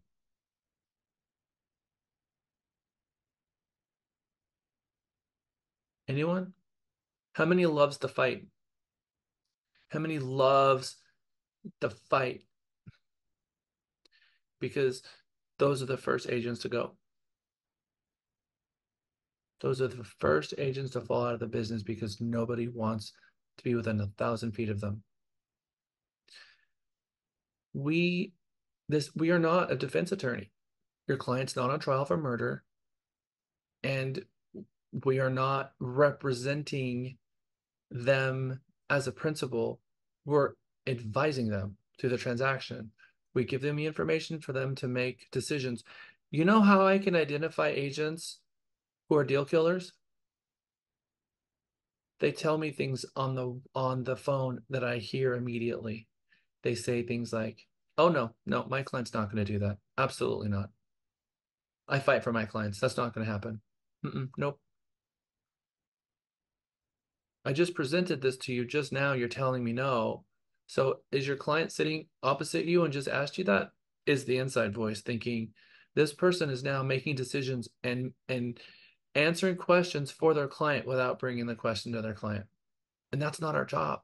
It's so far away from our job that it's scary, because who does that agent think they are to make decisions for their client on the purchase of their house? It's a terrifying prospect. An attorney doesn't even have that right. 16 years to life. No, my client's not going to do that. Let me take that back to my client. They don't even have that right. You certainly don't. You have elevated yourself to a whole new level of something that's not even a legal doctrine. Builders don't like to work with those guys, and there's a bunch of them out there. So we have to remember what our job is. Our job is to take complex things and break it down and make it simple. Our job is to take tense situations and relax them and calm them. Our job is to reduce the temperature in the room and get people to see what they can. Calm people down. And by the way, telling someone to calm down is not how you calm them down. That is a way to add gasoline to the fire. Sean says, yep. It is gasoline. So how can we calm people down? By ourselves not getting riled up. If your voice isn't getting excited, it's going to excite the people in the room. When everyone else is excited, you have to talk quieter and slower. Even if the inside of your body is vibrating from all of the anxiety going around you, you're going to quiet your tone. You're going to talk slower, which gives you time to think as you're talking so you don't stutter. But when I get in a very tense situation, my voice goes quieter. I talk much, much slower because I'm trying to de-escalate the situation, because there's no reason for escalation. There's no reason for anger and excitement and people flying off the handle. Not necessary. And if my client that's like that, I'm going to say this. How about this? Especially if it's another agent. How about this? I will give you a call in the morning after we have had an opportunity to think it through. Because the very best thing for problems is time. Giving a little bit of space between it sometimes is the very best thing that you can possibly do. Okay, so we show a lot about ourselves in how we handle tense situations. And tense situations come up. It's always, we can handle this. We got this. I know it seems like a really bad thing right now, but we got this. And let me explain how. Because 99% of it, they just want to make sure that someone's listening. Someone understands why they're upset and tells them it's going to be okay. We're going to fix this, but we're going to fix it. We got this. That's what they want. And then figure out how to fix it. And sometimes it's, look, this is the situation. I know the inspector told you that it's a deficiency, but it's not a deficiency. And I know that you want the builder to fix it, but we're talking about an $800 item that not a single other person in the entire neighborhood has ever got. It's not something that they do. And I know we want them to do it really, really badly, and it seems completely unfair. But the reality is that is something that we can do after closing for a little bit of money. It's not a big deal. In fact, I had a client that had a meltdown over sod. They didn't do sod in the backyard, and my client had a meltdown over sod. And guess what I delivered? 4 pallets of, I can't remember the name, grass patch from San Antonio. 4 pallets delivered to their house. There you go, closing present. Enjoy. It was actually not nearly as much as I thought it was going to be. Sometimes I will do that, not because I feel like I'm obligated to, but because I'm going to be the hero. And that's a choice that I get to make. No one can force me to make that. And if they force me to, no. But if I do it on my own, 100%. Meg, I saw you unmuted. You're Just like, wanted to know if you paid for installation too. Installation of, no, I did not. That was actually sweat equity that they put in on a Saturday. Andres, Perla, and their brother. Okay, new homes from the ground up. This is where things start getting fun. So by the end of the module, we're going to able to, and would someone please read those 4 down arrows? I will. Articulate the characteristics of new homes from custom to spec construction. Assist clients in evaluating the pros and cons of purchasing new homes versus existing homes. Guide buyers through the purchase transaction for a new home. Help buyers understand new home construction sales contracts.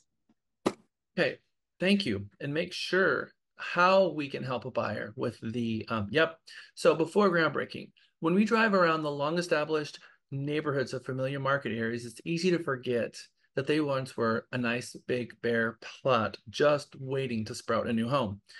And when we look at that and we look at the new home communities, they are the communities of the future. And there's going to be a lot of houses and a lot of people living in those neighborhoods. And it's an opportunity for us to sell more inventory. A lot of agents get frustrated, a little bit scared, and a little bit nervous when we're in an inclining market where builders are selling a lot of inventory. Like the builders are taking all of our business. They're selling all of it and no one's getting paid a commission. And it's like, well, you had the option of doing more prospecting, working with the builders in a way. If you can't beat them, join them, do open houses there and ask if you can get their inventory in and start advertising their neighborhood, blogging about their neighborhood, doing reels and social media about their neighborhood, and try to circumvent some of the traffic that people would search to come to you so that you can grab some of that traffic to make it your own. All of those things are true, but what's even more resounding true is we're going to be in the business for the next 20 years or more. So if that's the case, when this community is built out, we're going to have that much more inventory to play with, that much more transactions to close, because these people are going to be selling every 5 years. And that's going to be a ton of people who are selling that don't have a real estate agent. So it's even better and more advantageous for us to develop relationships with these sellers in the communities and be a farm these neighborhoods. So there's a lot to be said about the opportunity that all of these neighborhoods bring. These neighborhoods, though, to develop them is very expensive because of the utilities that need to go and feed these new communities. Electric, gas, water, sewer, drainage, gutters, curbs, streets, signs, naming the streets, all of these things, and the permits related to do all of that, and the time and the impact studies and the meetings with the city and the neighborhoods at your city council meeting with all those people yay and naying, I don't want it there, I will love it there, and everyone fighting until it all gets done. It's not an easy thing to do. And for a subdivision to have been willed into existence was a lot of work, a lot of time, and a whole lot of money invested. What do you think got all of those homes built in Gerald? Do you think in a developer?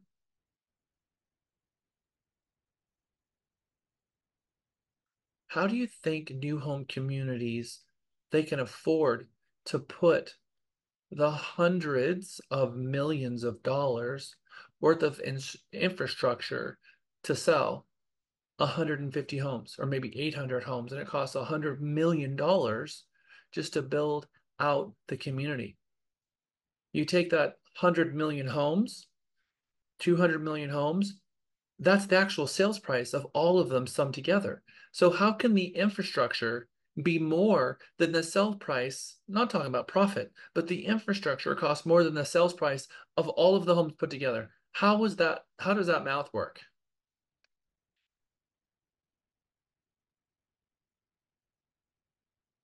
And it works because of impact fees. Utility districts. Name some of the utility districts that you can think of. What are they called? Special utility district? What are some others? Mud. What is municipal Mud. utility district? Yeah. And what else? The pit. Public improvement district. And what else? Underground water conservation districts. Okay, groundwater conservation districts, which is sort of like it, but not really, because it's just in trust owned by the citizens of Texas, not really utility district, but yes, it's public water. A SUD, a special utility district, a PID, a public improvement district, and a PUD, a public utility district. So we have MUDs, PUDs, and SIDs. So what are these MUDs, PUDs, and SUDs and SIDs? Bonds. Yes, that's exactly what they are, Mike. I mean, mic drop. 100%. So what does that mean to the community, a bond? Taxes. Taxes.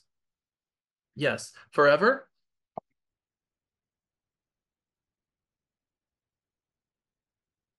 No, until they're paid back.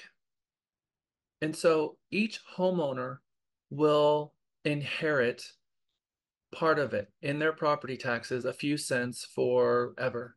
And that might be $12,000 over the life of their loan. It could be maybe 800 homes, and you multiply that by $12,000, $15,000 per homeowner, and the developer has to come up with some, and the city match some of the money. But it will land on property taxes, and everyone will have a certain amount of money that they have to bring to the table as well. And that is why we have a requirement under the law to disclose to a prospective buyer before they purchase the property in the indebtedness to the bond, which means how much are you in debt for? When you buy this property, you're inheriting debt on your parcel, and that parcel has to be paid back in full. And there is a number. You can pay it back in full, or you can pay it back as part of the installment package in your property taxes and increase your property taxes X amount of percent, 0.01 cent per thousand, a couple pennies here and there, which turns into a couple dollars here and there for the year. You might find out that your indebtedness on your property is $5,000. That's the current balance. But over the course of the bond payback period, it could be $15,000. What a lot of people don't realize is that the buyer has to be disclosed what ultimately they're going to be, what they owe. And they can go down and write a check for it and pay back the principal and not pay the interest on it. And they can do that on day one. It doesn't happen very often. And I taught this in class. Kim Dale heard it. And I said, you should tell your clients more about PUDs in one of my megas. So she did exactly that. She told one of her attorney clients, if you have a PUD, you can actually save 2/3 by going and finding out the account balances and going down to the city and writing a check. And they have to accept it. So she told her client this, who's an attorney, and the attorney went to the city, and the city said, no, you can't pay it off. And then the attorney looked into it, and now the city has a process for paying it back because no one had ever done it before, and the city didn't even know how to do it. It was the first person who actually did it, and now they have a process for walking in and paying off your PID balance or your PUD balance or your SUD balance. So it depends on lots of factors, but ended up being like $7,100, and she saved $14,000. The problem is if she sold that house before the entire bond was paid off, then she took a hit for the whole thing. So you're in it for the long haul if you pay it off early. But impact fees are designed for one purpose: to pull community money together to build schools, to build parks, to build communities, to build improvements that are on a mass scale for a community. That's a really big deal. It allows the infrastructure to be laid. That infrastructure could be a water tower. It could be connecting to city sewer, but it's just so far in the fringes of the city that they have to put in pipes that they don't have, which they have to dig up streets for 12 miles to get there. It could be trying to figure out how they're going to connect to Atmos gas, or it could be a community in Georgetown that's so far away from downtown that there's just no realistic way to get natural gas there. So they have a propane tank in the community, and it's a propane tank community where there's a gigantic tank that everyone feeds off of. And it's a municipal tank, so everyone pays into a fee to service it and to have the people come out, and then everyone pays for their individual usage. So it is a way for us to get improvements on the ground that another way would have never happened. Gerald would have never happened without impact fees. And in fact, Lisa's neighborhood would not have natural gas, would not have propane if it wasn't for impact fees. And most of Cedar Park Leander wouldn't have city sewer if it wasn't for impact fees. So it's a way for us in our communities to grow without bankrupting the city to do it, ever.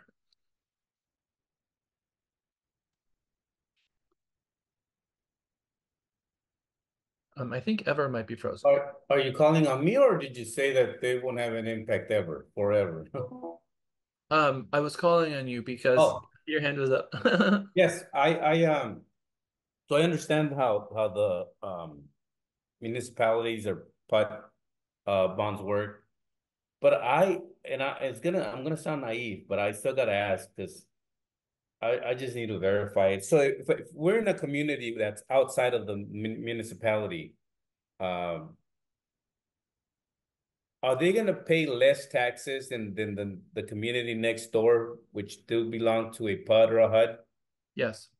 The company, the community who's connected to the bond will be paying back that bond. They will have a higher tax rate, yes.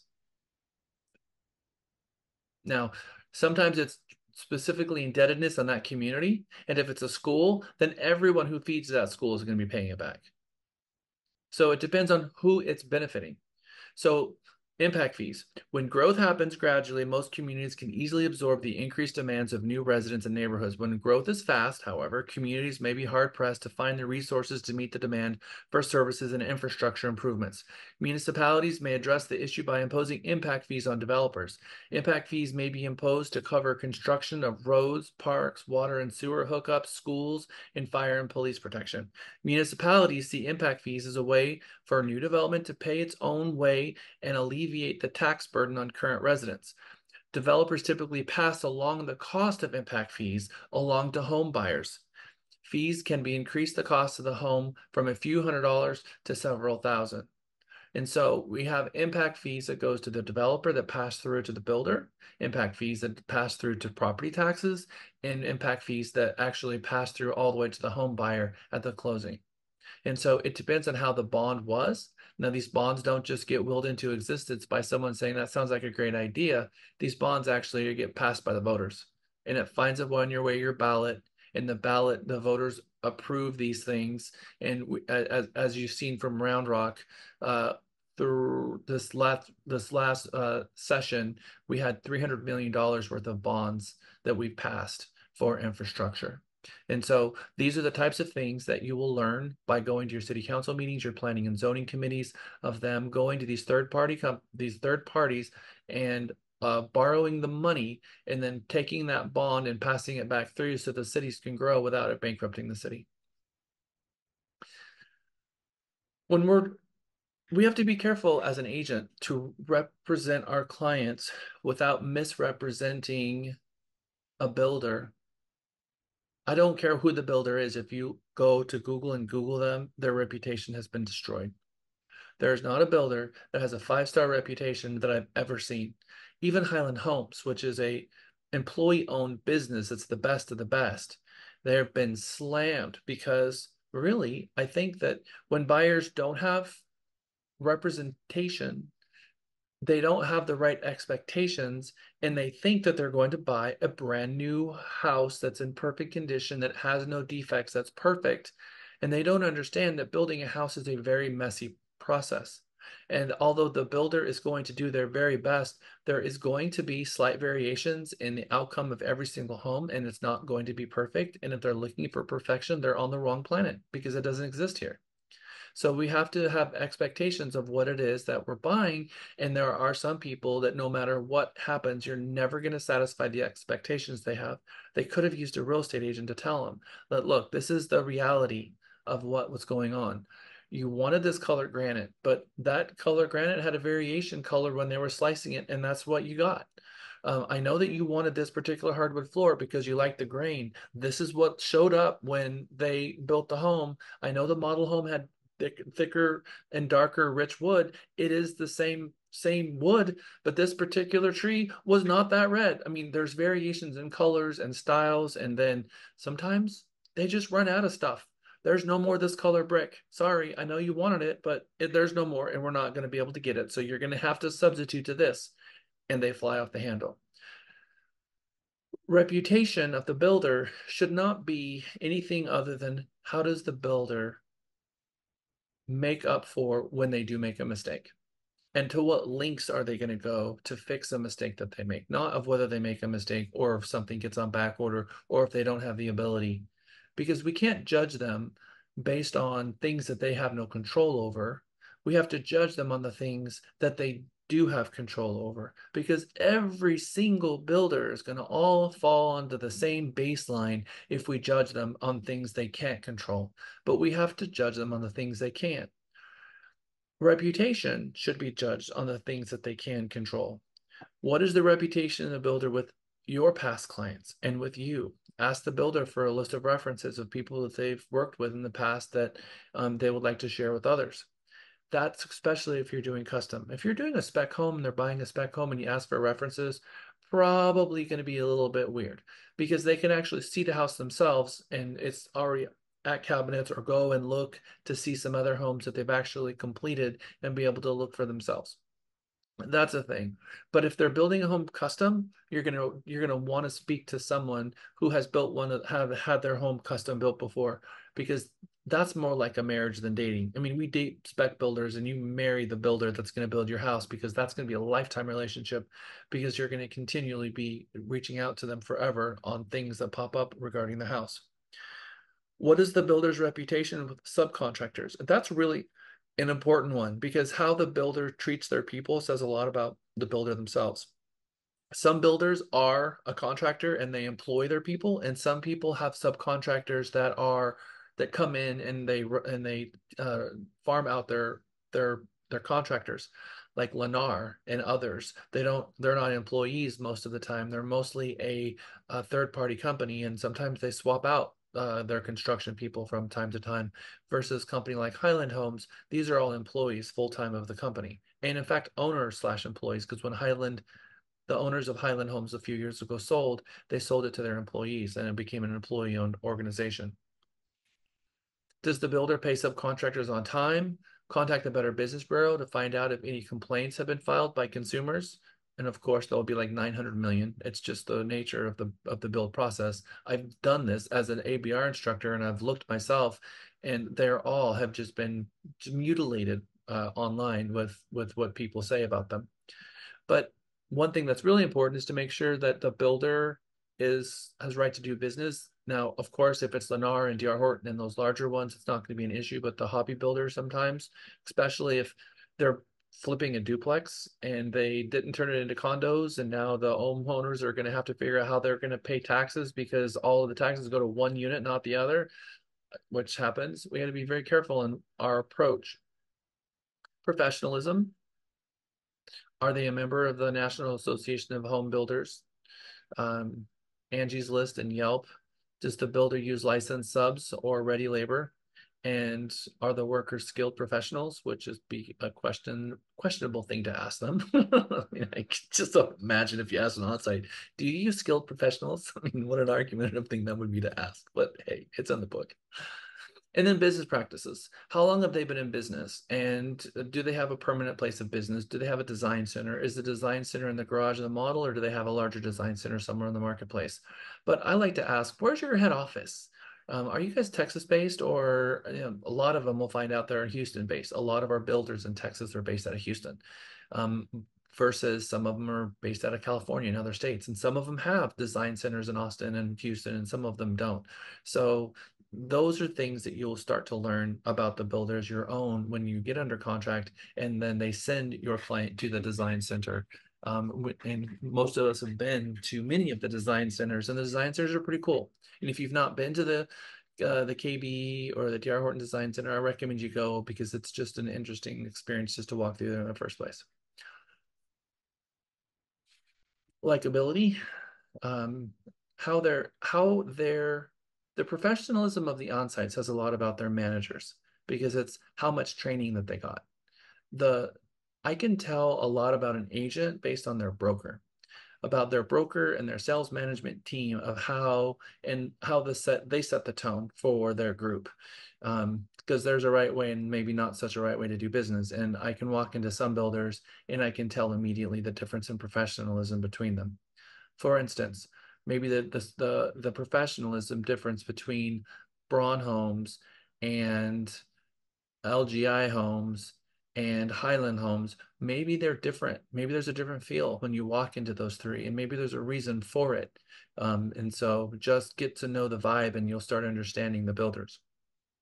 The quality of their work, the commitment that they bring to the table, and specialization. Specialization really comes down to, are they a spec home, or are they building the suit, build on your own lot, or are they custom or fully custom? So small builders. We've got the small versus large builders, and then the spec to custom builders. So your small builders, they have flexibility of terms, usually more so than the larger ones, and conditions on even on pricing. They're trying to make a name for themselves, and they're usually more flexible. Higher profit margins, usually they have more control because they have less infrastructure.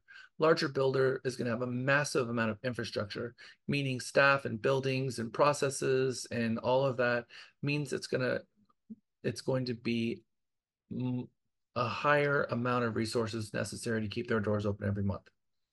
May raise prices to offset volume and more vulnerable to downturns and high risk for buyers. Could be higher risk for buyers. Your larger builders, little or no price negotiation, adhere to business practices based on a spreadsheet and a formula that they have because they've gotten very good on this and repeatable. Tighter profit margins because they can take more risk because they know what they're doing more, especially with logistics, which is very complicated. Financial strength to withstand a down market and often lower risk for buyers. And a lot of reasons like warranties and staying in business for a while and being there 5 years from now if it's a small builder that just popped up out of nowhere. Now, what's more important for us to know is the difference between spec versus custom builders. Your spec is the definition of spec and production builders is build the same floor plan repeatedly over and over again. It's one of their standard plans. Little flexibility for custom features. No, we can't make the primary bedroom 10 feet wider. That's not something we can do. We can't change the footprint of the house. That's not something we can do typically. Little to no. Sometimes they have little customized things they do, but typically they can't change the footprint. Tight schedules and narrow profit margins.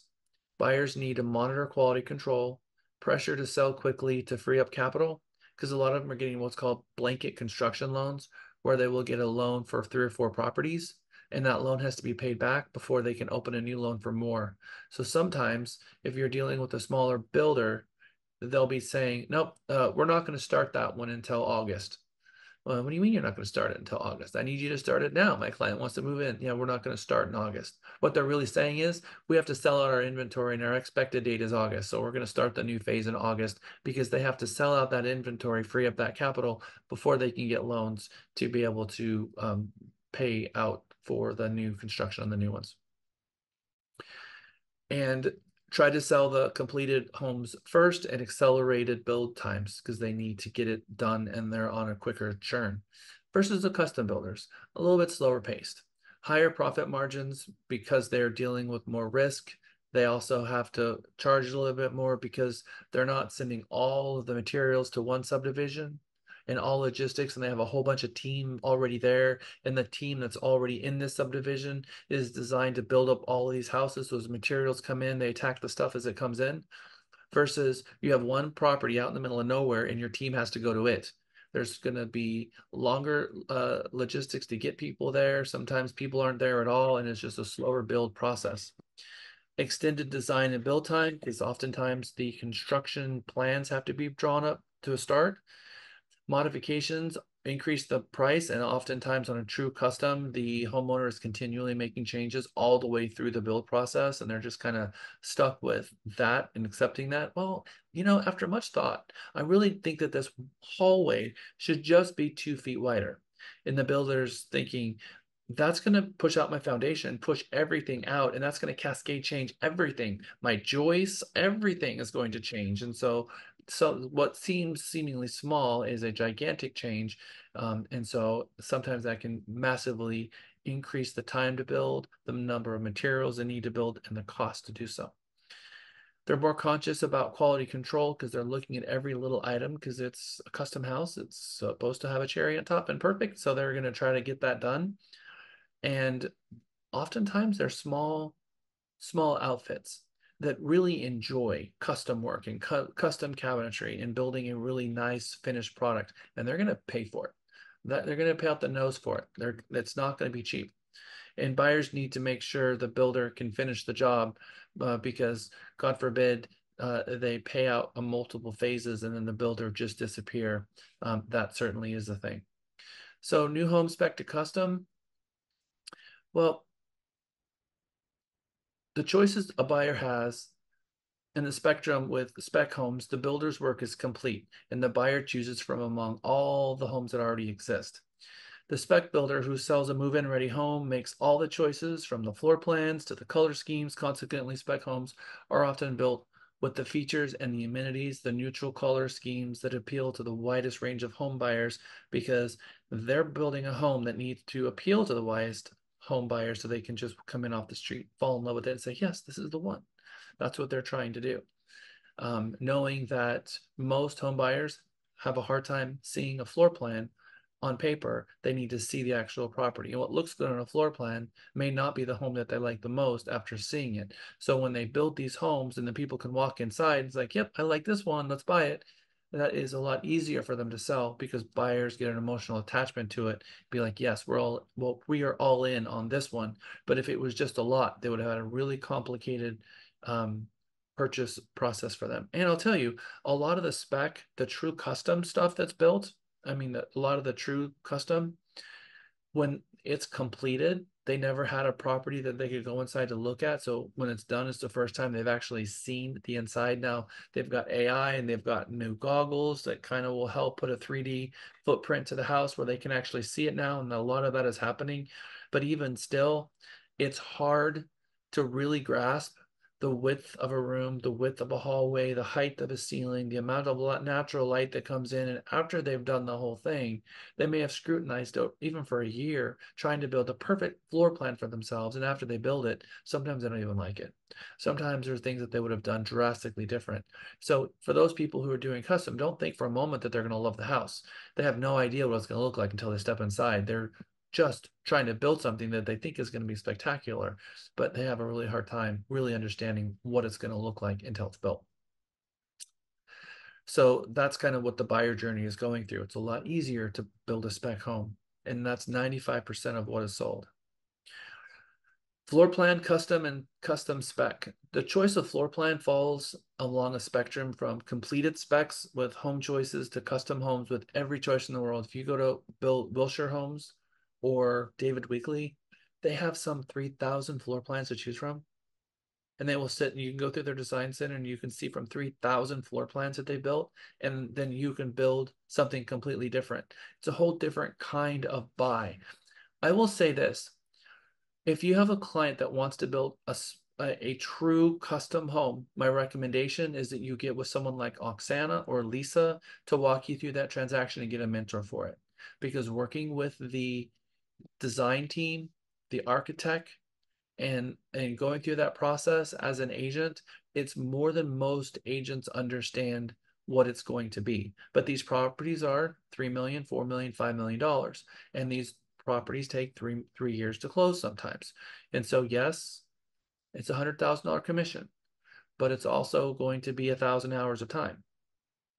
A lot of time. You're going to earn your commission 1,000,000 times over because if you don't have that experience and guidance and wisdom to explain to them the lighting and the width and be able to communicate between them and the developer and really have an eye for that design, you're going to have a hard time with this. So I recommend, again, if you find yourself in a situation like this, it might be better to refer that one out until you've gained the competency where you can really help those buyers. And if that's a specialty, if you really love design and that's something that you really, really like, you're going to like working with designers and architects and building, and maybe even something you went to school for. So that's a completely different type of client that you're looking for in marketing too, versus doing an open house. Someone walks down the street, says, I want to buy a new home. You take them over to Lennar, and in 30 days, you got a check. That's what most agents think of new construction. And so we're going to teach to that for the most of the rest of the class. But for every new home, whether it's a spec or a custom, the quality of the cabinets and the flooring, the carpets, the type of wiring and plumbing, all of it, the client has to wrap their head around what it is that's actually being built. And the on-site is the one that's going to walk them through that. And we just have to understand what's being put into the home and be able to make sure that the final price of all of this doesn't exceed the actual market conditions to sell that home. Otherwise, that's a bad investment. If they buy a home that can't be sold for the price they built it, they either built it in the wrong neighborhood or they over improved a house, and that's never a good thing to have happen. You should be able to build a house and be able to sell it and break even And if you can't do that, if you can't appraise on day one, something was the matter. And either you over improved it for the neighborhood, or well, either you over improved it for the neighborhood or you're in the wrong neighborhood altogether. And so we have to look at that, because if it doesn't appraise, it shouldn't be a thing. You shouldn't be in a situation where it doesn't appraise, even if it's quality life that they're building. And then if they don't care and they have the cash and they want to over improve their home, it's their choice. But we had to have told them that that was a thing. And changes to the specs after the contract signing, it requires additional paperwork. And sometimes builders don't do that at all. Sometimes builders, you come across a home, it's 50% complete. Someone else just terminated a contract, and you go to the builder and say, look, I see on this plan there's an optional study upstairs. Are you guys willing to do that? Well, yes, it's not too late, but we're going to need 25% down in order to do that, because they have to submit new plans to the county. They have to change up their order of new materials, and it's going to cost more. And so there are midstream changes, but you have to ask the onsite, do you guys allow change orders or not? And then they're like, nope, we don't allow anything. Fine. Your DR Hortons, your Lennars are not going to change anything, unless you're building it and the onsite is willing in some communities to let them. And there are some communities in Georgetown for Lennar that will allow different color cabinets, and they can pick from a stylization of different colors, but they can't change anything other than pick the different colors. We have 3 colors of flooring, 3 colors of cabinets, 3 colors of countertops, and you can choose from these. So here's the floor plan you picked, here's the colors, sign off on everything, give us your deposit, and now we're going to build the house. And at that point, no change orders once they've ordered the materials. Option and upgrades. One of the biggest value adds you as an agent can provide is during the initial meeting with the sales rep, finding out the payment policies for option and upgrades so there are no surprises for your clients. And even a free upgrade package that may require substantial down payments, something is, yeah, we can add that. We can do that upgrade. We can add that improvement, but it's going to increase our earnest money. How many of you have ever had a situation where you've had clients bring additional earnest money to the table for a build?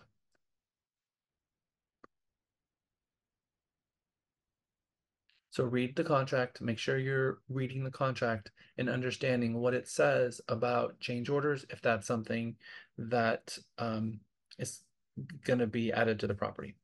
One of our exam questions really goes over upgrade costs again, over and over and over again, because we are talking about a very serious thing. When they're upgrading the home and they're adding those upgrades, somebody has to be calculating what this thing is total, because the builders sometimes don't do that.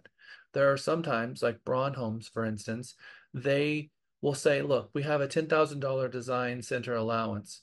So they say, great, I want the 2-story. I want the 1-story with the game room upstairs. I want the optional 3rd car garage. I want the optional half bath, and I want the outdoor kitchen. Great, we will add all those things. How much does it cost? I don't know. What do you mean you don't know? How is it that you don't know? I don't know. I'm going to submit this to my manager, and then we'll get back to you and tell you how much it costs. How is it that you're sending me to the design center with my client having no idea how much this is going to cost? Well, that's what we do, and you're going to have to pay $15,000 to get them into the design center. That's the reality for some situations, and you're going into it completely blind. So the agent and you kind of have to just like, all right, so how much is this? $7,500. And you're literally in a napkin trying to figure out an ish of where you're going to end up at the design center. And when you show up at the design center, they tell you, we can't tell you what it's going to cost because you haven't picked all of the materials. You have to pick the type of flooring, you have to pick the type of lighting, you have to pick the type of fixtures, the type of appliances, and all of that's going to ultimately dictate what the price is going to be. So we can't even begin to tell you what it's going to be until you leave the design center. But I have to tell the design center before you get there what rooms are in the house to begin with. So sometimes that can be a little bit daunting and a little bit scary. So we figure out what the base price is, and you try to give them an ish. Say, I need an ish price. Or what ballpark are we in? Are we in 350? Are we in 450? Where are we at? And try to get in ballparks. And they're going to get to the design center with a credit. And then once you get through the design center appointment, then you have an idea of what it's going to cost. For those situations, I'm at the design center. and I have a lender with a pre-qualification letter and figuring out exactly how much down payment we have and exactly what we can play with, and being the one that's playing devil's advocate. Different from a Lennar who may have some custom changes, who that will tell you exactly what the price is before you sign the contract and before you go to the design center. So 95% of the time, it's going to be a spec home that is designed with a price already to it. You know what the price is, you know what their incentives are, and every time you go into a house, you know what the price is, and all that has to happen is your client pick one, figure out what the incentives are, go under contract, and then let the builder on-site do their job. But if there's a house and it's just a piece of dirt and it's a spec home, you have to find out what they're going to put there. Sometimes they'll give you a couple of choices. They pick the choice on the floor plan they can put there, and the floor plan will have different additions on it. Here's this base house, and it has an optional third car garage, it has an optional study, and it'll tell you what each package is, and you can figure out from that appointment what that cost is going to be. And they usually have a survey available, so you can take the floor plan and then put the floor plan on top of the survey and be able to see if it fits. And they will be doing a lot fit analysis right there on the spot to determine if the floor plan that they want fits on that particular lot. And if not, move it to another lot and figure out what is the lot premium. How many of you know about lot premiums? Or who's never heard of a lot premium? Raise your hand. Okay. So for Stephen and Natalia, a lot premium, if you're going to be on a corner lot, they might have a $25,000 lot premium, which means it's an additional fee to buy that lot. It might be in a cul-de-sac, and that middle cul-de-sac has a really big pie-shaped backyard. It's huge, and they have a $50,000 fee. I'm going to tell you something about lot premiums. That lot premium does not materialize itself at sale when they decide to sell that home later down the road. They're buying the home, they're paying for the lot premium, and then it comes time to sell that house, they don't get the lot premium back. The appraiser is not going to give a huge $50,000 difference in value because it was an extra 0.1 acres. They just don't.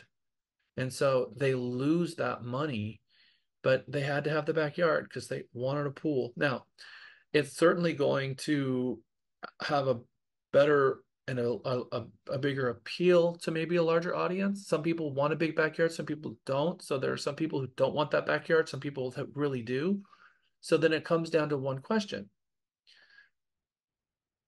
Is the appeal of the lot going to bring in multiple offers and allow the property to sell for more? It's possible. But by and large, they don't get that money back. So they have to know that. So I tell them, look, don't expect that when you sell the property that the lot premium is going to get paid back by the next buyer, because it's not going to materialize in the closings. That's a very important topic to have a conversation with them as well, what's called a lot premium. And the builder will tell you, when I walk into the builder office, can you give me a list of your available lots and what their associated lot premiums are? And then what do you have as floor plans? Can you, and then usually they'll have 5 different floor plans or 6. They'll give you a sheet for each one. Give me the sheet for the lot availabilities. What's your available lots? And then it'll show a little green dot on the lots that are available. And then the associated fees, and then whatever their current inventory is and what they have closing in the next 30 days. All around all of that is enough information for your client to really get a good idea of what their options are. And sometimes it's go out to lunch, play with that, go into the back of the model home and sit at the kitchen table and look at it and study it until they find out something that they think they like, and then go negotiate and put it all together. Living spaces, home trends. Now, let's talk about what are we seeing in trends. Open floor plans with no formal a dining room or living room. We are seeing, especially pre-COVID, whenever these major events happen, we see home trends change. During COVID, people needed an office, an enclosed office, a Zoom room, which even popped up in some of the D.R. Horton communities, which now people are turning into like little inside wine cellars because they don't know what to do with it, or large pantries. They also, after the freeze, people wanted a fireplace, but before that, people didn't want a fireplace because it was just wasted because they only used it for 1 week out of the year. And then all of a sudden the freeze happened and people wanted fireplaces. So these living trends change sometimes based on what's happening in the world. Open floor plan is something that is very much in. Flex spaces that can serve as a playroom or extra bedroom, a home gym. Flex space is huge. Dedicated space for a home office, high ceilings, smart home systems with home automation, programmable thermostats, lighting systems, smart sprinklers, security cameras, doorbells, ring doorbells, things like that. Whole home Lutron systems, energy efficient lighting such as Energy Star windows, double pane glass, solar panels, solar shingles, LED lighting, energy efficient appliances. These are huge. We're going to talk about energy efficiency towards the last half hour. Luxury vinyl flooring, electric vehicle charging stations, natural disaster mitigation, like impact resistant windows and doors, storm shutters. We don't see a lot of that stuff here, but in some of the areas, it's a big deal, especially in Tornado Alley. Using basement space, which we don't have here, built-ins, hidden storage areas, upgraded laundry rooms, lots of trends. Multi-generational floor plans that will allow for multi-generational families. We also have primary bedroom on the main floor is a big concern for people. Full bath on the main level as well. So maybe the primary is upstairs, but downstairs they have a 1 bedroom and they need a full bath. So if they have aging parents come visit, they don't have to climb stairs to take a shower. Universal design elements, wide door and halls, grab bars, things like that. Kitchens and baths, quart countertops are huge, walk-in pantries, shaker style cabinets, open shelving, large kitchen for open areas like large center islands, double sink or big basin sinks, farmhouse sinks, and higher tech bathroom fixtures. A lot of you have now seen the actual mirrors that are actual, not mirrors at all, but they show you the reverse image because it's more like a video screen of yourself in the bathroom with lighting. Larger walk-in showers, then set into the foundation, and then outdoors, which is really big right now. Lots of outdoor living spaces, patios, decks, outdoor kitchens, inset pools, and hot tubs, covered outdoor spaces near the main living area so people can go and hang out outside. Low maintenance, drought resistant landscaping, especially as we're moving forward into looks like a decade of drought. And lots of exterior lighting to light up trees, light up fences, and bring some life to the outside at night or in twilight. We talked a little bit already about what is trending out there.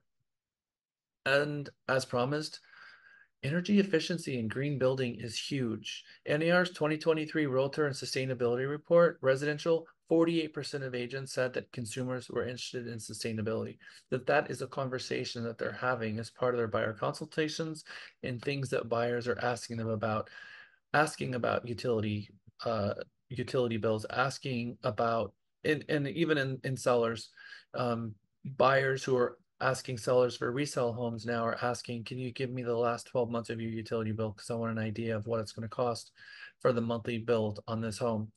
Certain improvements actually can make their way all the way to a preferred interest rate, and there will be a reduced interest rate based on a energy conservation level that meets certain criterias that they can get a special energy efficient loan for the house. The IECC, the International Energy Conservation Code, there are a few different standards.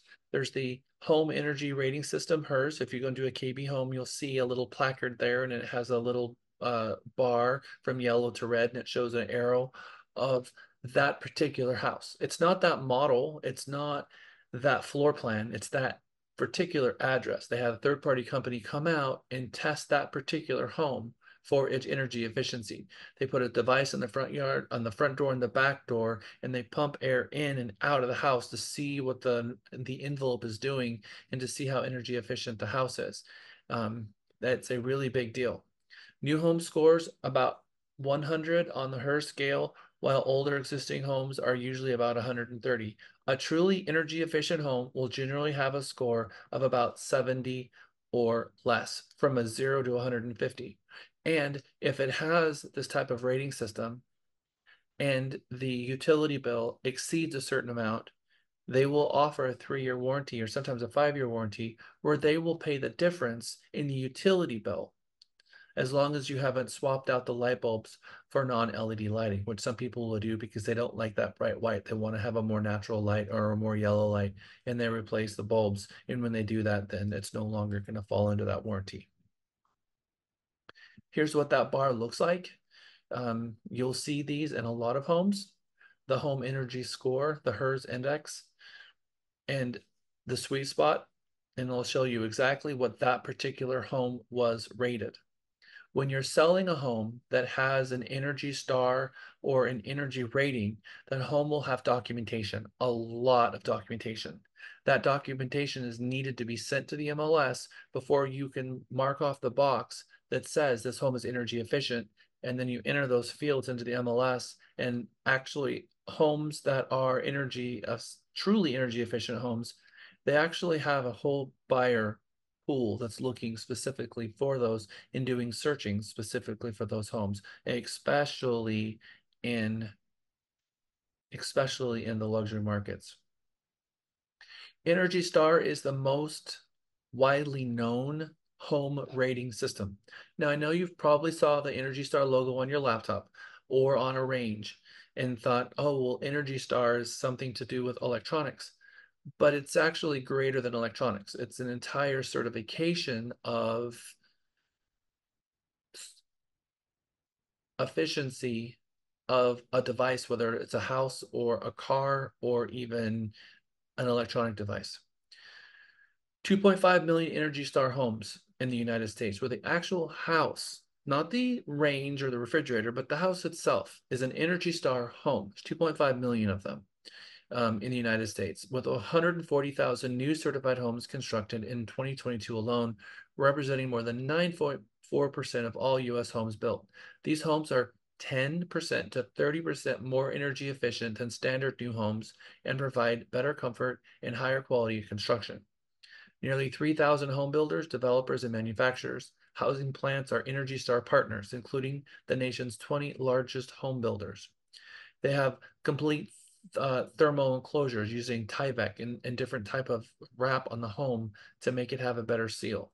High energy efficient windows, heating and cooling, and HVAC systems, whole house fresh air systems, energy efficient lighting and appliances, water protection systems to auto sense if there's a flood and turn off the water, or to filter the water, and to low flow the water, both through tankless water heaters, special shower heads, low flow toilets to minimize water use, including irrigation. And they can go as far as putting rain barrel collection units on the outside of the home, collecting that water as it rains and repurposing that water for planting outside.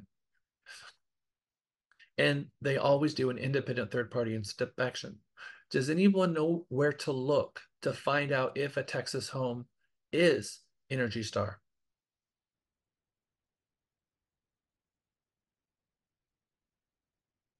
How do you find out? Where do you go to look? Shouldn't the RPR have it something? RPR has absolutely no idea. Okay. But interesting. Does the builder provide a certification or certificate? They do, but they put somewhere in the house so that all for future generations, they can see what the score was, what it's all about. Is it under the sink? Under the sink. No, under the sink is a sticker from an inspector who inspected the home last, and it's actually, that would be on the inside of the door to the sink where the inspection sticker goes, not where the Energy Stars go. I've not seen one, but I'm gonna take Is this on the window? Guess at the breaker panel. I was thinking a breaker box as well. It is inside the breaker box. So you'll open up the breaker box and there will be an Energy Star label in there. Good job, Marcy. Good job, Sean. And It's in the sub panel. You open it up and inside will be the Energy Star label, and it will show exactly what that particular home's rating is. And that way that there's a standard place for those to go. And it's actually statutorily required. It's kind of like the mattress sticker. You take it off, you're in trouble. You're not supposed to remove the Energy Star logo from the property. Okay, Ever. Well, in case there's a rebel or an outlaw out there and they remove the sticker, is there a website or with the city or even the energy company where you can check? No, but the homeowner will have gotten a massive amount of documentation along with that home, and that documentation is along with the home itself, and it should be passed on to the future buyers. I think in time we'll see more registration of this type of thing, especially as we start seeing more organization and more of these, but there is for other ones. Now, that's for Energy Star. There's a lot of Energy Star homes. There's a lot of builders doing it, and all the builders have a completely different kind of way that they go about it. But as we get into the next one, which is LEED, LEED is what I call the platinum standard of green building. They are the U.S. Green Building Council. They have always been awarded the Leadership in Energy and Environmental Design. It is a worldwide recognized organization. The latest version is LEED 4-1. It was issued in 2019. They're still sitting on those standards today in 2024. And there are 4 levels of LEED. We're talking the silver, gold, platinum, and then just regular LEED home. There are less than 1,000 of these homes nationwide. These homes are upwards of several $1,000,000 to build, but they go all the way, they go so far that they grab certain types of coral and they're building the outsides with coral, which is sustainable, and everything in the entire house is sustainable products from beginning to end. The envelope, how the house the air moves throughout the house, which way the house is facing, which way the windows are facing, the exterior of the houses, everything comes together for a LEED certification. So it's not just how much insulation they use, like in Energy Star. It's not just what type of appliances they use in Energy Star. LEED is actually built as a LEED home. The height of the ceilings matter, the type of staircases matter, the way the rooms flow into each other matter, all of it matters. So think of your super modern home with a very open floor plan, heating and cooled flooring, all of that stuff is all part of it, where you're pumping hot water through the flooring for heat so that it helps ambient temperatures instead of just trying to heat the air the whole time, that sort of thing. Shamara. So I have a LEED certified home, and I remember getting the documentation and stuff for it. I've been in my house 10 and a half years. Is there anything that homeowners are supposed to do to like maintain that LEED status, or does it just stay forever? So the LEED status changes forever unless you change the house itself, and if you change the house in any way, then you would have to have it recertified by a LEED professional. So if you remodel it, if you flip out the flooring, if you change to a different type of appliance, you could lose the LEED status. But there's nothing that you have to do that I'm aware of to maintain it. Zero energy ready home, living building challenge in a passive house. We're not going to get into all of those things, but your Austin and Houston's are very much in the green building era, where buyers are demanding that. They're willing to pay more for it. The US government is willing to provide credits and incentives on loans, and it is a huge thing in the world right now. Energy savings, energy certified appliances, well-sealed windows and doors, solar panels, water-saving plumbing fixtures, energy-efficient lighting such as LEDs, high R-value insulation, double-glazed windows with low E coating, specialty gas inserts, energy-efficient lighting, high-energy HVAC systems, properly sized ductwork and HVAC systems, low viscosity paint and floor finishes, geothermal heat pumps, energy efficient roofing shingles, mechanical ventilation systems to filter outside air and reduce indoor pollutants, furnace and water heater vented to the outside or non-combustible homes so that you have better air quality, detached garages so that when you start your car, the pollutants from the exhaust doesn't find its way into the house, eco-friendly floorings, insulated wires and pipes, especially insulated pipes, which is not always a thing in homes even today. Landscaping, native plants, and smart irrigation systems so that we're not trying to force the plant to live in an environment that it's inhospitable for it. And certified LED, Energy Star, National Green Building Alliance, Passive House, Living Building Challenge, etc. All of this is clustered into the Energy Star savings. I recommend, if you're passionate about this, either get your eco broker designation like myself or go out and get your green designation like myself. I've taken both those designations. Each one of those is a 2-day course. I've just taken you through what I took in a 2-day course, and they just pack it into here. We don't have time for it in this class, but they go through it anyway. So it gives you a little bit better an idea of what's out there at least. Permits are huge, gigantic, actually. The cost of permit fees is passed along to the buyer in the sales price. Behind the scenes, it can prevent buyers' frustration when it appears that the builder is stalling. We talked about this before, but it may not be a stalling situation. It may be a red tag.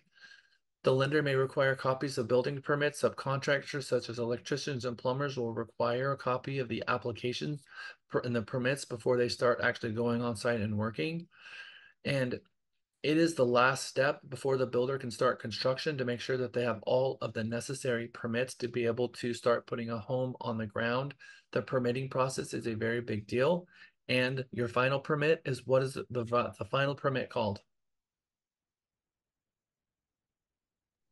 Certificate of occupancy. That is right. And that's, some people call it a COO, some people call it a CO. Either one is perfectly okay. Your certificate of occupancy means that the property has been deemed habitable and someone can live there. You can't build a house and move in a municipality without a certification of occupancy. In some areas of Austin, there is no CO because the property was built in the ETJ, and then the ETJ was brought into the city by annexation, and there was never a COO. And I've had situations where Fannie Mae and Freddie Mac requires a copy of the original certificate of occupancy, but there isn't one because one of them wasn't required, and it was brought in through annexation.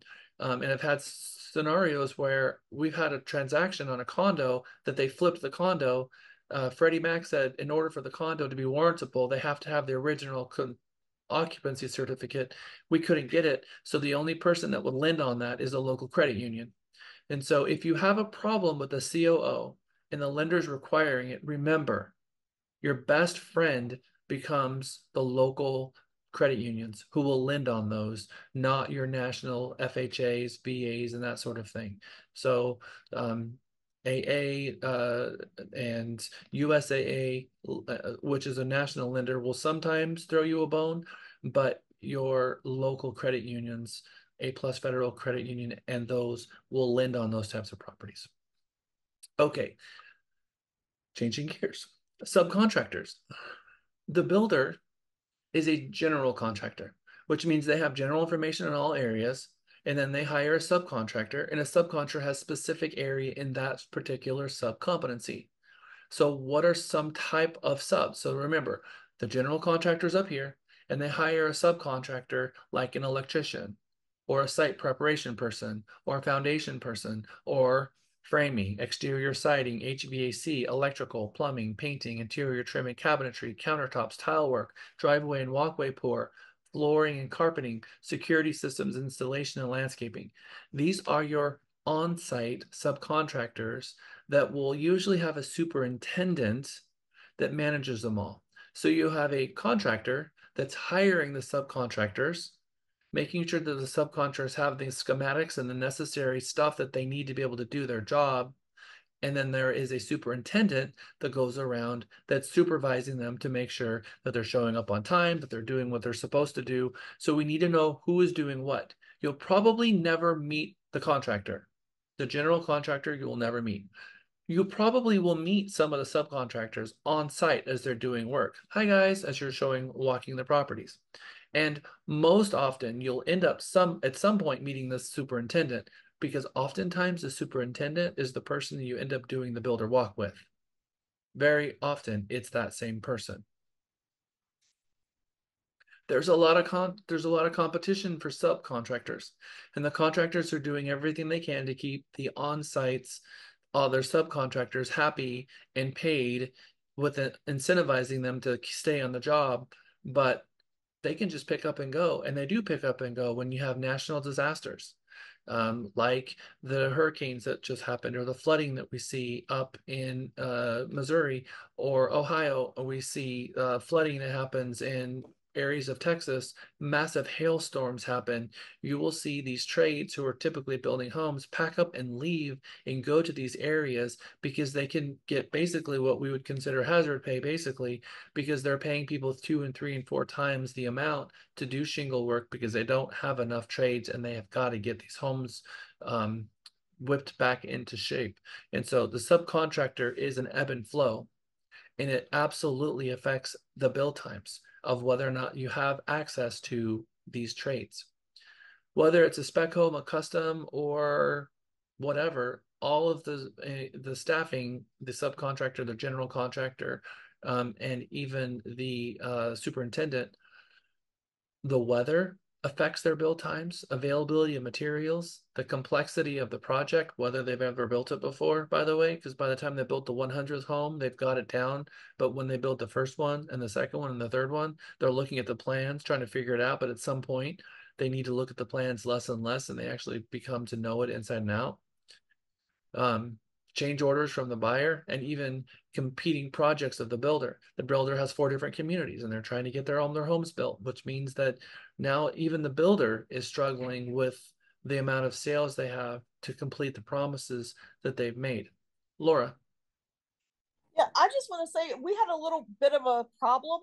The Magnolia Water District, the MUD, couldn't keep up with production in a new home. They had to stop construction.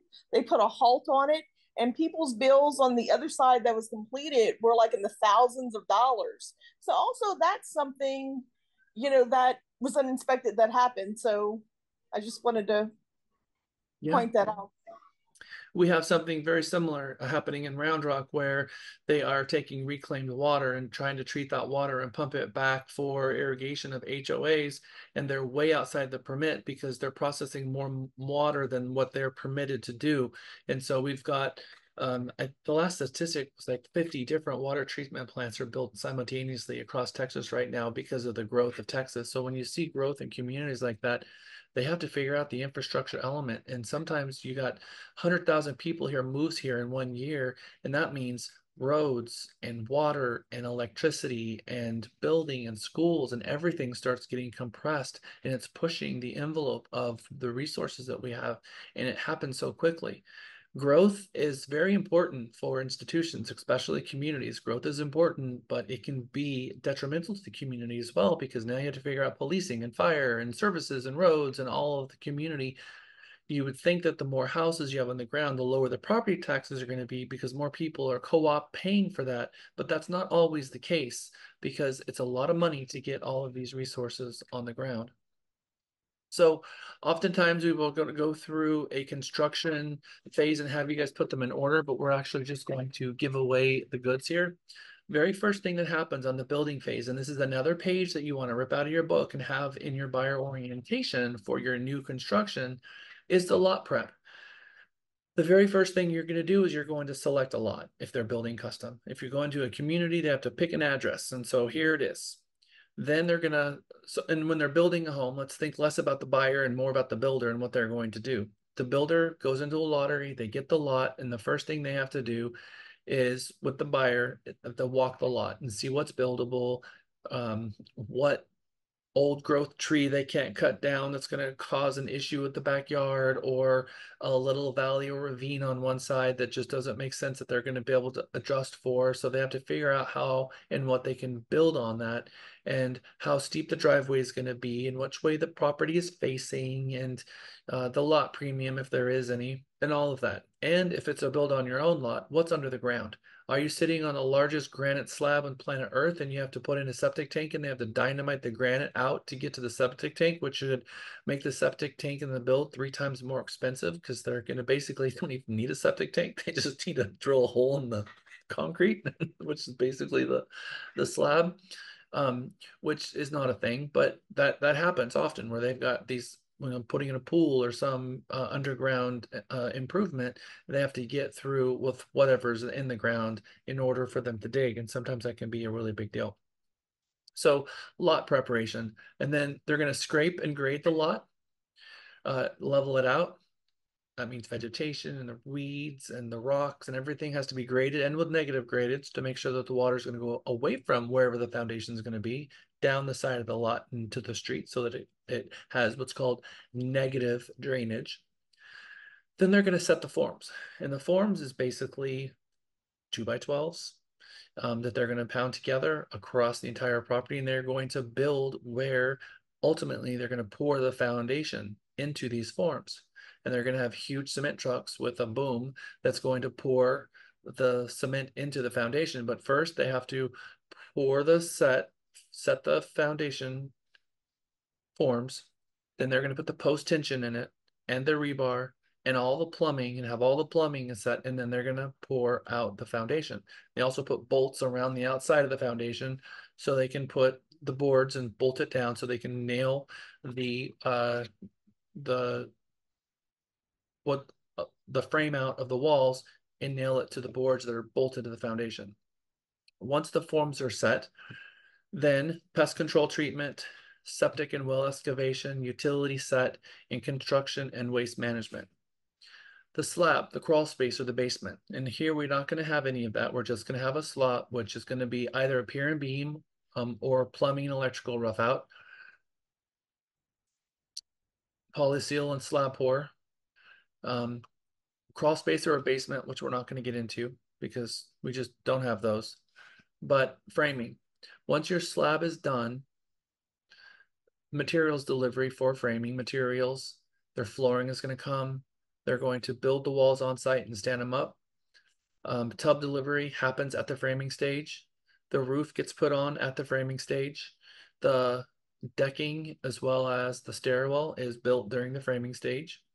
That's part of that phase. And then the mechanical installations. You're going to see the water heater start coming in, the windows and the doors, and then the house wrap. It's much easier to get the major mechanicals inside the house before they've sealed it, because at some point when they sheetrock the house, it's not realistic to get the water heater and all that stuff in. So they put the roof on it, and then they bring in the water heater and then that kind of stuff. Windows and doors get put in. And then once that's done, you're going to start seeing wrapping the house. The house wrap is designed for only one purpose. It's to seal the house from moisture, and to keep the elements out. Once the wrap is done, they kind of start working on the exterior, but even before that, they're already working on insulation, opening outlets and electricals kind of happening, and they're sealing it all and getting the exterior masonry or stucco or hardy plank, whatever they're doing with the outside, is going on. And then the drywall is happening on the inside. Once the exterior masonry is done, it's sealed, you've got all of the insulation done and the plumbing and the electrical done. Now they're going to start the drywall. Drywall is delivered usually inside the house, and it's thrown into maybe the largest living area. They have just as many pieces as they need, and then they start hammering up the drywall. Then they tape and float, and seal in all of the walls, cutting out for all of the electrical outlets and the switches and the plugs. Once the house is fully drywalled and taped, floated, and sealed, then the cabinets arrive. And that's a big day, because you know you're 30 to 45 days away from closing when the cabinets arrive, because they've made some pretty good progress at this point. They're not worried about the outside yet. They haven't put in trees. There's no shrubs going in yet. Even the irrigation system is probably not happening yet. But at the cabinetry, they're really focused now on the finish out of the inside. But at this point, we start seeing some of the stuff happen on the outside. But at cabinets, the cabinets are built on site or at least screwed to the wall. And then the cabinets are also the sink and the closure around the sink, whether it's an island. So that goes down. And then the granite countertops or whatever type of counters and backsplash is going to get put in after you have the cabinets, and then the freestanding cabinets, and then the island, and then cabinet, and then the whatever type of countertops are in. Then the backsplash goes up. Then the appliances are going to go in, and then they're going to trim out everything. And then after they've trimmed out the kitchen, they're going to start throwing down the flooring. Well, at that point, and then they're going to put baseboards in, and then painting or wallpaper. And typically the flooring comes in just before. They will have floored the property, oftentimes before they sheetrock it, but they can sheetrock it before the flooring, but it just depends on how the materials arrive. Sometimes you'll see they'll have paper all over the floor, and then the sheetrock comes in, and then they're going to sheetrock the house. Sometimes they don't do it in that order, especially if it's a very, very high quality end product hardwood floor. They're going to want to put that in after the sheetrock because they don't want it to get dinged up. They don't want people having sheetrock screws being pushed into the flooring, that kind of thing. So, but usually the wet areas in the bathrooms will have already been tiled. And now they're looking at painting and wallpapering, finishing out the inside, and then the finish out. The first buyer walk now happens. They've done a good cleaning. They've gotten all the paper off the floor and started washing down the countertops, washing the windows, blowing out all the dust that's been painted, wiping down the countertops, or wiping down the baseboards, installing the fans, installing all the electrical outlets. And then the buyer comes. And then the buyer is going to walk the property. And all of this has just happened. And they barely got this done the day before. And the buyer's showing up and saying, how come this has not been fully painted? And how come this piece of baseboard is missing? And they're barely finished, if not finished at all. But now they use the buyer to come in to establish the quality of the finish out. And the buyer goes around and is the eyes for the contractors, because it's much better for the buyer who's ultimately going to buy the home to be the eyes on the property. So they use them to come as their once over, and then the subcontractors come in and fix what the buyer asked for. It's a much better process than them trying to determine whether or not it's good enough. They do a not good enough, and the buyer then creates that baseline. Then they come back, and the buyer does a last walk after they've come in and addressed whatever buyer concerns there were. And then the buyer should use the builder's punch list to make sure that all the identified items are completed.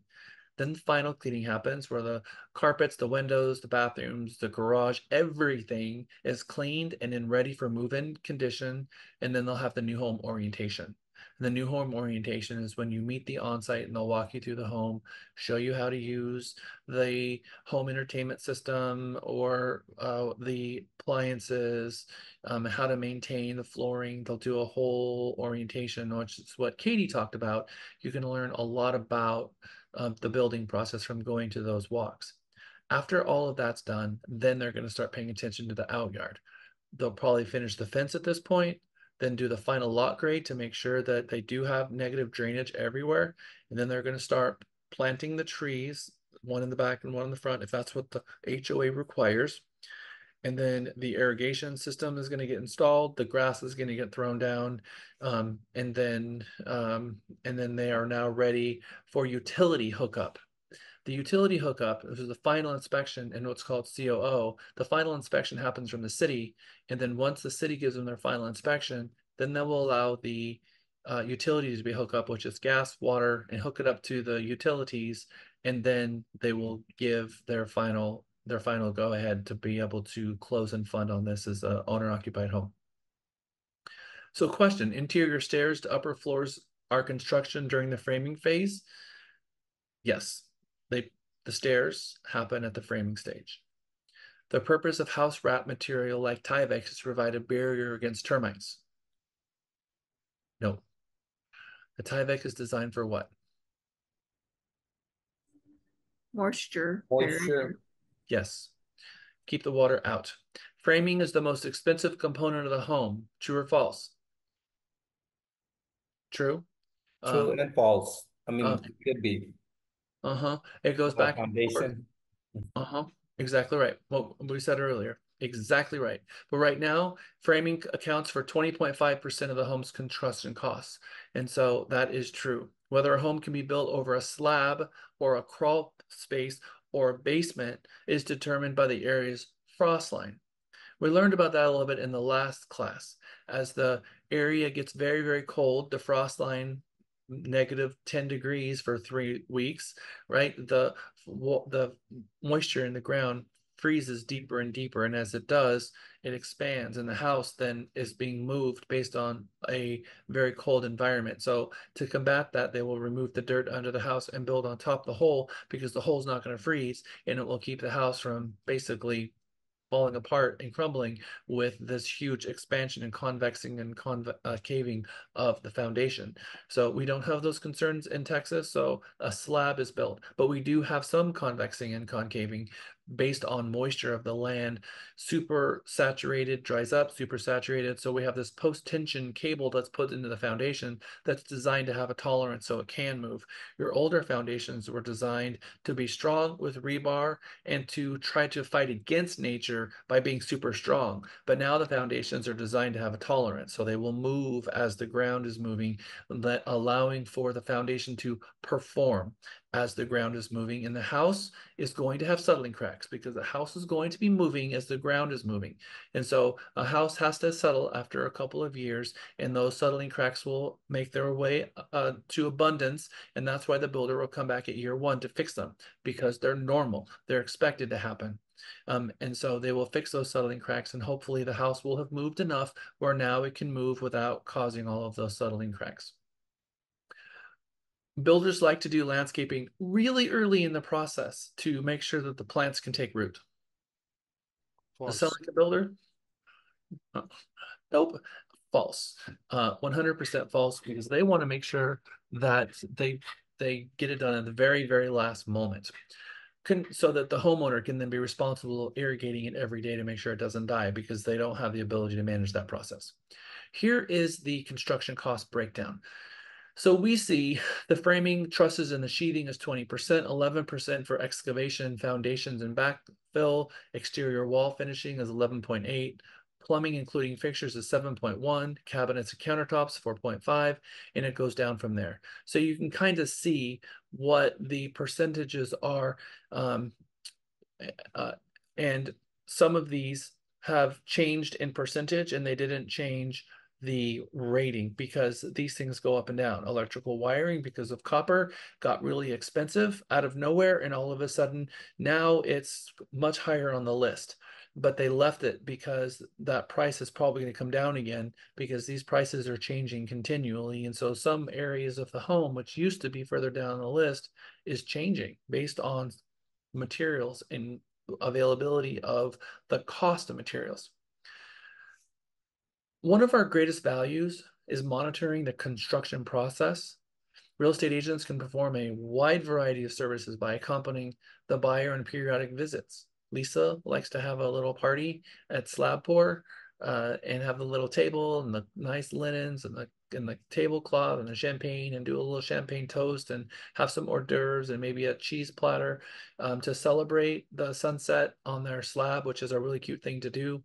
But we should be going out and visiting the property at least once a month during the construction process. It's a really cool thing that you can do to put them in driveway and take a picture each time, and then give them a little book that you can have. You take those photos and send them off to a company that binds them in a book, and you got a cute little cover and a back cover, and it's a picture of the construction process, maybe some bloopers along the way. And so those are really fun, and the buyers really appreciate those. But monitoring the construction process with reaching out to the on-site, asking for a weekly update, because they will often give you a weekly update because they're walking the property on a weekly update, and they will often get to the property, take photos, and text you those photos, and then you can text those to your client. Super, super cool thing that a lot of them do. But I think you should be making monthly visits at least.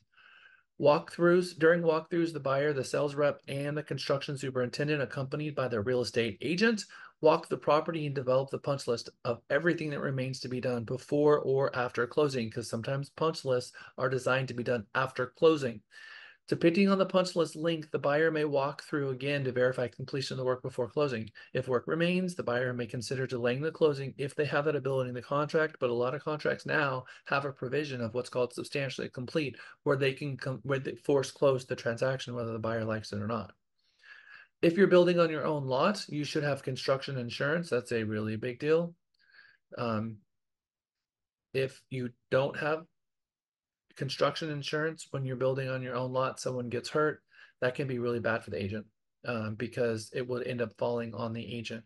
So there's different types of coverages: builder risk, and then there's general liability. If it's built on your own lot, you need to have a different additional insurance. If it is a spec home, you need no such insurance. No insurance is needed. Only if you own the land or the client owns the land that the builder is going to build on, then you need to protect themselves, or they need to protect themselves by having an additional insurance. But if you're buying a spec home and you don't own the land and they're just building a home for you, no such insurance is required. Now, we have to always remind our clients about homeowners insurance, because that's a really big deal, because once the property transfers to their ownership and now they own the property, not everyone gets a loan. Some people pay cash. In fact, we're seeing a lot of cash buyers right now, aren't we? Those cash buyers, there's nobody in the process that's going to remind them to get hazard insurance on their home. Now, if you have a loan and you're getting a loan from a third-party company,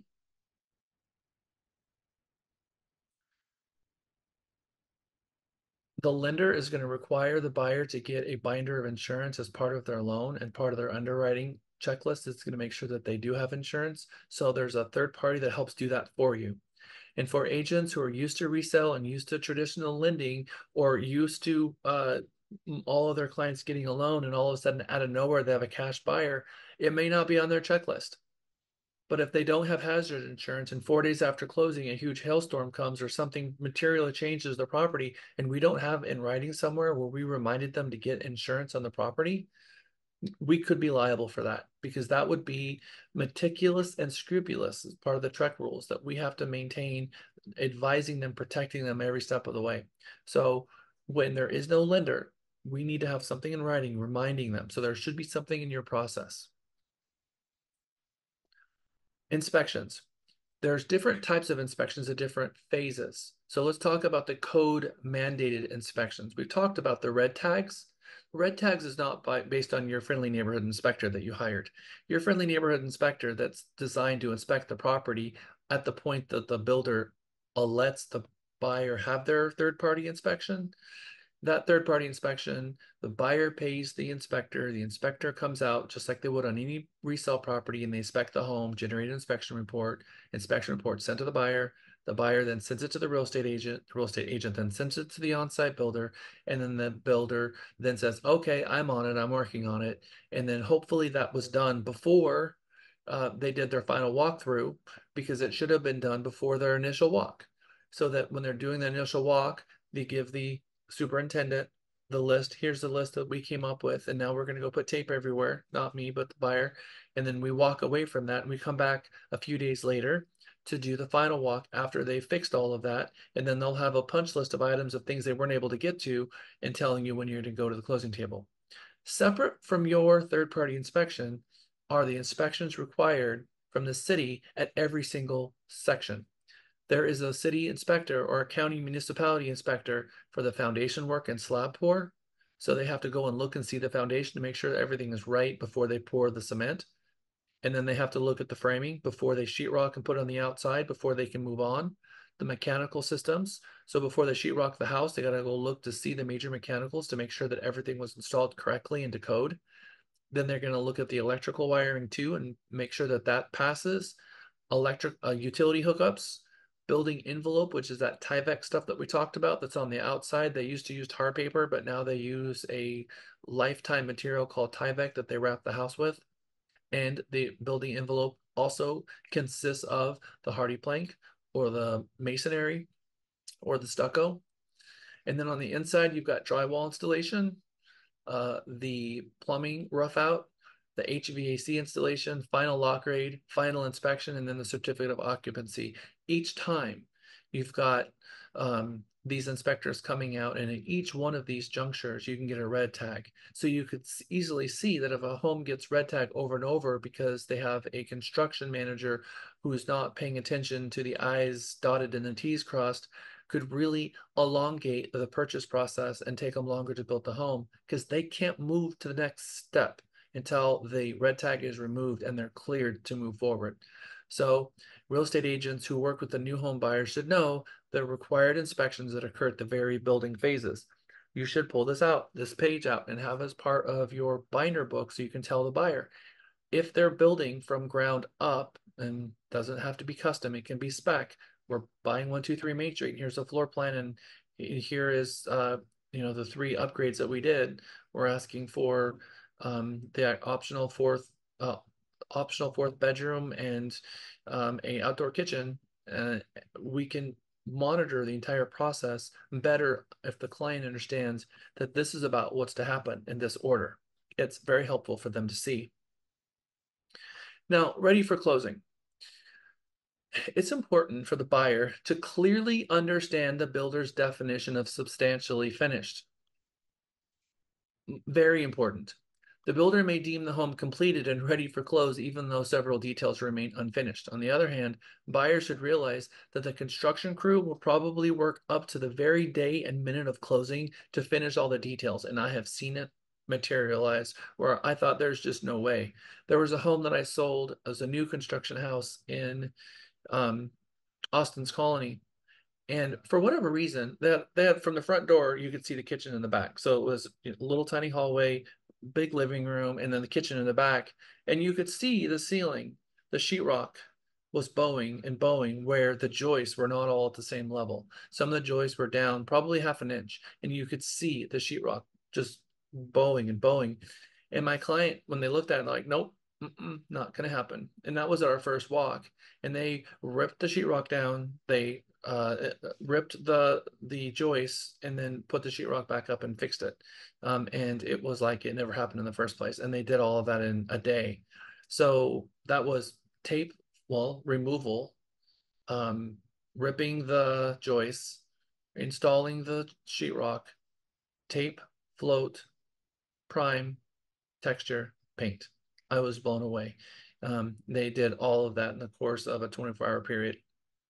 I don't even know how they were able to get the mud to dry, let alone the paint up, but they did it.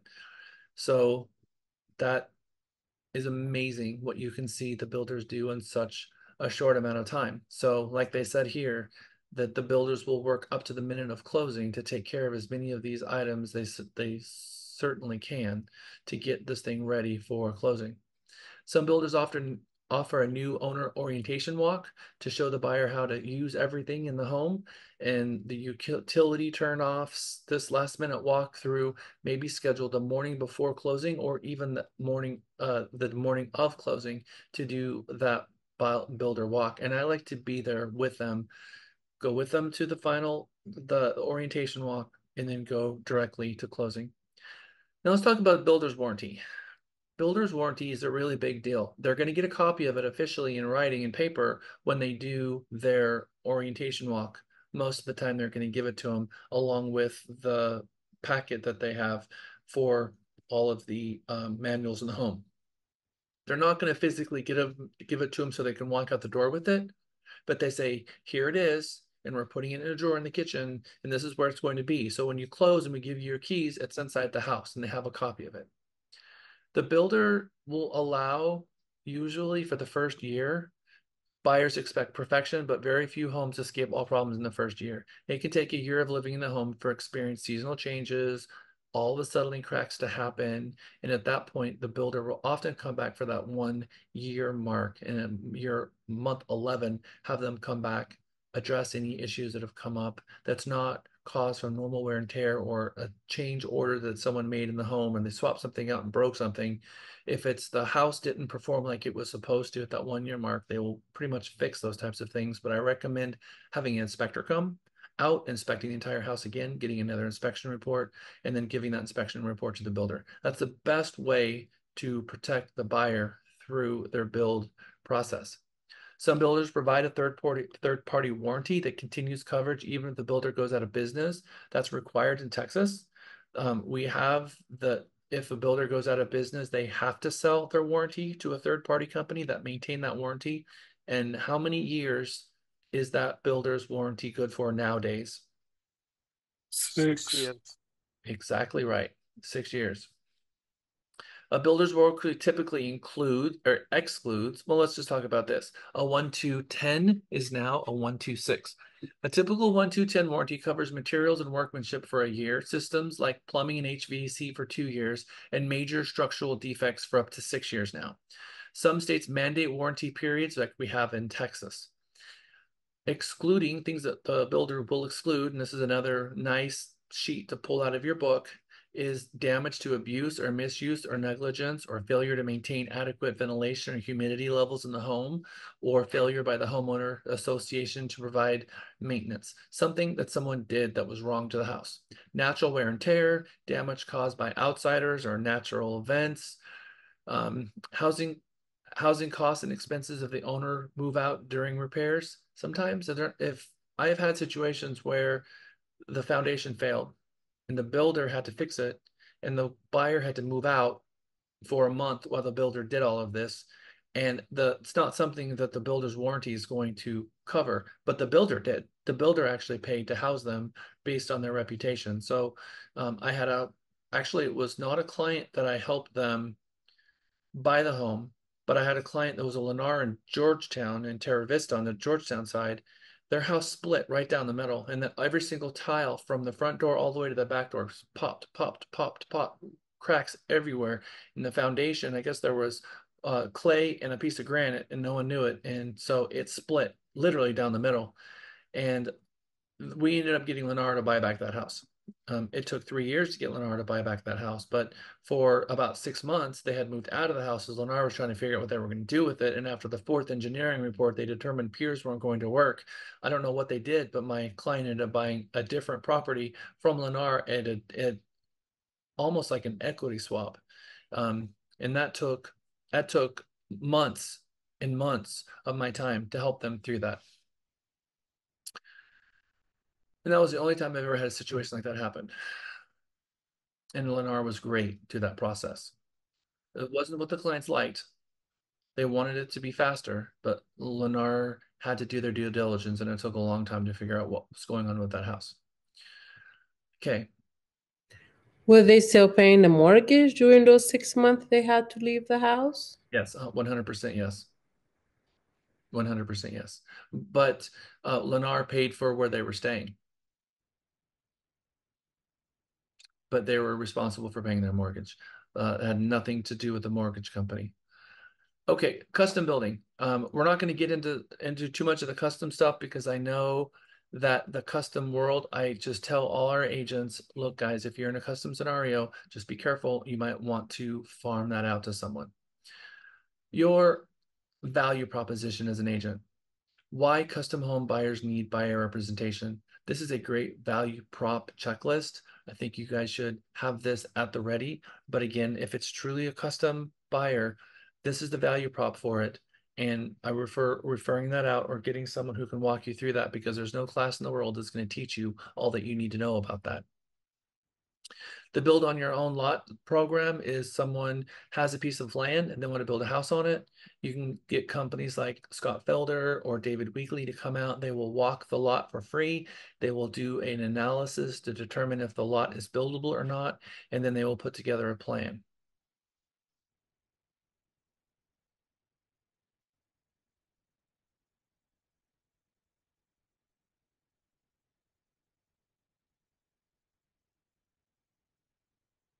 Okay.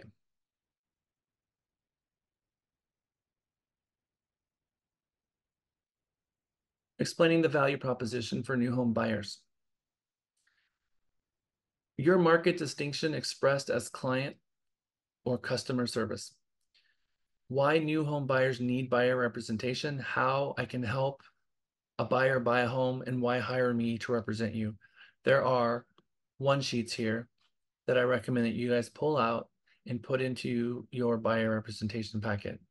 As your representative, I will look out for your interests, make sure that you see the full range of new and existing homes in the market, describe the development process and how it works, help you understand how building schedules affect your financial obligations, help you sift through the information and speed up decision-making, review the builder's contract with you, alert you when the builder deal seems too one-sided, and advise when legal counsel is needed, alert you to considerations that may not be provided for at closing, track the flow of money, making sure that the earnest money is deposited in the right time and help them with that, obtain public subdivision reports on any subdivision you're interested in so that you can be more fully informed about specific data, which is an RPR report, by the way. Help you research builders' reputations and references and obtain environmental hazards disclosures from the builder if that's necessary. Your ability to help a buyer 100% is helping them locate the property, understand what it is they're looking for, and help them source it, and then holding their hand through the entire process.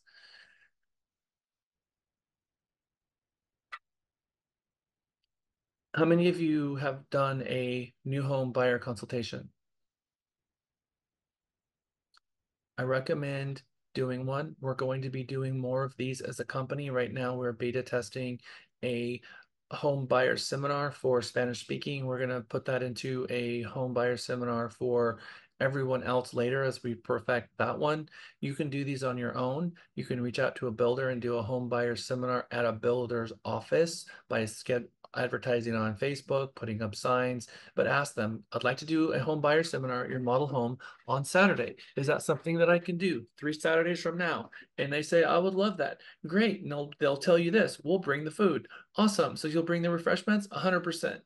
And now you advertise it and you try to get as many buyers as you can. You run them on Facebook, run ads in different places, Instagram reels, and try to get people to show up and have a lender present and walk them through a home buyer seminar. They're very, very, very, very, very, very powerful, especially when you have signage and you get people showing up on the weekends. I recommend partnering with a lender and doing something like this. But your home buyer consultation, when you actually meet with them one-on-one, first, the information about brokerage services. Second, it's going to be about hiring you. But really, it's to learn what they're looking for, where they're looking, what their price range is, what their comfortable payment is, what their not to exceed price is, getting with a lender, getting them pre-qualified, and walking them through the entire process. Your goal is to build rapport with them, explain your value proposition, showcase your services, learn the buyer's needs and wants and financial situation, help the buyer form realistic expectations for what their budget is for what's really out there in the market, in your market, obtain a representation commitment, getting your representation agreement signed, telling that you have to have this before we go out into the field. You don't have to have this at the beginning of your representation agreement. I mean, at the beginning of your consultation session, you have to have it before you get them inside of a house. Plan a strategy for finding the right house for them and decide if this is a buyer that you think you can reasonably help. The buyer's goal is they want to get to know who this person is that they're about to hire, learn what you can do for them, give them an opportunity to tell you what their ideal home is, make sure that you are someone that can listen and understand what it is that you're saying to them, learn about the market conditions, obtain answers to questions and concerns that they may have, learn about the search and the buying process that's in your marketplace, whether it's new home or construction or resale, and start looking for the right home. Decide if they want to work with you too. So it goes in both directions. Here is a consultation in a box. You might want to pull this page out and have it as a guide for your counseling session. What kind of property are you looking for? What's your current home like? What do you like and dislike about your current home? Did you buy your current home new? Describe the ideal neighborhood you want to live in. Describe your ideal property. What is the buyer on a new home spectrum? Where do they want a new home? Do they want a resale home? Do they want custom? What are they looking for? When do they need to be in by? Which is also a big part of it. And right now, it should be, let's go and look at both. because you may find a new home that's going to be able to offer you a better deal than resale, which is something that is not typical in every market. Price range, when do they need to be in by, and have they looked at any model homes, or they've seen any homes they like, and what additional questions do they have? And a new home counseling worksheet. This worksheet is designed to be able to fill out as like what I call the crystallization worksheet.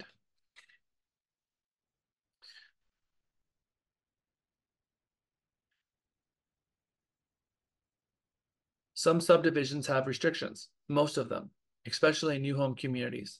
These are going to have restrictions on how they can use their home, what type of car they can drive, put in the driveway. What do I mean by what kind of car they can put in the driveway?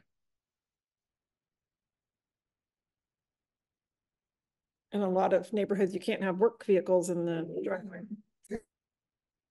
1,000,000%, yes. So we got about 10 more minutes and we'll be out. So we're running about 10 minutes behind. You're right in that if you've got a branded plumbing truck or HVAC van or something like that, they're not going to allow a branded vehicle to be parked overnight in the driveway. So if the thing doesn't fit in the garage, it can't stay in the driveway. And some subdivisions restrict street parking for cars continually. It has to be in the driveway. So we have to look at the CC&Rs and try to figure out, can you park your boat there? No. Can you park your jet ski in the driveway? No. Can you have your aunt and uncle show up in their RV and park the RV in the street for 2 weeks? No.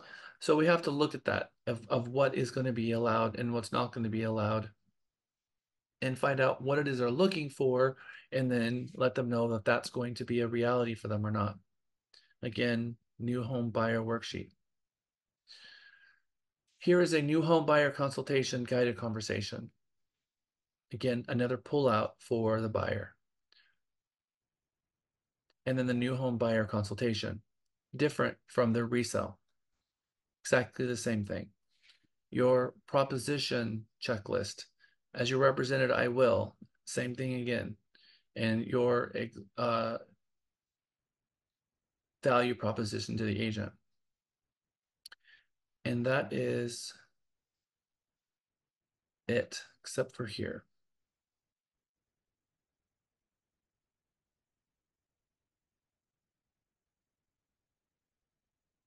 We already pulled this one out.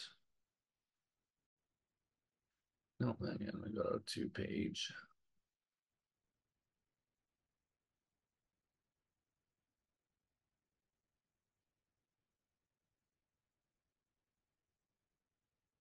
Value proposition checklist on page 100. I don't represent one builder or subdivision. My advice is objective, focused on finding a right home for you, not selling a particular subdivision or model home. It's very important that they hear, because that will turn on a light bulb for them. I can discuss with you how the CC&Rs of a subdivision may affect your usage. I can give you a report on any builder available through the Register of Contractors or an RPR report. I know all the builders in town, their documented reputations, and how their profiles differ. I maintain a database of subdivision profiles, which you do, which is the MLS and RPR. I can point out pros and cons and features of neighborhoods and locations that a builder or sales rep may not be able to mention to you. Stay up to date on the process of subdivision constructions, and I know the build times, because you can help them with understanding, is it a 6-month build, it's an 8-month build, and you can help ensure quality control by helping schedule independent inspections. This one, important that you guys pull this one out, because oftentimes you yourself as agents undermine the value that you bring to the table, and so it's a value proposition checklist for the actual buyers themselves. We have already covered all of this already.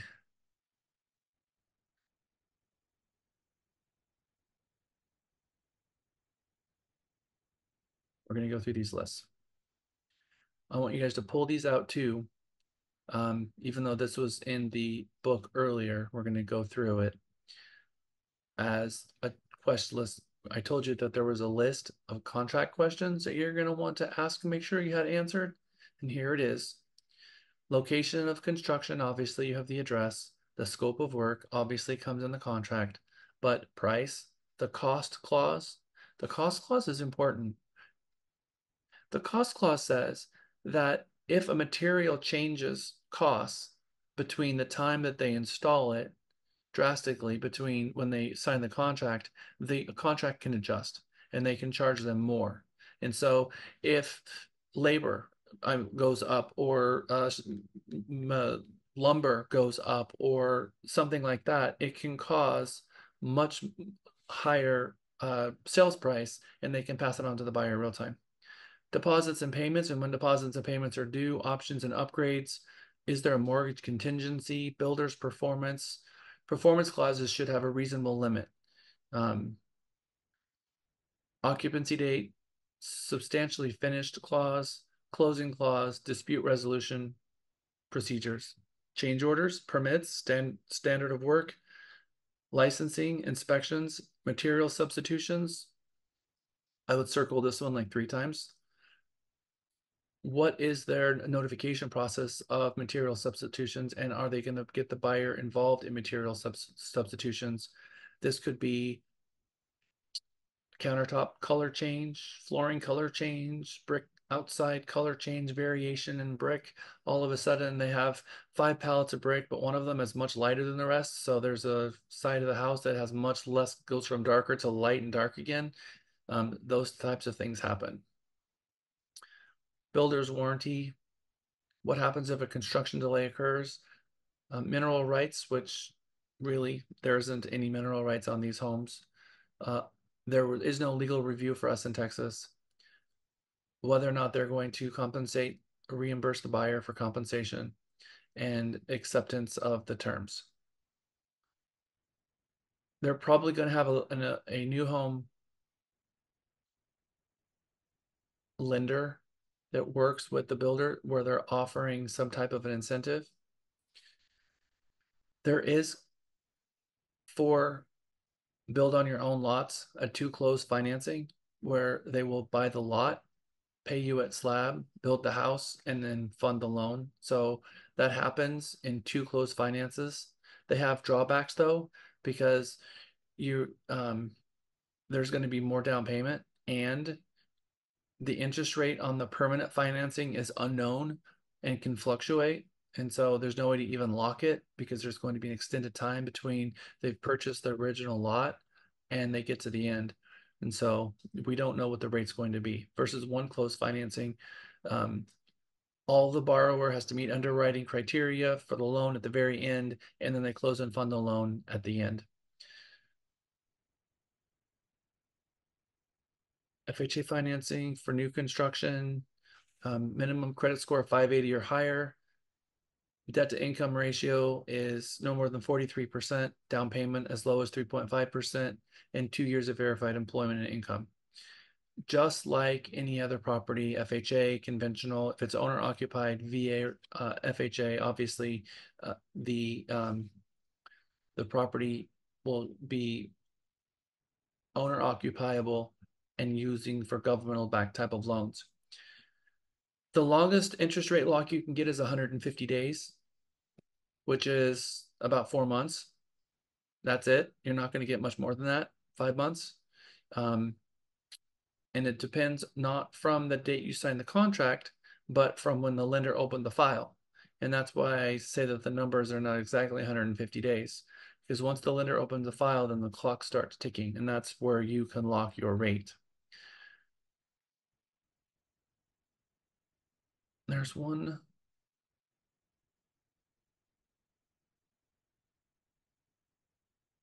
last sheet that I want to go over. Okay. So we're officially at end of class, but there's a couple of handouts in the book at the end. Checklist, ask the builder sales rep. I told you that somewhere in the book, there was a sheet that you would pull out, and so questions that you ask the sales rep at your first appointment. Earnest money requirements, financing arrangements, payments for upgrades in advance, whose contract they're going to use, copies of surveys, copies of floor plans, what is their base options, how many homes are going to be built in the subdivision, copies of restrictions if they have them, and then there's a section in the back regarding lead homes, Energy Star homes, and then the certification ratings for these different homes, for those of you who are interested in learning a little bit more about that. So it is 5:13. You are officially class dismissed. I'm going to stick around for about another 10 minutes and answer questions that you guys may have. We compacted a lot of day into a shorter day, so I think we did excellent. You guys stayed with me the whole time, so good job. Now, let's talk. Questions? And Lisa raised her hand. Lisa has a question. I got to get mine in before everybody leaves. So Wednesday, I just want to let you know, those of you who are here in the area, there is a builder that is offering to take you all to lunch. So that's Wednesday. He understands our timeline, and so he's going to pre-order. It's Mexican food, so let me know if you have any vegetarian issues, but I need a head count. So tomorrow in Mega Minis or sometime, just let me know on that. And then Friday, I'm about to send this out, but I just need Jack to look over one thing before I do. But Friday is your mega graduation. So we traditionally celebrate all of your accomplishments. You are all invited. Those of you who are in the class but know you're not graduating with this class, but you've been here most all the time, you are also invited. And then all our past mega recipients will also be coming, and other people to help celebrate your accomplishments as well. So Friday is from 5 to 7. So watch for that. And yes, you are welcome to bring your significant other, or if you have children there, you can bring them as well to this one. So we are looking forward to celebrating you. So I'm very excited. Thank you for reading my emails. If you have any questions, let me know. If I got something wrong, let me know, which a few of you have, so we've corrected that. And I look forward to each and every one of you graduating, if at all possible. I'm still here to help you. Thank you, Lisa. Wednesday's class is Bulletproof Contracts. It's an entire day of nerding out over the contract, and there's going to be a lot of questions and a lot of breakout sessions on that, so I'm excited. Friday's class is a financing, multiple offer, and appraisal class, and then an entire review of Mega. So it's going to be like a whole review of all 12 Megas, all dumped into a 3-hour period, and it will all come together in that Mega review. So lots still going on. I know. When, Lisa, are we doing our UVPs? Thursday. Practice tomorrow, and then Thursday is your UVPs have to be all in. Whether if you're doing a video, it needs to remember to all the rules, and we'll talk more about that tomorrow. But have your video in by Wednesday evening, so that those of you who are out of the area or just doing it on video, we have those already in hand and queued up. Do you have a specific way you want those, Jack? No, I think that majority of them are going to do it in person. And so if you're going to do a video, it has to be to Lisa by Wednesday. And how do you want them sent to you? I mean, the best way to do it is just send it to me through Teams. That is the best. And remember, you will not get played if we can see that you're reading it. And that's happened to a few people. So that's right. We know all, we see all, we know. Don't try to pretend. We know everything, you guys. See the screen and the reflection of your glasses and see your eyeballs going back left and right, and you sound monotone because you're clearly reading. So come on, guys. So thank you, everyone. Like I said, I'm gonna stick around for questions for any of you that have them. No questions? Yeah, I have a question. Okay, Marcy, and then Laura. My question is, so this was a designation class. Is there anything we need to do to finish up that designation for this? There's an exam. You have to take the exam. Every one of our classes, if you want the CE credit and you didn't take the exam, then you need to take that exam for that class. And like all the other exams, I'll be emailing it out to the whole group with the exam rollout so you can make sure that you have that without any issues. And then the credit will be provided once Miguel receives payment. And then an email will go out to you guys of exactly what to do to get your certification. But first, Trek has to upload the information to Trek so that they can see the information is there. Once that's done, then on page 4 of the book, it tells you how to get your certification. But we'll send that out once we have payment and the information is sent to Trek. Okay. So another question on top of that. The beginning of Mega, we had that form filled out and sent to Miguel. Do we need to be, is that a one-time deal or do we need to be telling him that? I'm checking. That's why I ask every time I see somebody that drops in like you. And if I see, like I saw Sean earlier, and so I'll text you guys and say, do you want CE for this one or not? Make sure your video's on all day and then you're counted in. So I have sheets right here. Yep. So for those of you who already communicated with Miguel, we already have it. But for the people like Lisa said, who are not, who have not yet, or who are not in class for the whole Mega, but just came for this one, we need to hear from you. Thank you, Marcy. Is Laura is is up next, and then Ever, and then Jenna. My turn? Yes, you're up next. Okay. Let's go back to the open house thing.